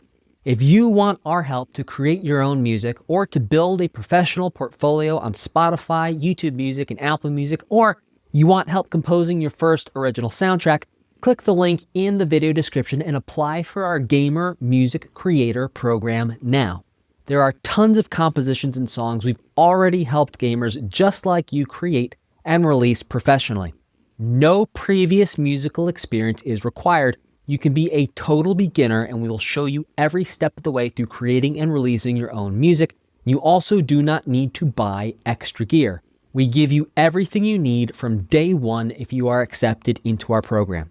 Click the link in the description and apply now. For Best Music Coach, my name is Dan, and you are watching a music teacher's reaction live and in real time to Xenoblade Chronicles. Well, part 4, disc 4. I've never heard this music before in my life. I've never played this game before. I have no prior knowledge, no notes, no preparation. I'm going into this completely with nothing, and along the way, I will point out some things about, well, the music theory, the songs, possibly the production, the mixing, the mastering, little tidbits here and there as we go. Welcome if this is your first stream. Welcome if this is not your first stream. Welcome if you are an alien from outer space and you are receiving this signal 250 million years from now through your black hole receiver. Let's start this off with Prison Island.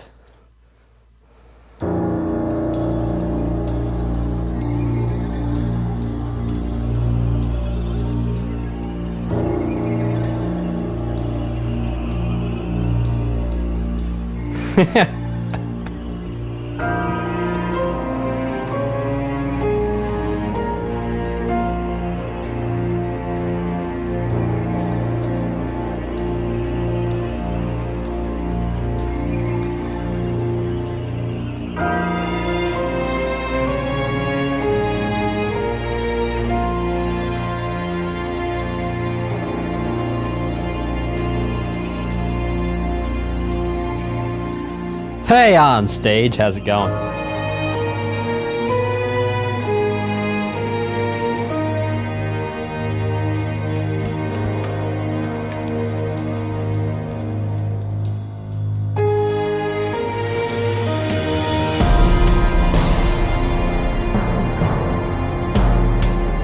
Hi, Simon.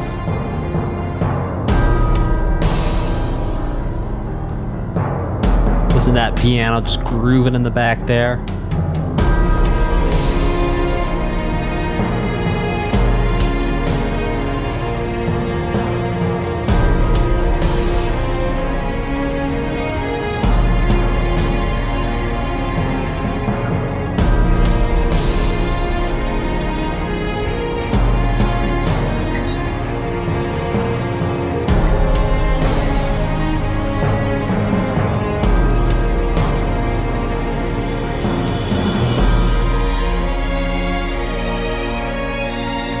Interesting arrangement. Now the drums are gone.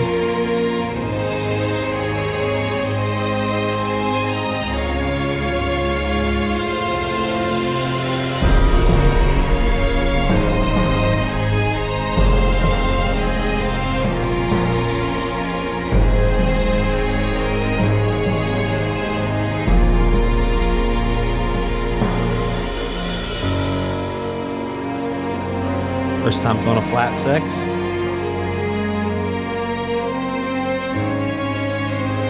Flat 7. 1 here maybe? There it is.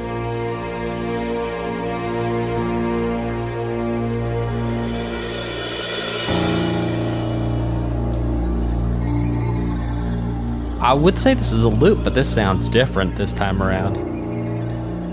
Or maybe it was just that we've heard a couple times in a couple of these songs in discs 2 and 3 that the transitions between the loops, they're doing something a little extra in the transitions, just sort of smooth that thing and make it feel not so, well, repetitive as it does after those nifty transitions happen. Thank you to all the super chatters. I will read all the super chats at the end of the stream. If this is your first stream, and you notice people are super chatting and putting the names of soundtracks or games in the super chats, that's a way of supporting the channel. Then we have a little list where we upvote and we figure out what I react to next. Okay, let's listen to the next one, which is Enemies Closing In.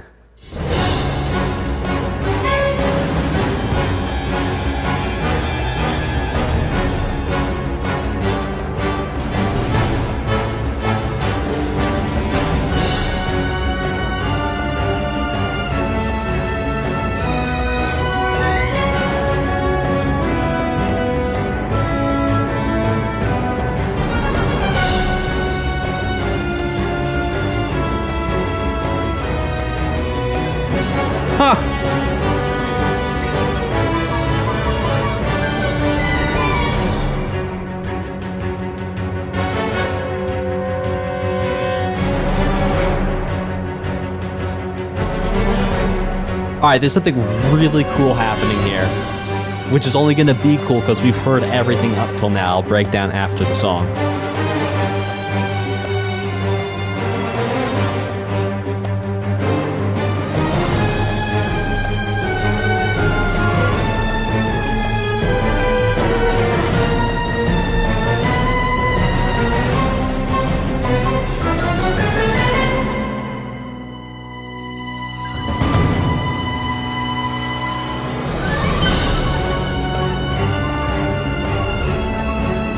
Oh, listen to that flute just shredding in there.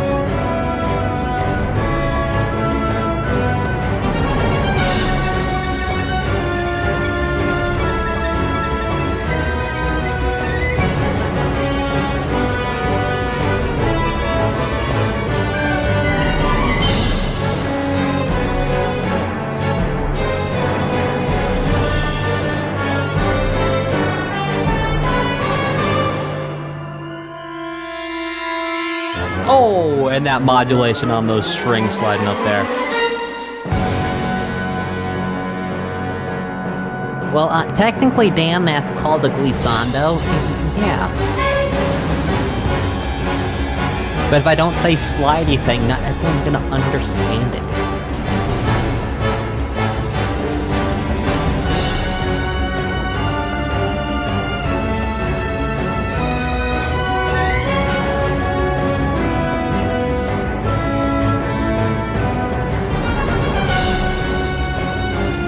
Loop. Okay. All right, guys. Here's what is so radically cool about this compared to what we've heard in disc 1, 2, and 3. So in disc 1, 2, and 3, a lot of times we had this sort of Phrygian expression thing going on where we'd have like a...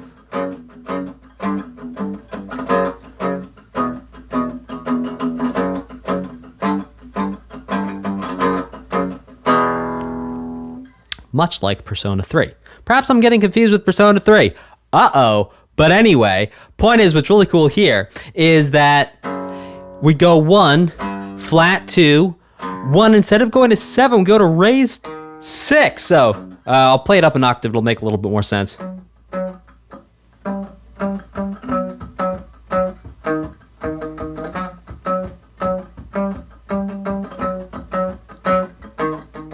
As opposed to...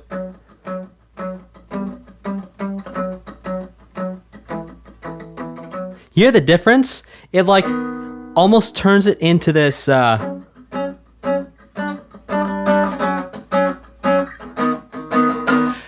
totally different feeling. And again, perhaps I'm just conflating my recent memories of disc 1 through 3 with the past week where we just hung out in Persona 3 land, but I think we've heard that before in this soundtrack. Yeah, well, it doesn't even, for me, it doesn't even turn it into a pending doom. Katsumex. For me, it actually softens the doom of it. For me, this is much more doomful. For me, that is full of doom, whereas that's like, it's doom, but like fun doom. Like, imagine if there were like concession stands up Mount Doom that Frodo and Sam could have stopped at that would like had lemonade and like extra lembas bread and stuff. Like, you know, fun doom. Okay, let's keep this thing going with Visions of the Future.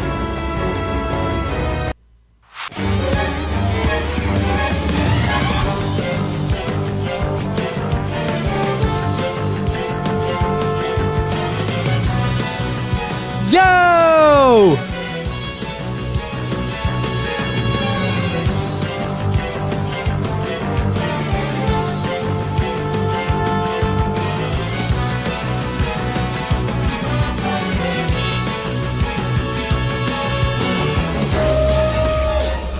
Yo, did you hear that tuba just honk in your right ear?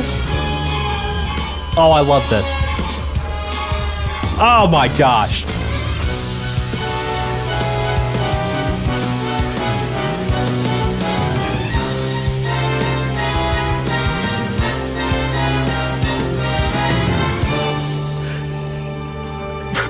What even was that?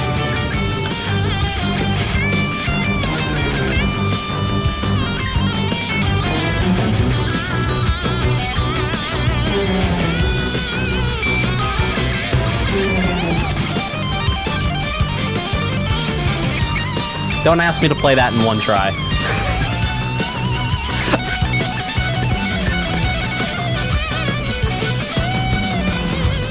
See, now that's some good shredding too. A lot of times, some of the video game tracks we've heard, the guitar has been, that was. Oh no, come on now.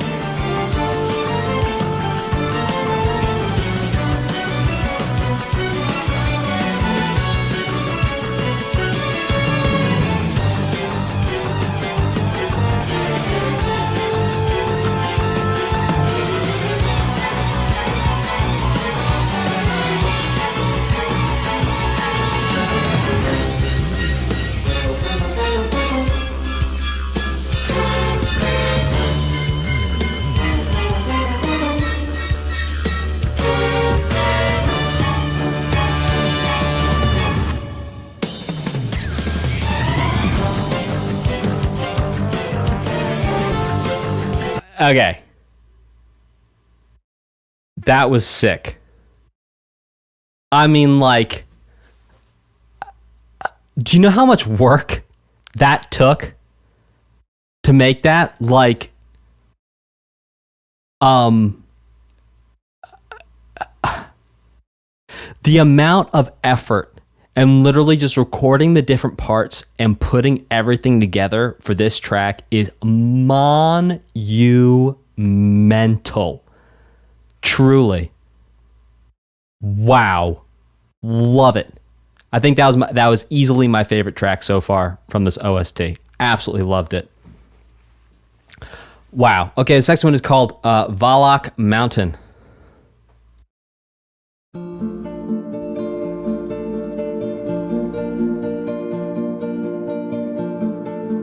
And a quick shout out to Grimbo. Said, hey, I got your music book. And it helped me refresh my mind on some of the basic elements of music. Awesome.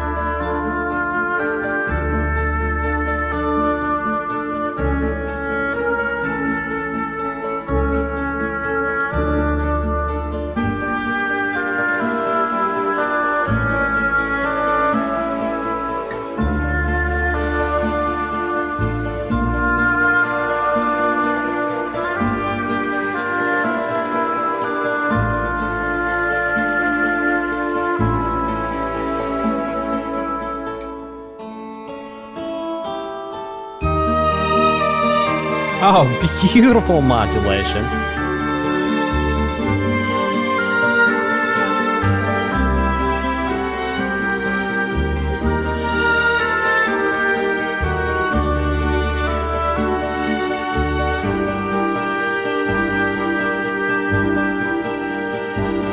With that 6 in there, minor 6 chord again.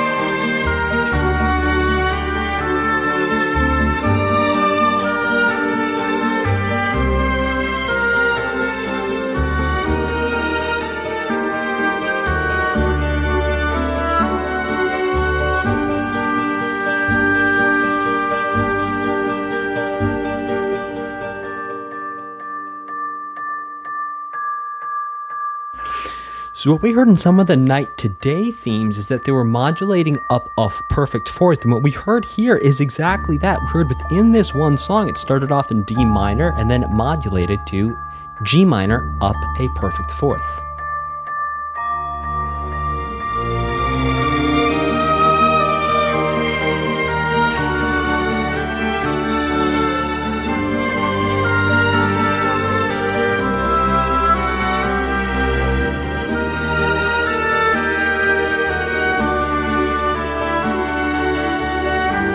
Oh, Spider Dude, I thought your last comment where it said fight me was hilarious. I understand when you're joking.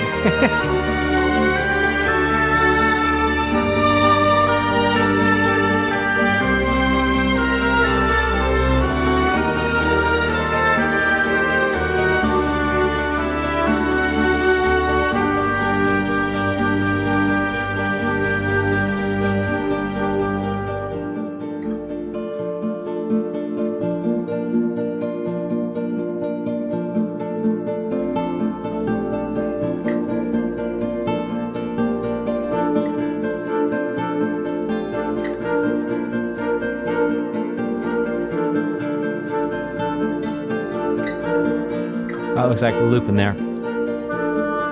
Okay, so very interesting. This is, I believe, there might have been one more song in Disc 3, but I believe this is the first time we've heard.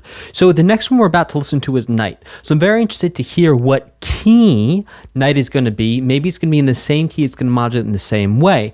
But very interesting to see that before, a lot of the towns or places that we saw themes for, the day theme would be down, and then the night theme would be by modulating up a perfect fourth, or sometimes down a fifth, depending on the context of where the actual arrangement. But you understand what I'm saying. It's basically going, if we think just in terms of keys, it's modulating up a perfect fourth. Okay, this next one is called Valak Mountain Night. Thank you, King Peggy.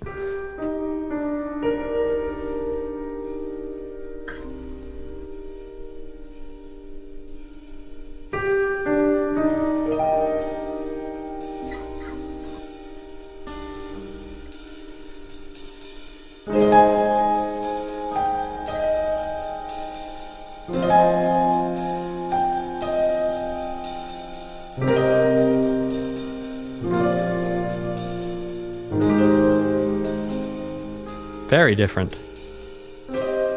CJ, how'd you get such cool things in your super chat there? Look at all CJ's. Can everyone see CJ's stars and things in their super chat? That's so cool.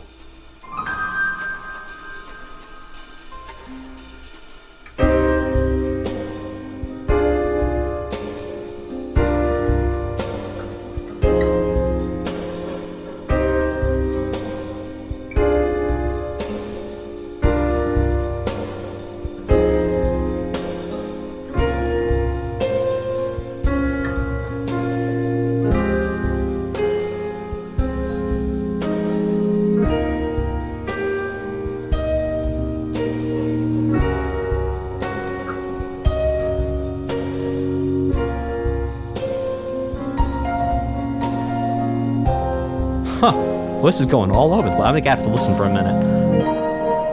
Oh, wow, listen to that. That's so cool.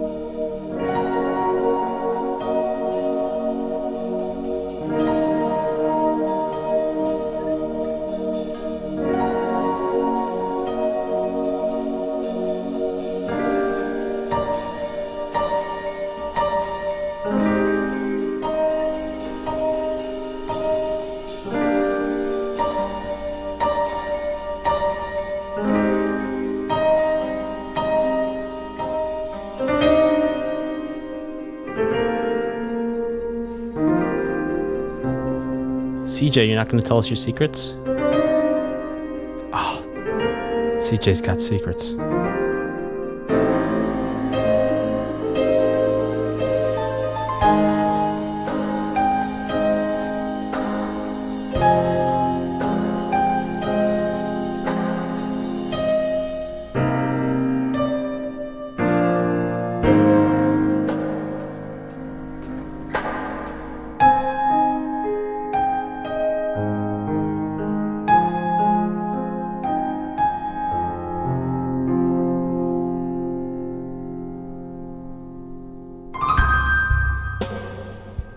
Oh, members get stars in their super chats. So cool.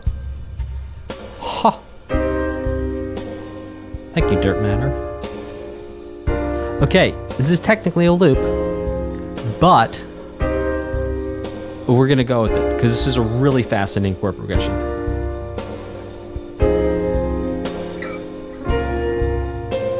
Well, okay, Dextramatsu, it starts in C minor. Now it's like sort of F, kind of G minor.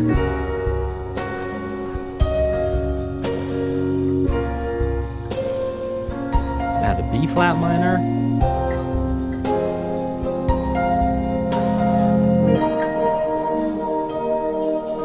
E flat major.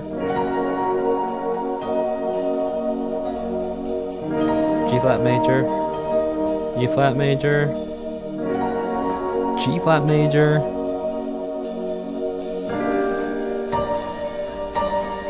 G minor, A flat major 7. Oh, Simon, so cool. Love those stars.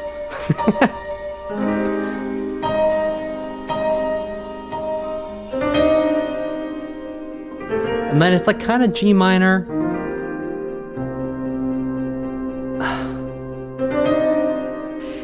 Yeah, but here's the thing. Day to Night, it's like two different songs. A lot of times the Day to Night things we've heard, it was sort of like the same musical idea, just transposed up, key-wise, up a perfect fourth. But what we're hearing here is like a totally different idea.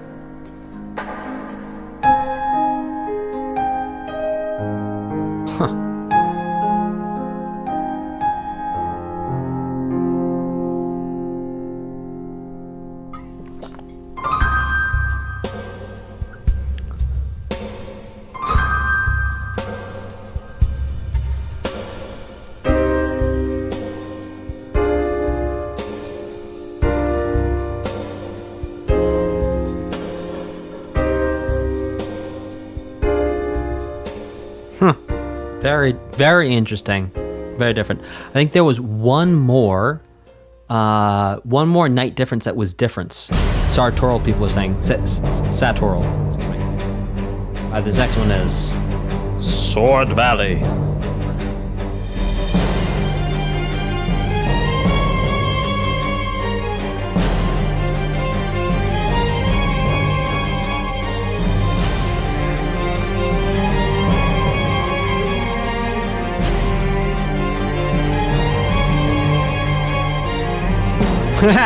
Try highlighting I love your stars. Gosh, I'm such a 5-year-old. Wasn't even paying attention to music.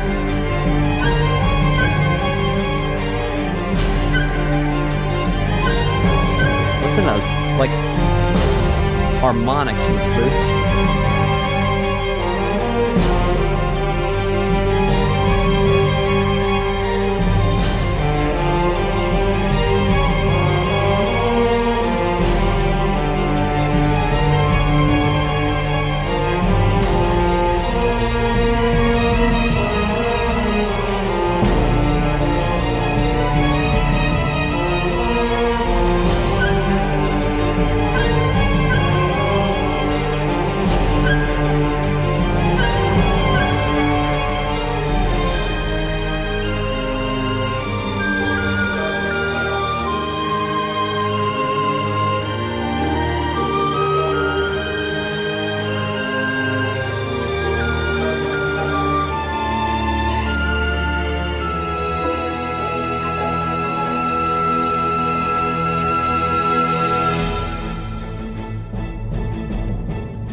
That E turning us around to A.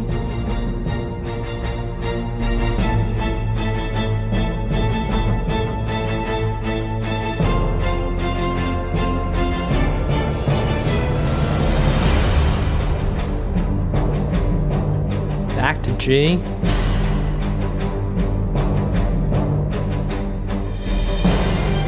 I think this is the loop here. Okay. So, we are really seeing man,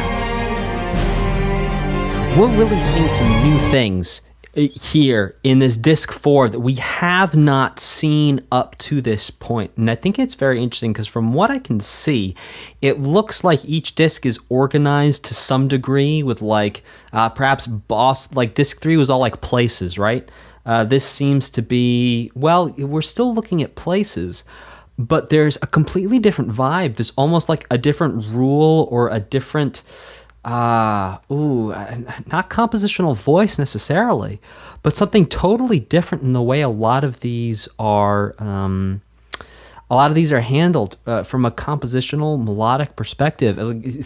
Like a lot of times you get to disc 4 and it's like, okay, yeah, we've heard this before, and like we have not heard a lot of this before. This is very cool. All right, so let's listen to Sword Valley Night.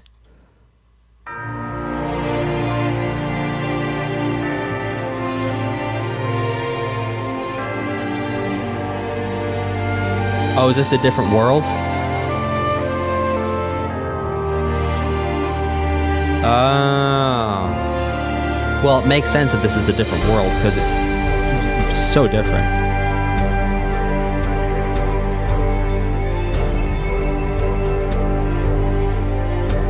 Oh, it's a different world. Okay, that makes sense.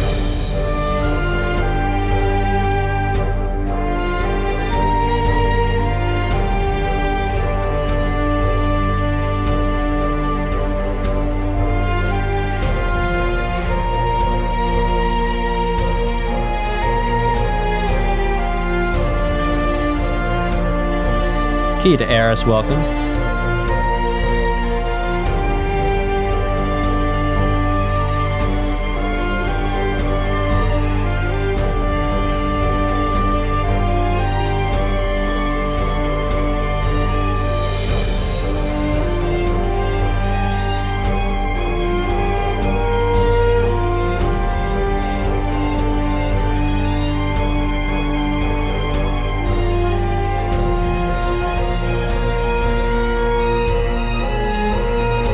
Had a foreshadowing of this G to B flat thing in one of the riffs just a couple songs ago.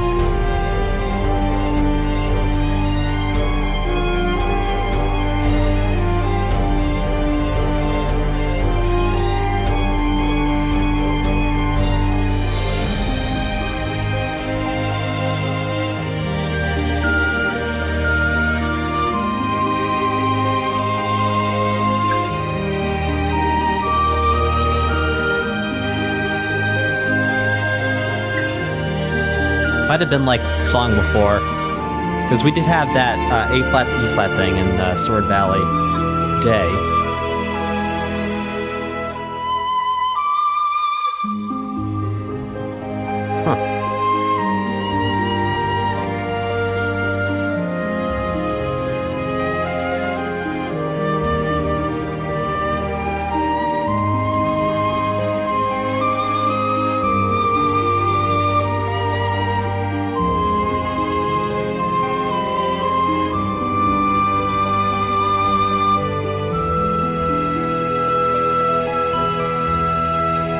Oh no, there's a harp in there. Okay, and that's our loop right there. I think that's our loop. Yeah, it's our loop. Okay, let's listen to the next one, which is called Galahad Fortress. Sir Galahad. Yeah, the Knights of the Round Table, you know. Sir Galahad.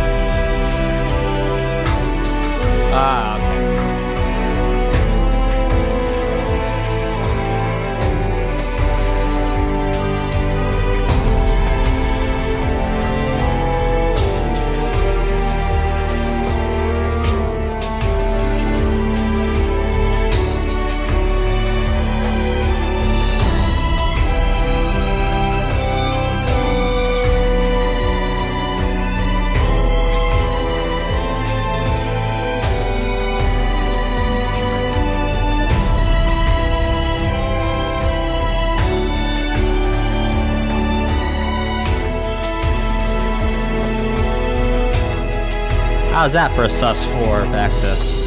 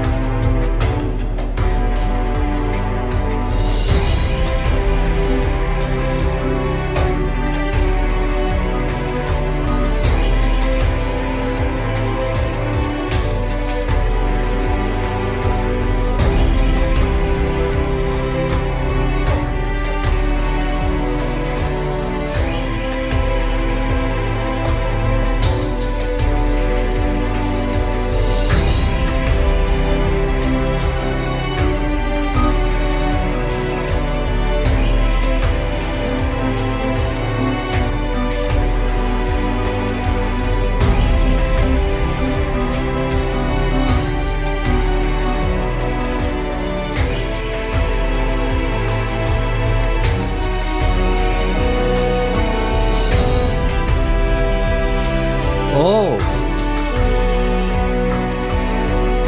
Chat, type of 1 if you want to go listen to the next song, you will know our names. Type of 2 if we should all call it a day and just like go eat some granola.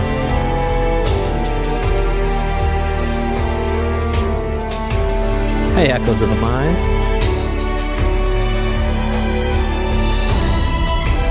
Man, there's a lot of granola haters out there, I'm just saying. Like, the option of eating granola? Like,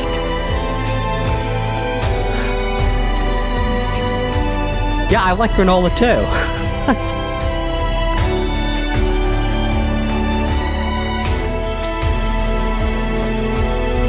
Alright. Hit like, subscribe, hit that notification bell. Here we go.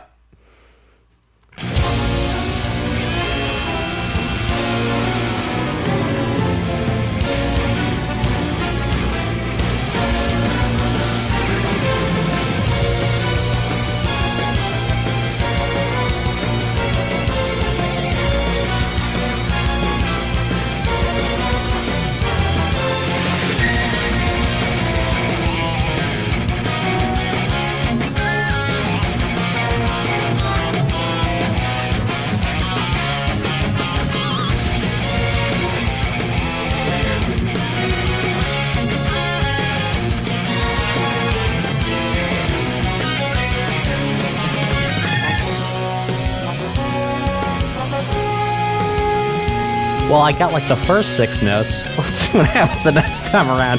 That thing's moving fast. Woo!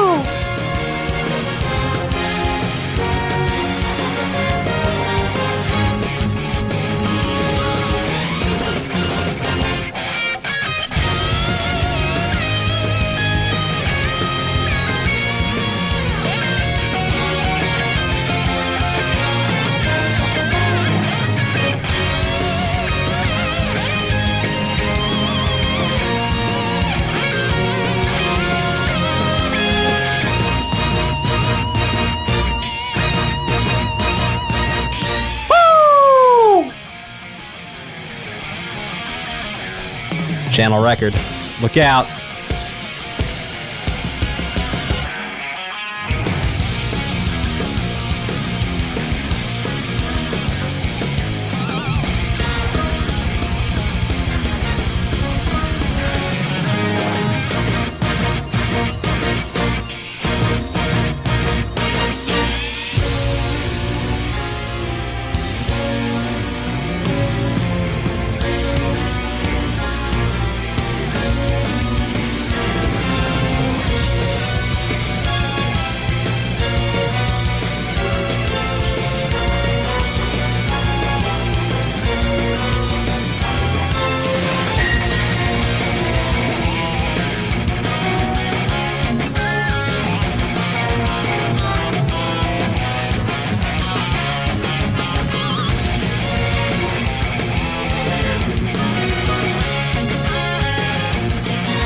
Yeah.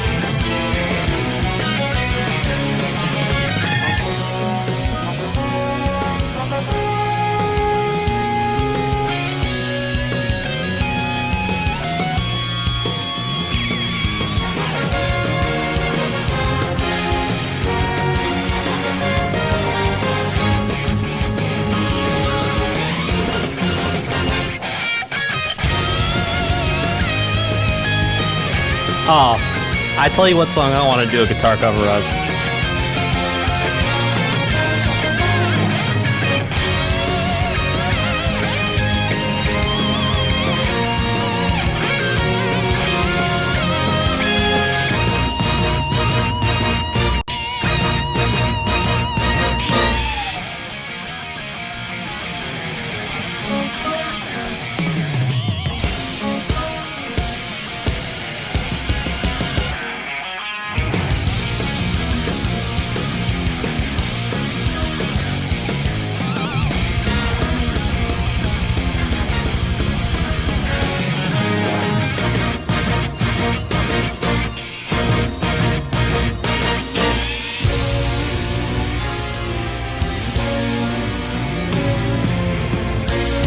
Also, I hit that F major. That wasn't right. That's okay.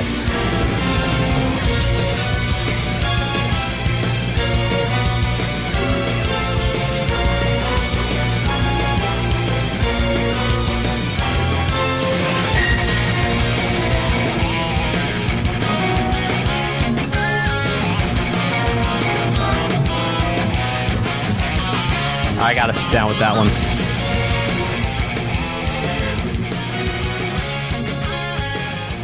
That's some really impressive guitar work, I'll tell you right now.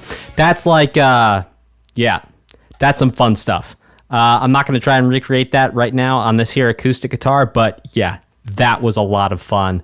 Chat, that was so cool. And a quick shout out and thank you for a new channel record to Not Anyone Important. You're important to me.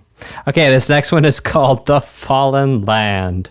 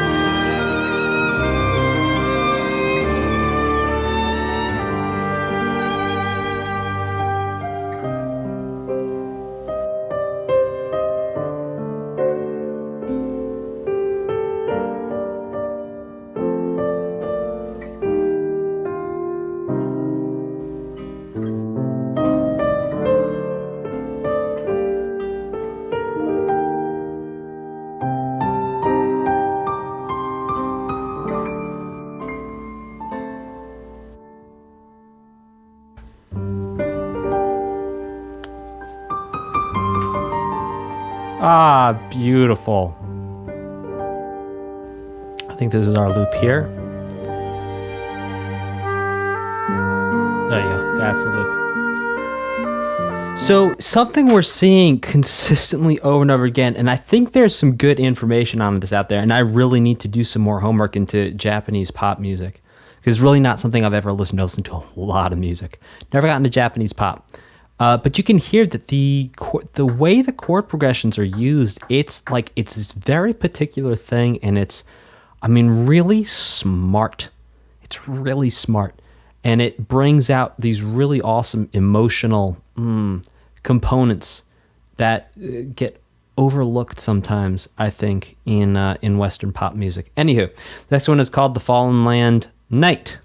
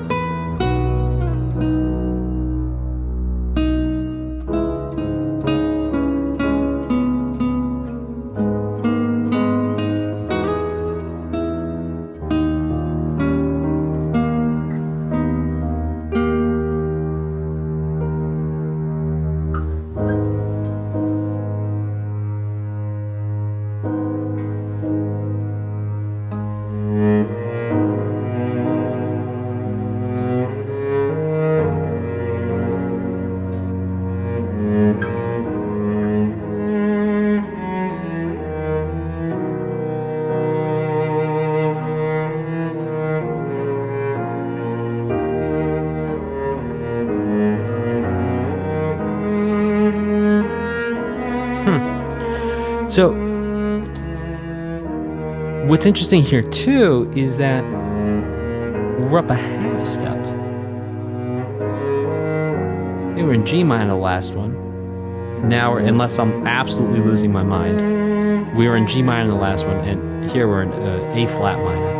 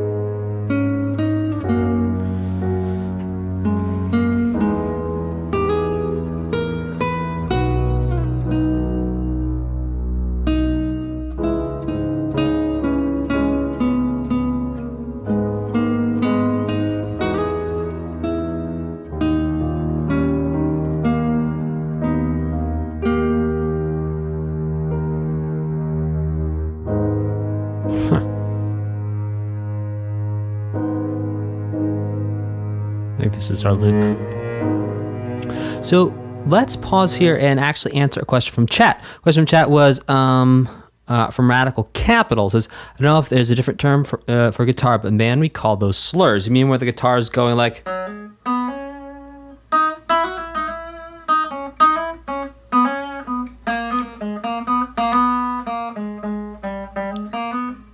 We hear that? And you can see it's all left hand. So the idea behind a slur is you want to make it sound basically like someone singing. A slur is when you try and connect two different notes as seamlessly as possible. So a tie is when you connect two of the same notes together and then you increase the length of essentially the first attack. You don't have an attack for the second or third, however many notes are tied together. So there's between a tie and a slur is a tie is for two of the same note, a slur is for two different notes. And so when we have things like this, or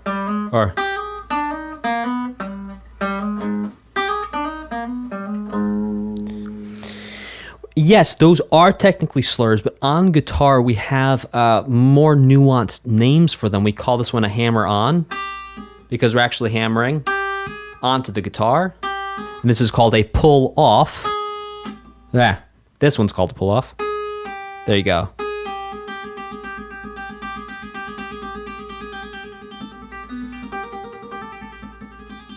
So what I'm doing there is I'm doing consecutive hammer-ons and pull-offs. Okay, this next one is called Colony 6 Hope.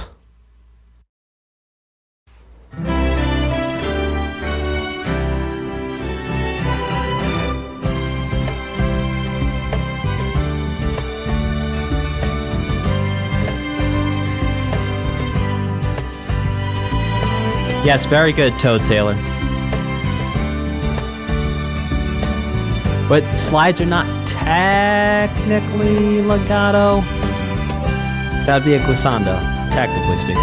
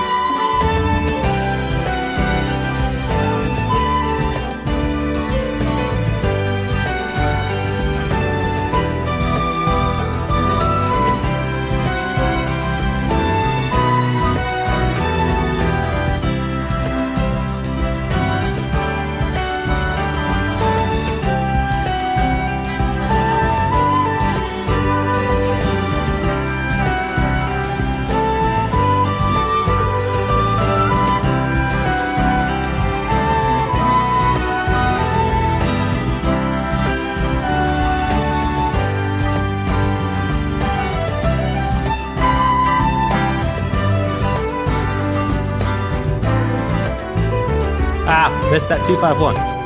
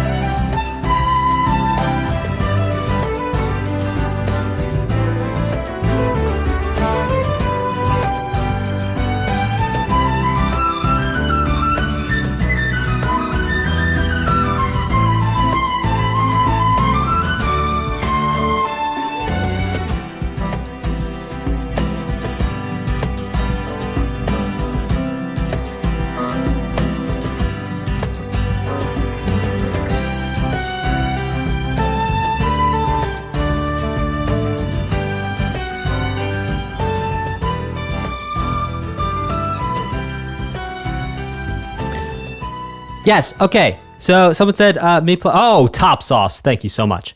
Someone just said him playing guitar like that sounds like okay. That's because I was taking what is sort of like a pop country fastball down the middle thing, and I was adding a little like 80s hair rock to it.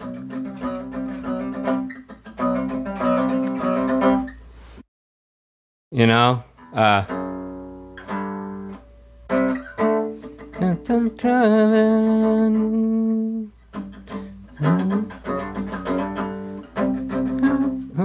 Hang on, I'll find it.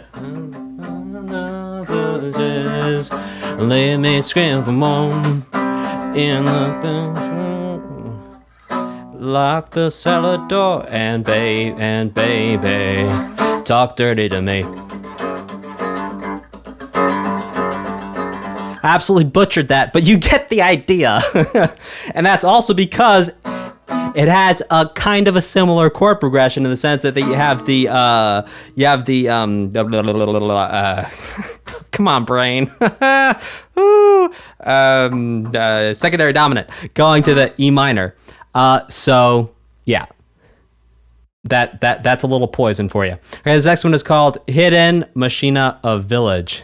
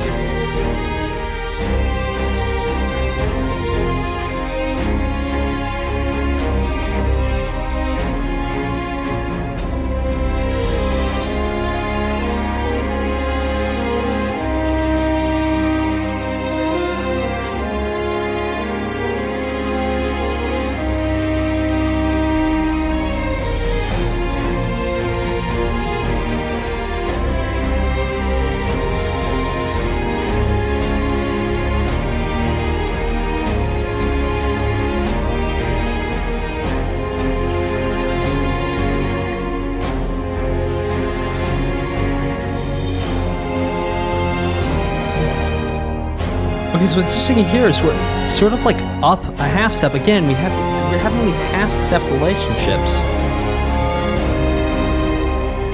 It could be coincidental though, because this is not in chronological order from what I understand.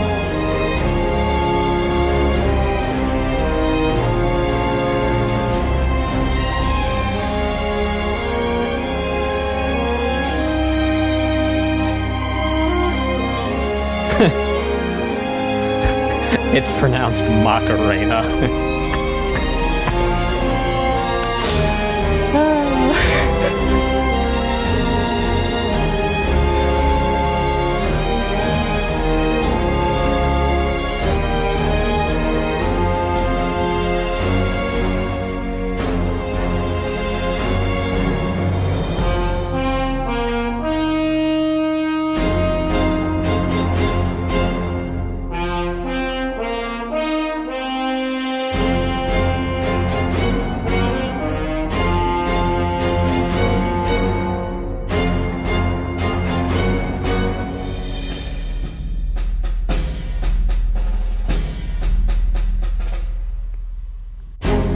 Alright, that's a loop right there. We're going to go to the next one, which is 1 Maka 2, Maka 3, Maka Mechonis Field.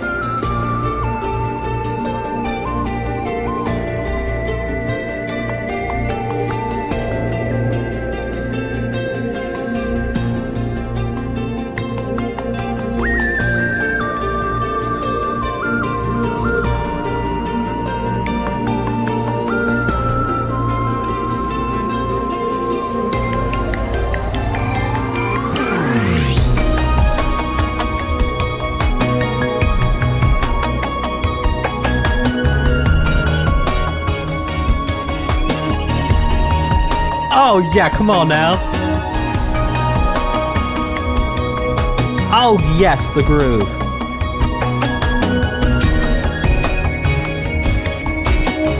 This groove is like so 80s, 90s. Except for this, like, that's got that triplet thing like, you know, 2020s.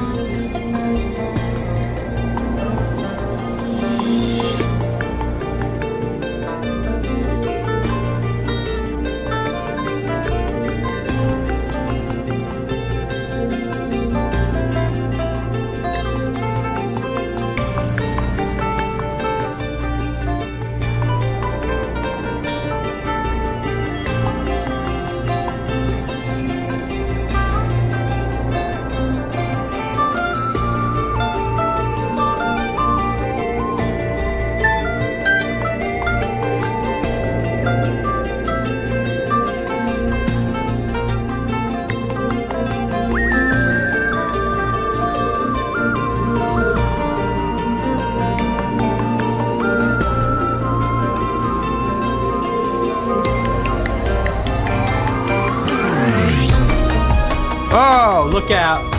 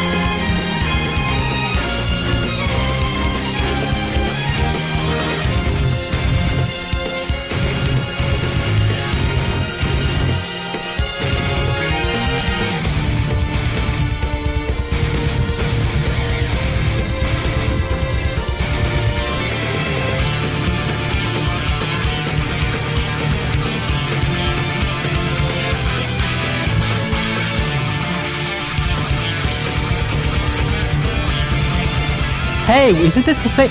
We heard this riff before, but in B flat.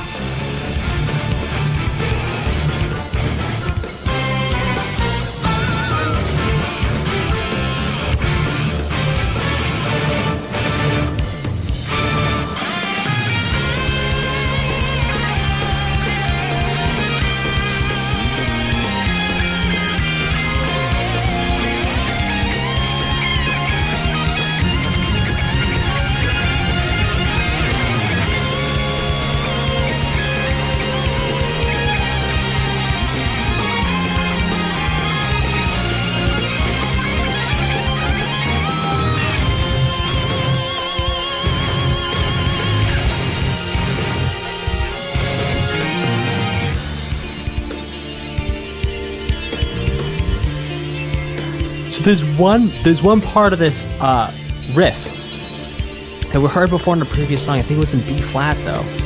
Another one of these heavy metal type songs.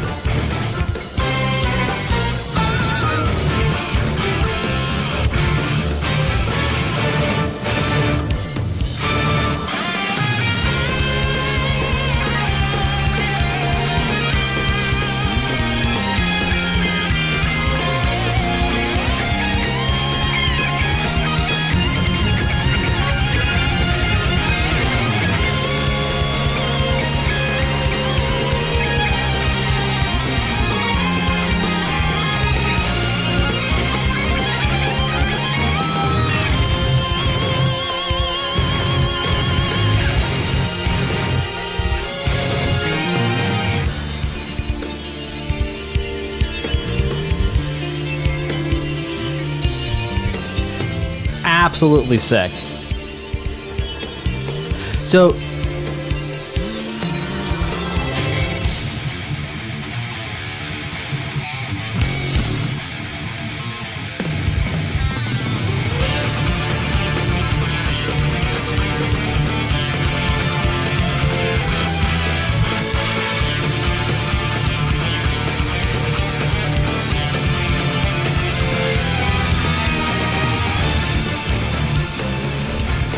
okay, so I didn't quite get the riff, but I'm gonna show you what I mean. So look, there's one riff. It's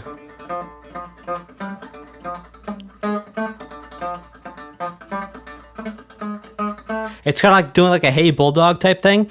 That riff right there, I'm pretty sure we heard something like that, or maybe I'm just completely off. But I think we heard that. Oh no, the riff we heard in B flat was a little different. Yeah, I didn't quite get it. Okay, but like, okay.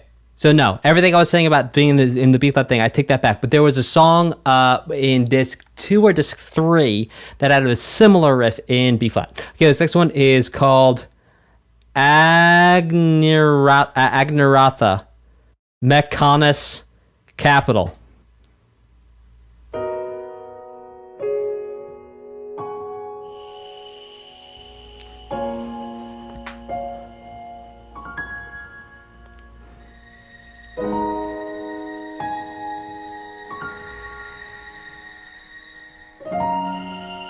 Central Factory and 2 songs. Agniratha. Agniratha.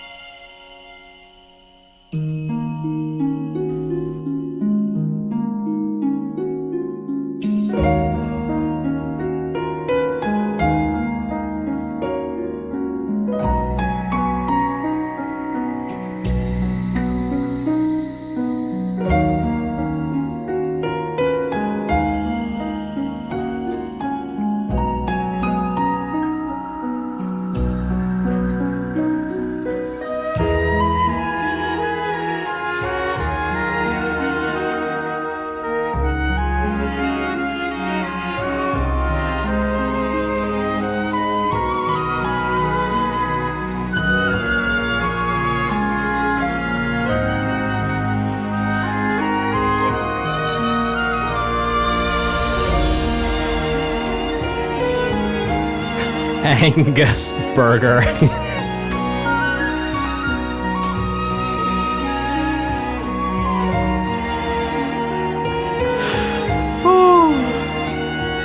Hey, Top Sauce, thank you so much. I read all the super chats at the end, so make sure you tune in for that.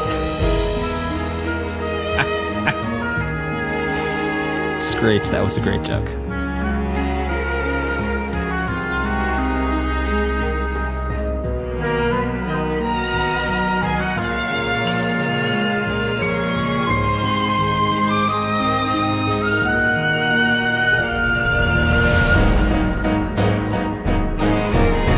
Oh, metric modulation, maybe?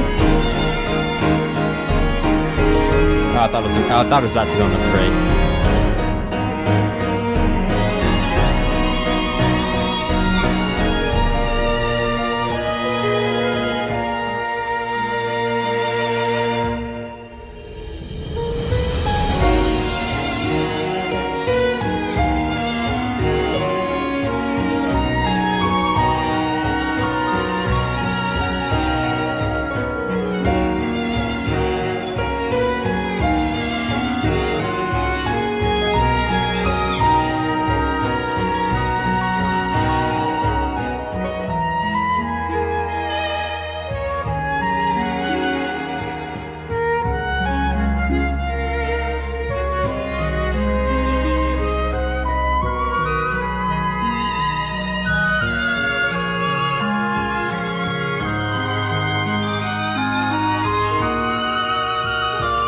Huh. Beautifully navigated to the 5. Welcome, Clara.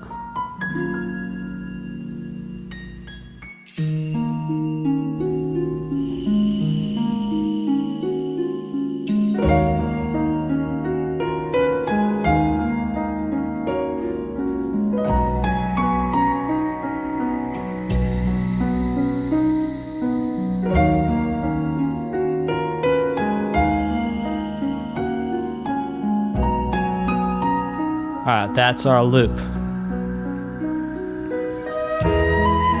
GD Vortex, I'd love to hear more of your thoughts on that.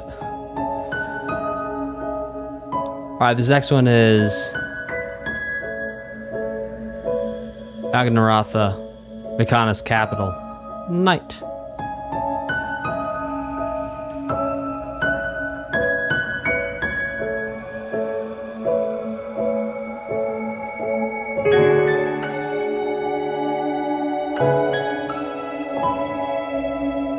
Oh.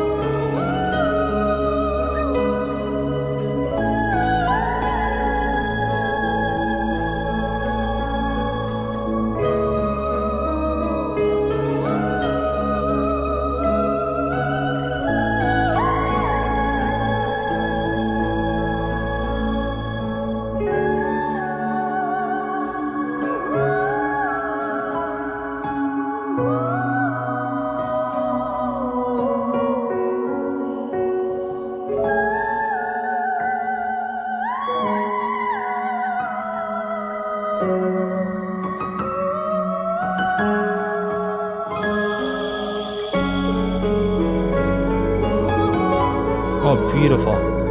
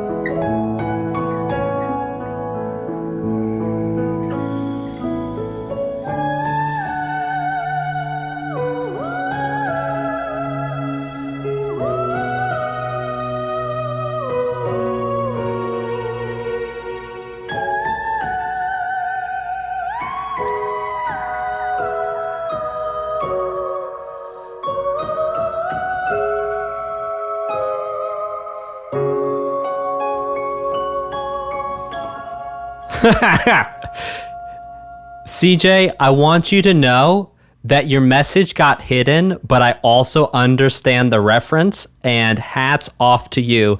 That's twice in one stream. You have, I mean, just absolutely blown the top off it.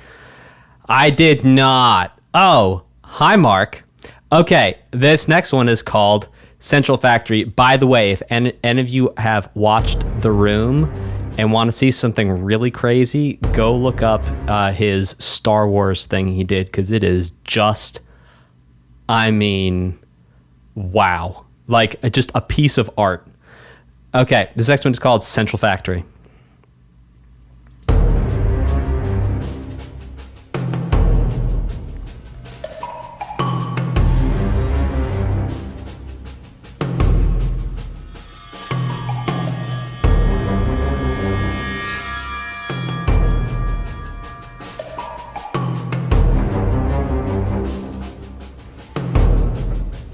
Oh, hi, Mark.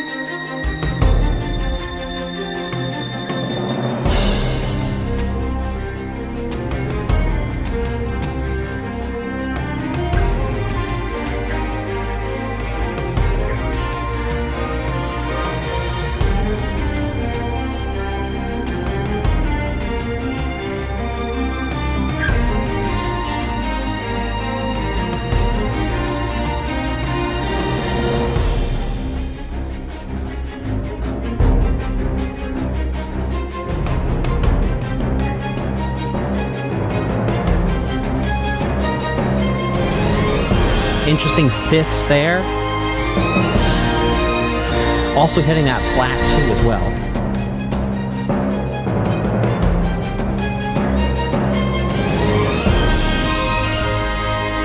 Unless my ears are was actually fourths.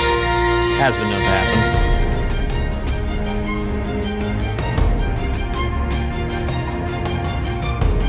Oh, that little...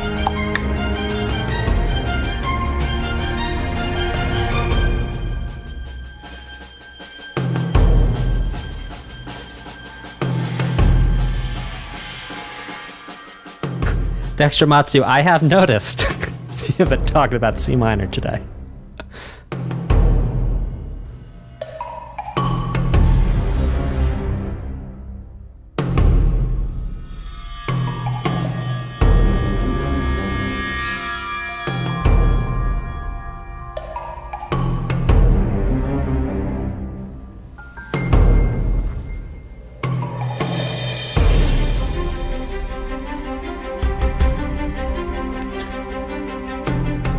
All right, that's a loop. No, I don't think that's a loop. This song is 9 minutes and 23 seconds. We're 2 minutes, 43 seconds into it. I think we have about another time through.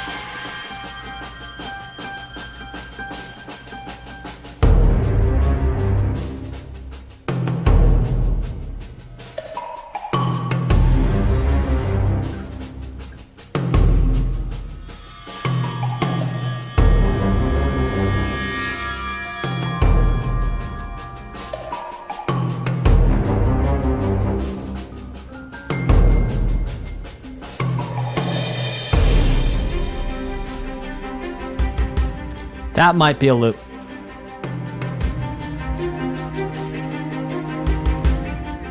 But I just want to double check, make sure I got these string parts. We're going to listen a little bit more.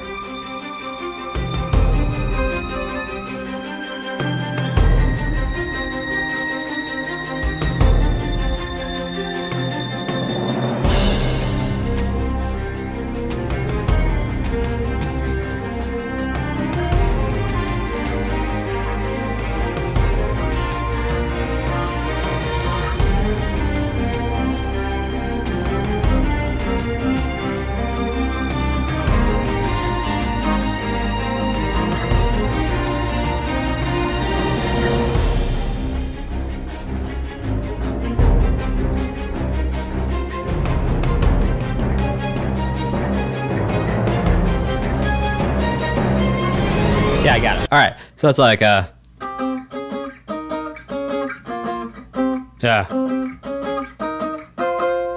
Hey, yeah, okay, again. All right, cool. And this next one is called Irregular Bound. For a second, I thought it was Irregular Bond. And to be like, the name's Bond. Irregular Bond.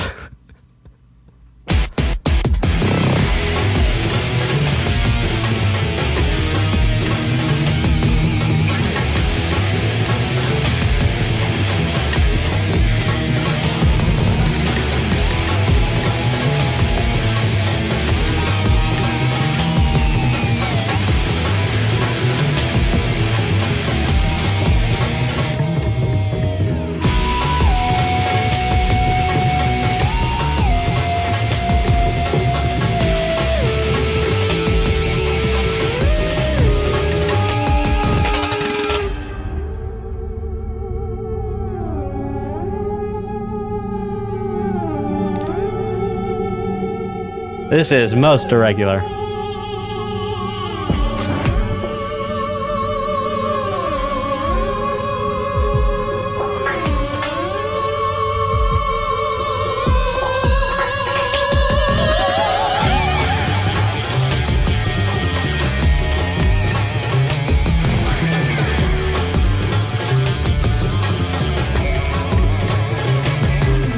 See that hammering lick in there?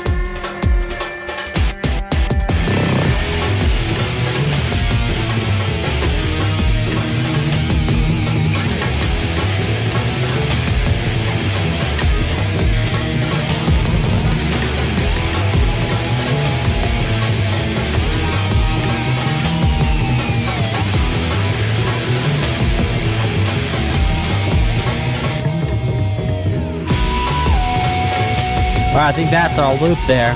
We're gonna go ahead and listen to the next one, which is called Bionis Interior. Wow, I'm surprised none of you wanted to listen to Fog Beast Battle at the end. 97% of you don't want to hear Fog Beast Battle at the end?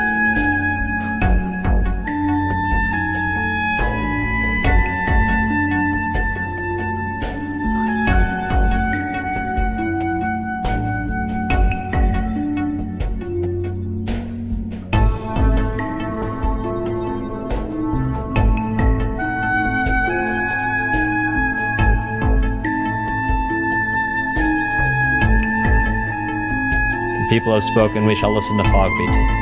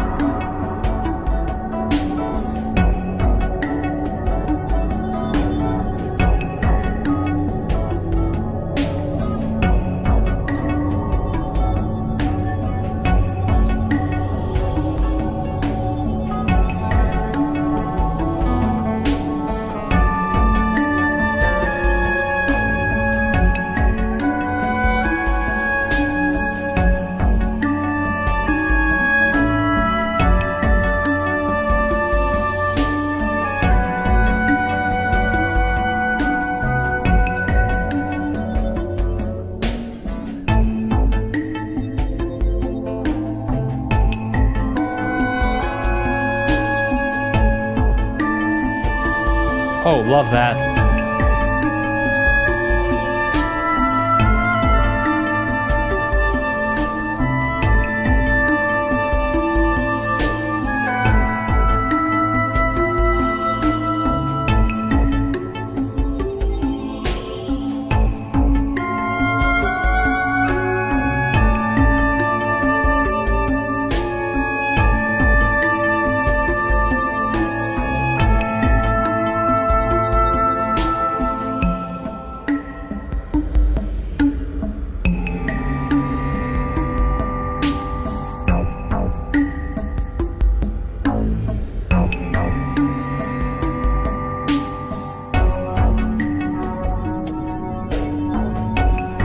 Alright, we're coming up on our loop here.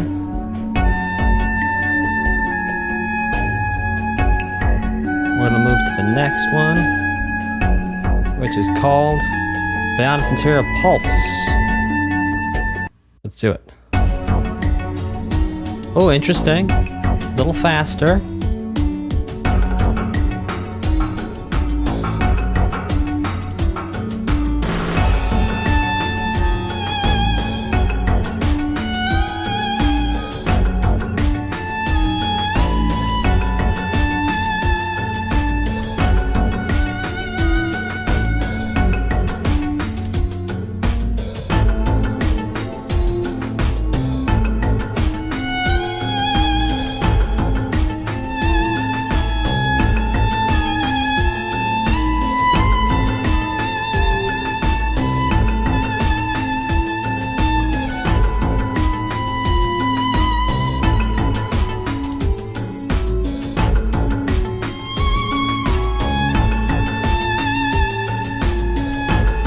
Alright, I can't predict what that line's doing. Alright.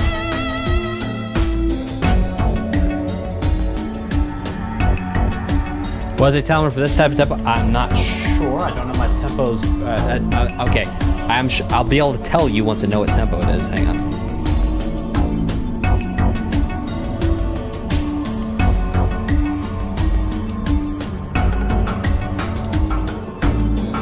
That's about an adagio. I kind of get away with a lot by saying adagio. I think adagio. Now Allegro is like 120. It was like 87.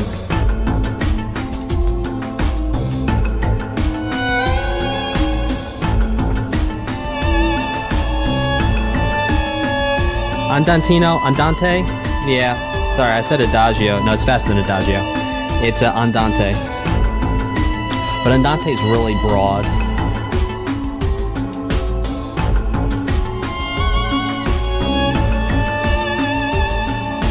You could possibly call it andantino. I'd call it andantino because it's pushing it a little higher up.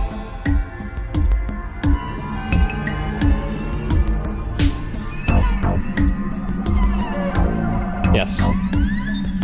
That's in Theory 2.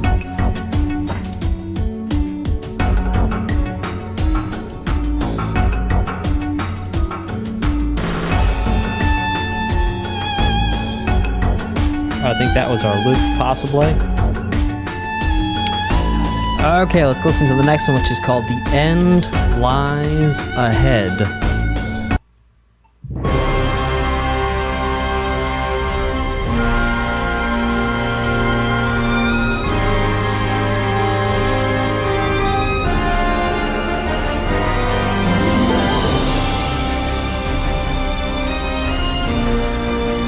Hey, who was super stoked for C minor? We got another one.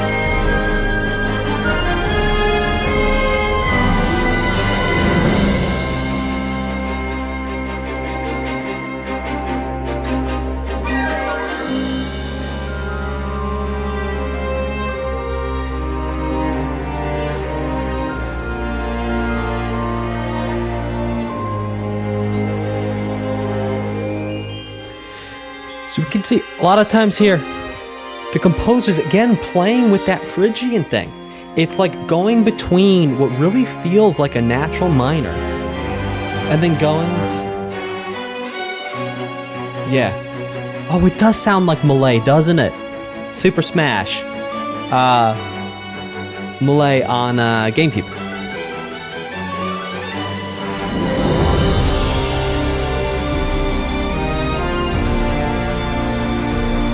By the way, if anyone sees a copy of Super Smash Bros.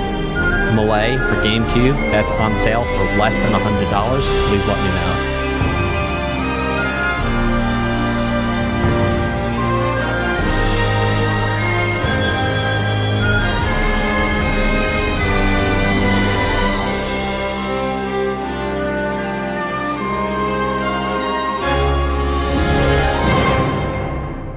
I know, Casmix. I'm like so bummed I sold my copy when I was a kid.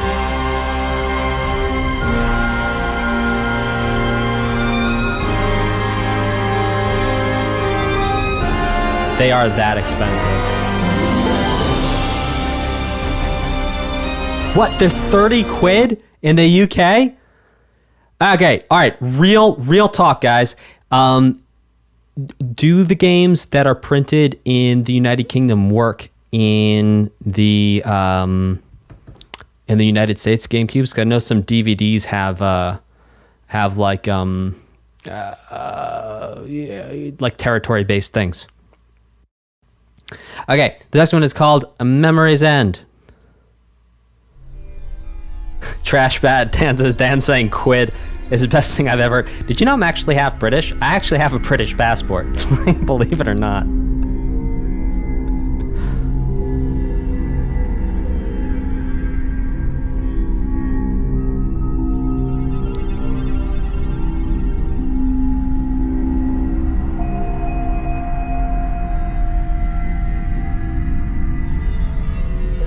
British. Mm-hmm.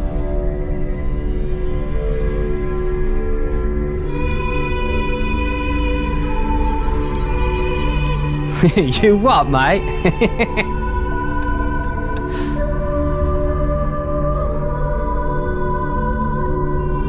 Oh, I gotta go to eBay. Thank you, the last Rob. Trash Fat, awesome.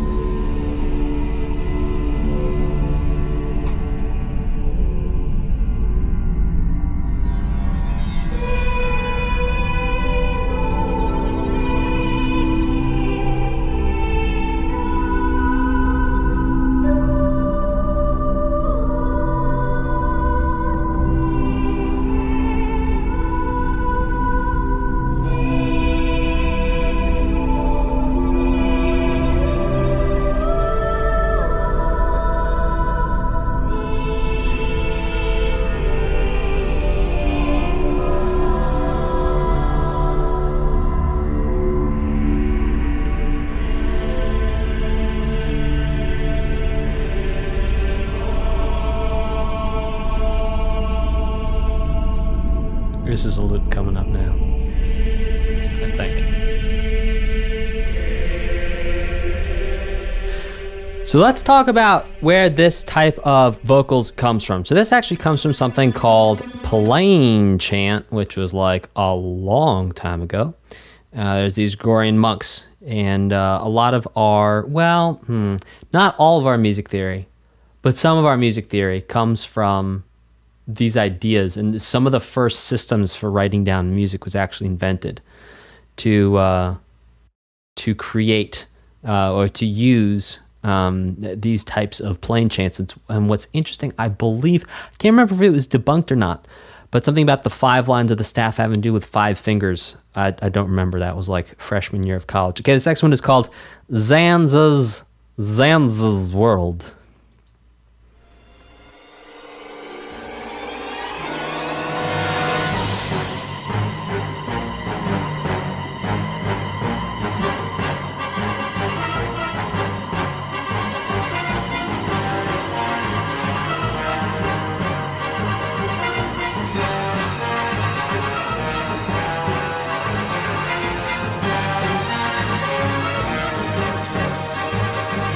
Percussion coming in on your left here.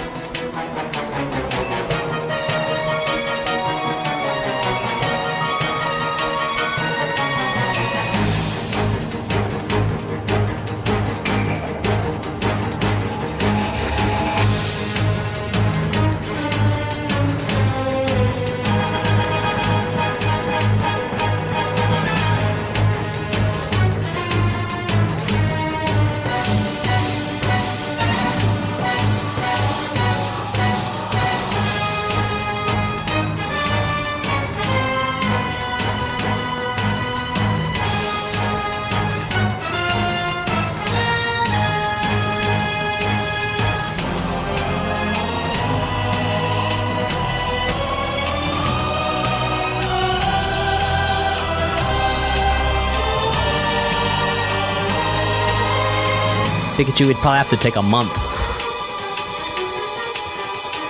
Oh, The Incredibles. Yeah. I that sort of like jazzy thing,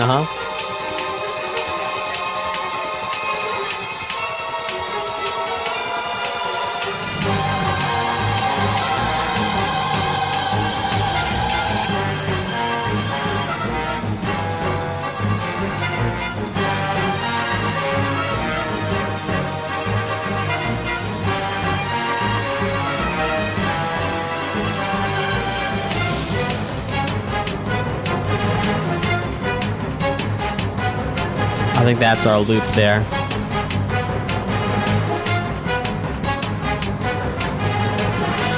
Okay, we're gonna go listen to Colony 6 Future. And remember, we're gonna have one bonus song at the end of the stream. We're gonna listen to Fog Beast Battle.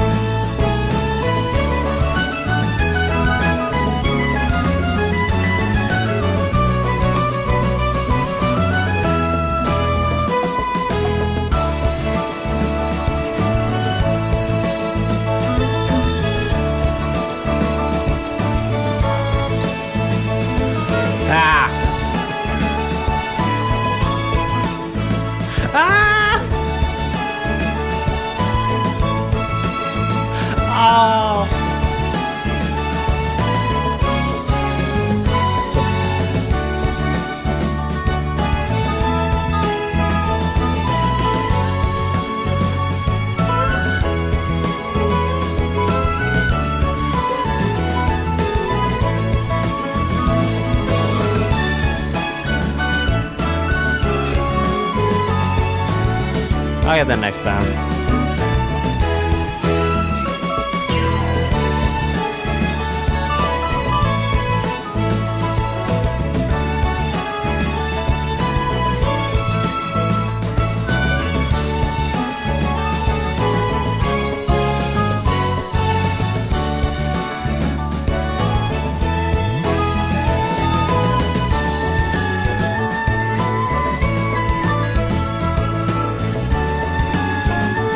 Oh, come on, Dan.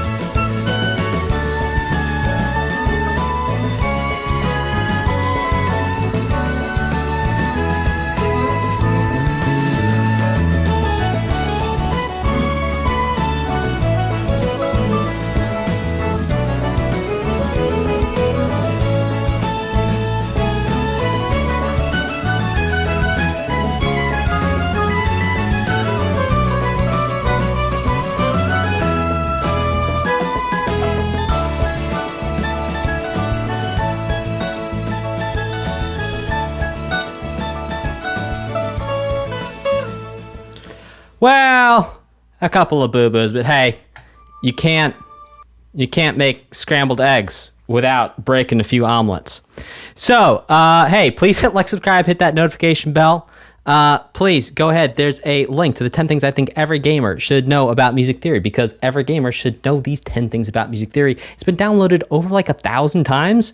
It's in the chat. There's a link there. There's also going to be a link in the comments if you're watching this. And we're going to go ahead and check out our bonus song for the stream, which is going to be Fog Beast Battle. Here we go.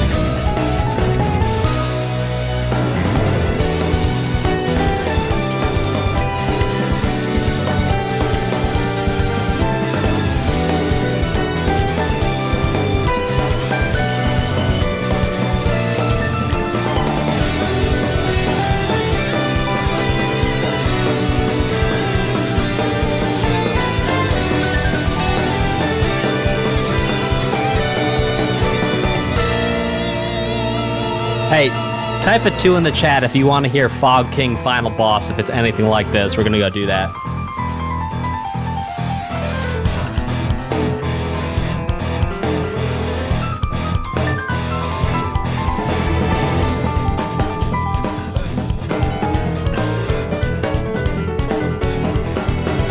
Oh, come on now. This is some sweet fusion, baby.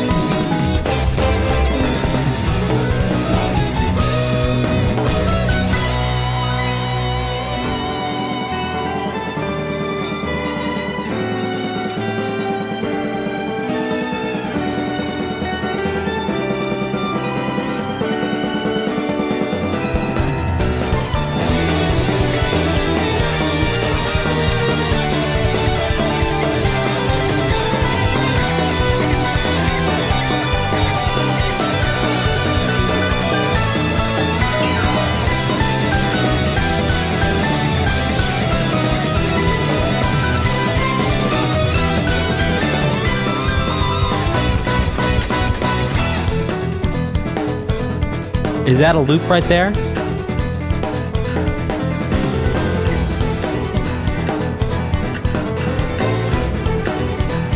that part coming back around. Do these extra songs loop?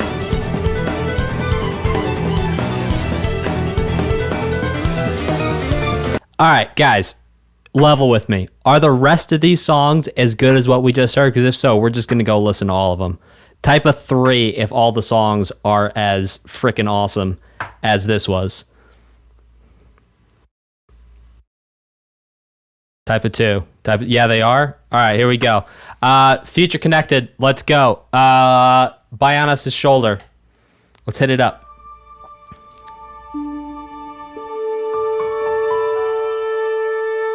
Like, I'm sold. Let's go.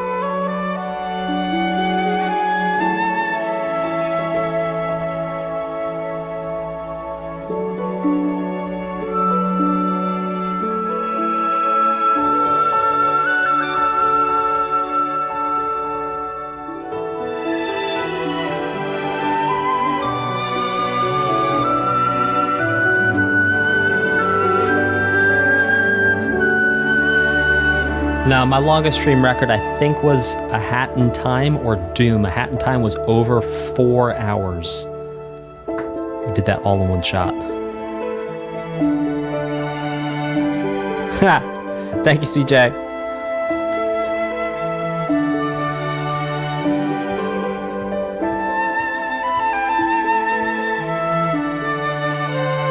Yeah, Hat in Time was like 5 hours. It was really long. The problem with doing long streams like that is after an hour and a half, I just lose it. Like, I'm just incoherent.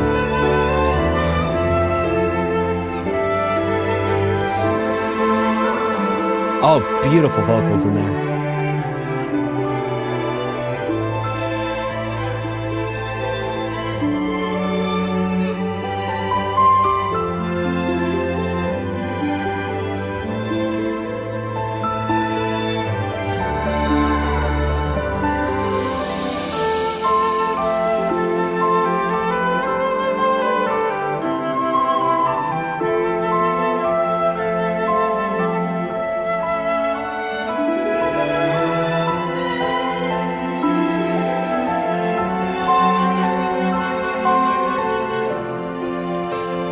Yes, actively listening to music and also playing and also, like, yeah.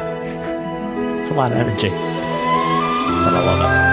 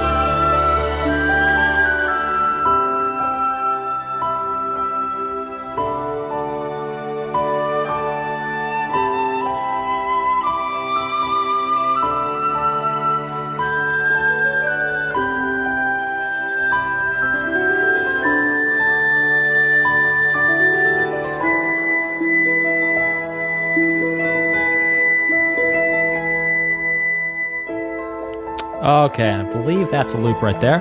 We're going to go to Bionis' Shoulder Night.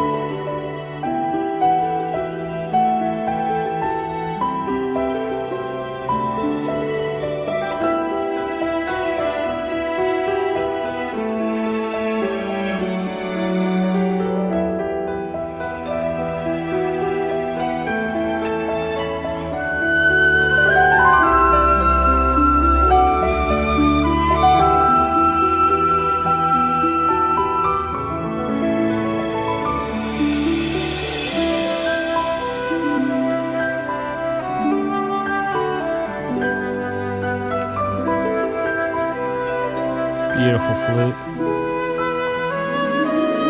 So I think something that is interesting to talk about is a lot of these tracks are using live instruments. Like there's no way all this, like some of it may be VSTs, but a lot of these things are definitely live.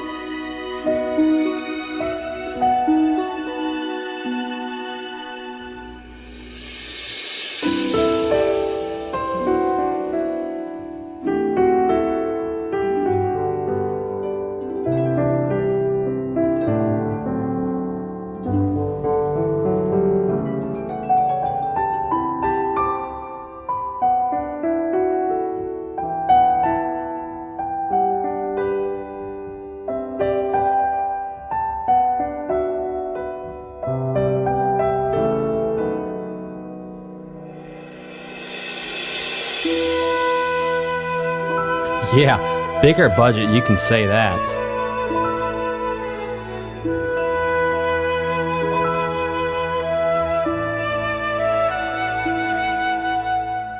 There's the loop. According to chat, I'm going to go ahead and take chat's word for it. This next one is called Grandel.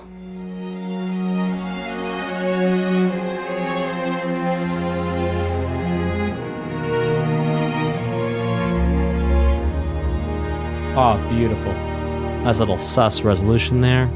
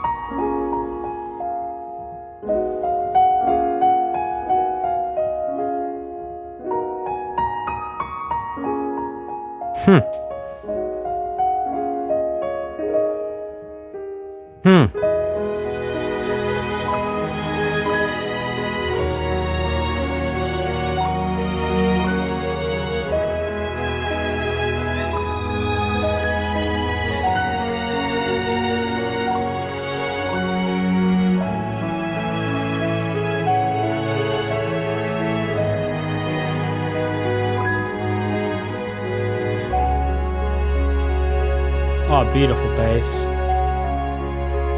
Okay, I think this is looping us back around. Now.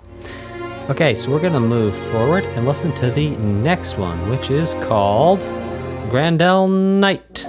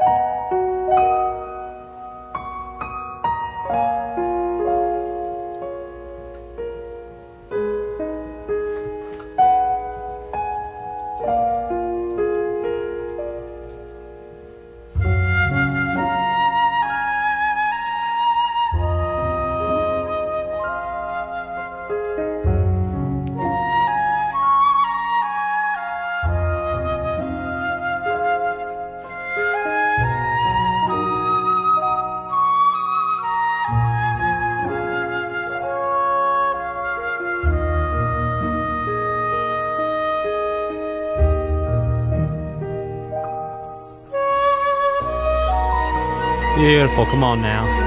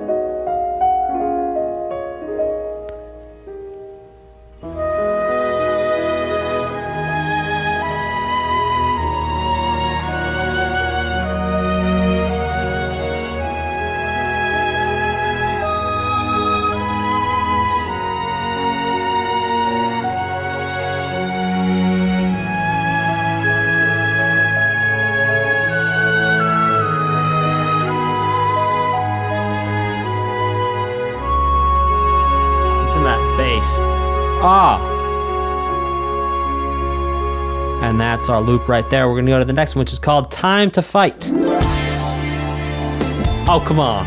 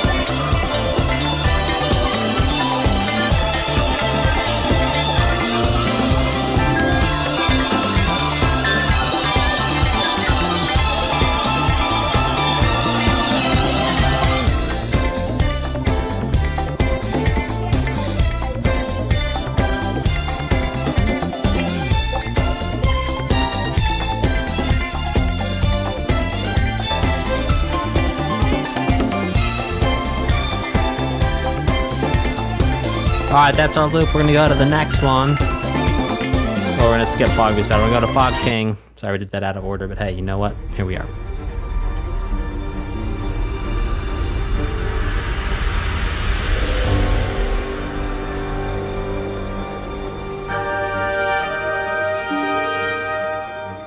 That was very Star Wars right there. Not that. First one was though. It's like okay.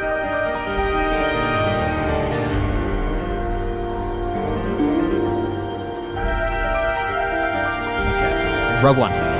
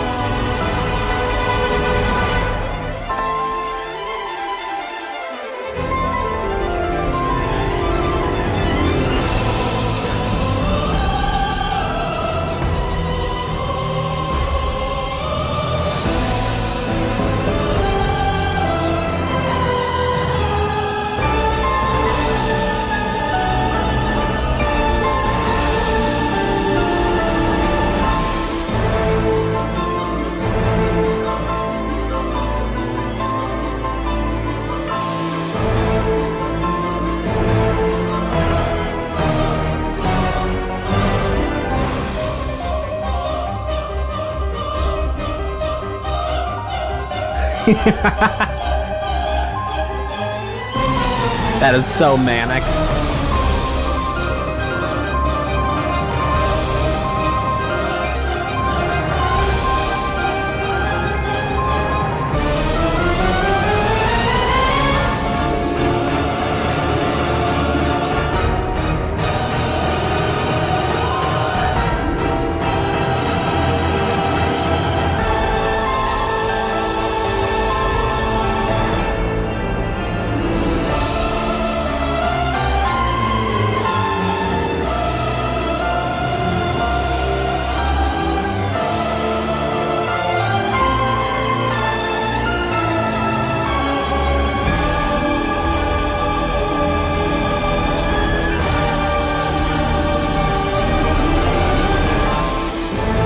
Alright, that's our loop right there. We're going to go to Beyond the Sky acoustic version.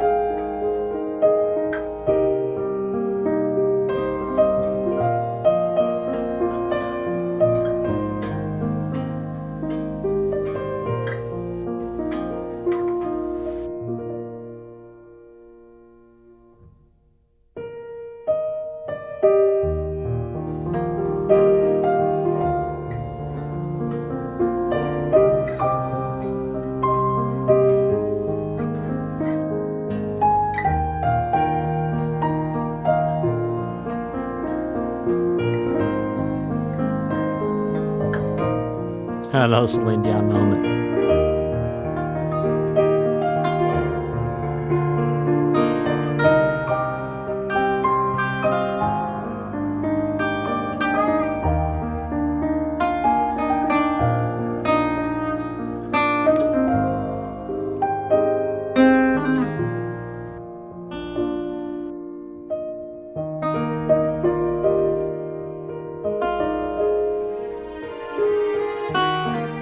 Sorry. I'm sorry. I'm so sorry.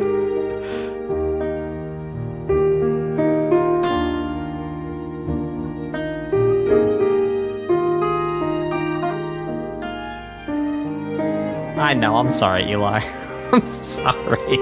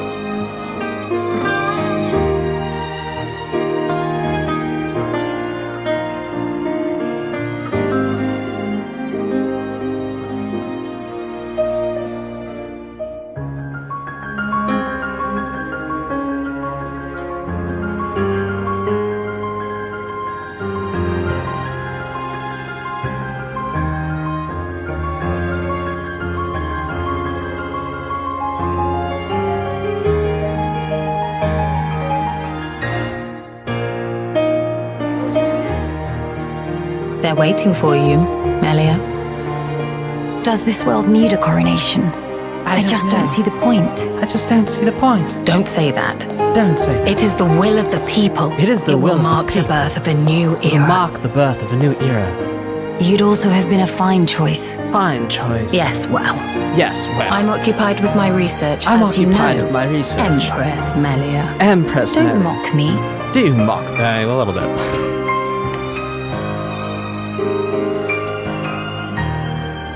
Here we go. Here we Yes. go. Yes.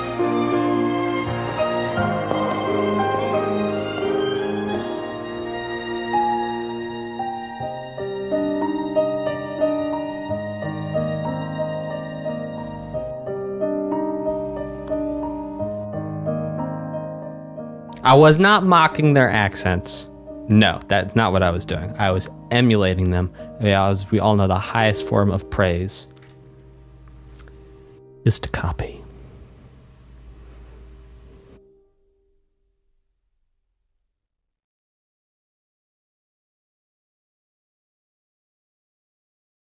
It's not over yet.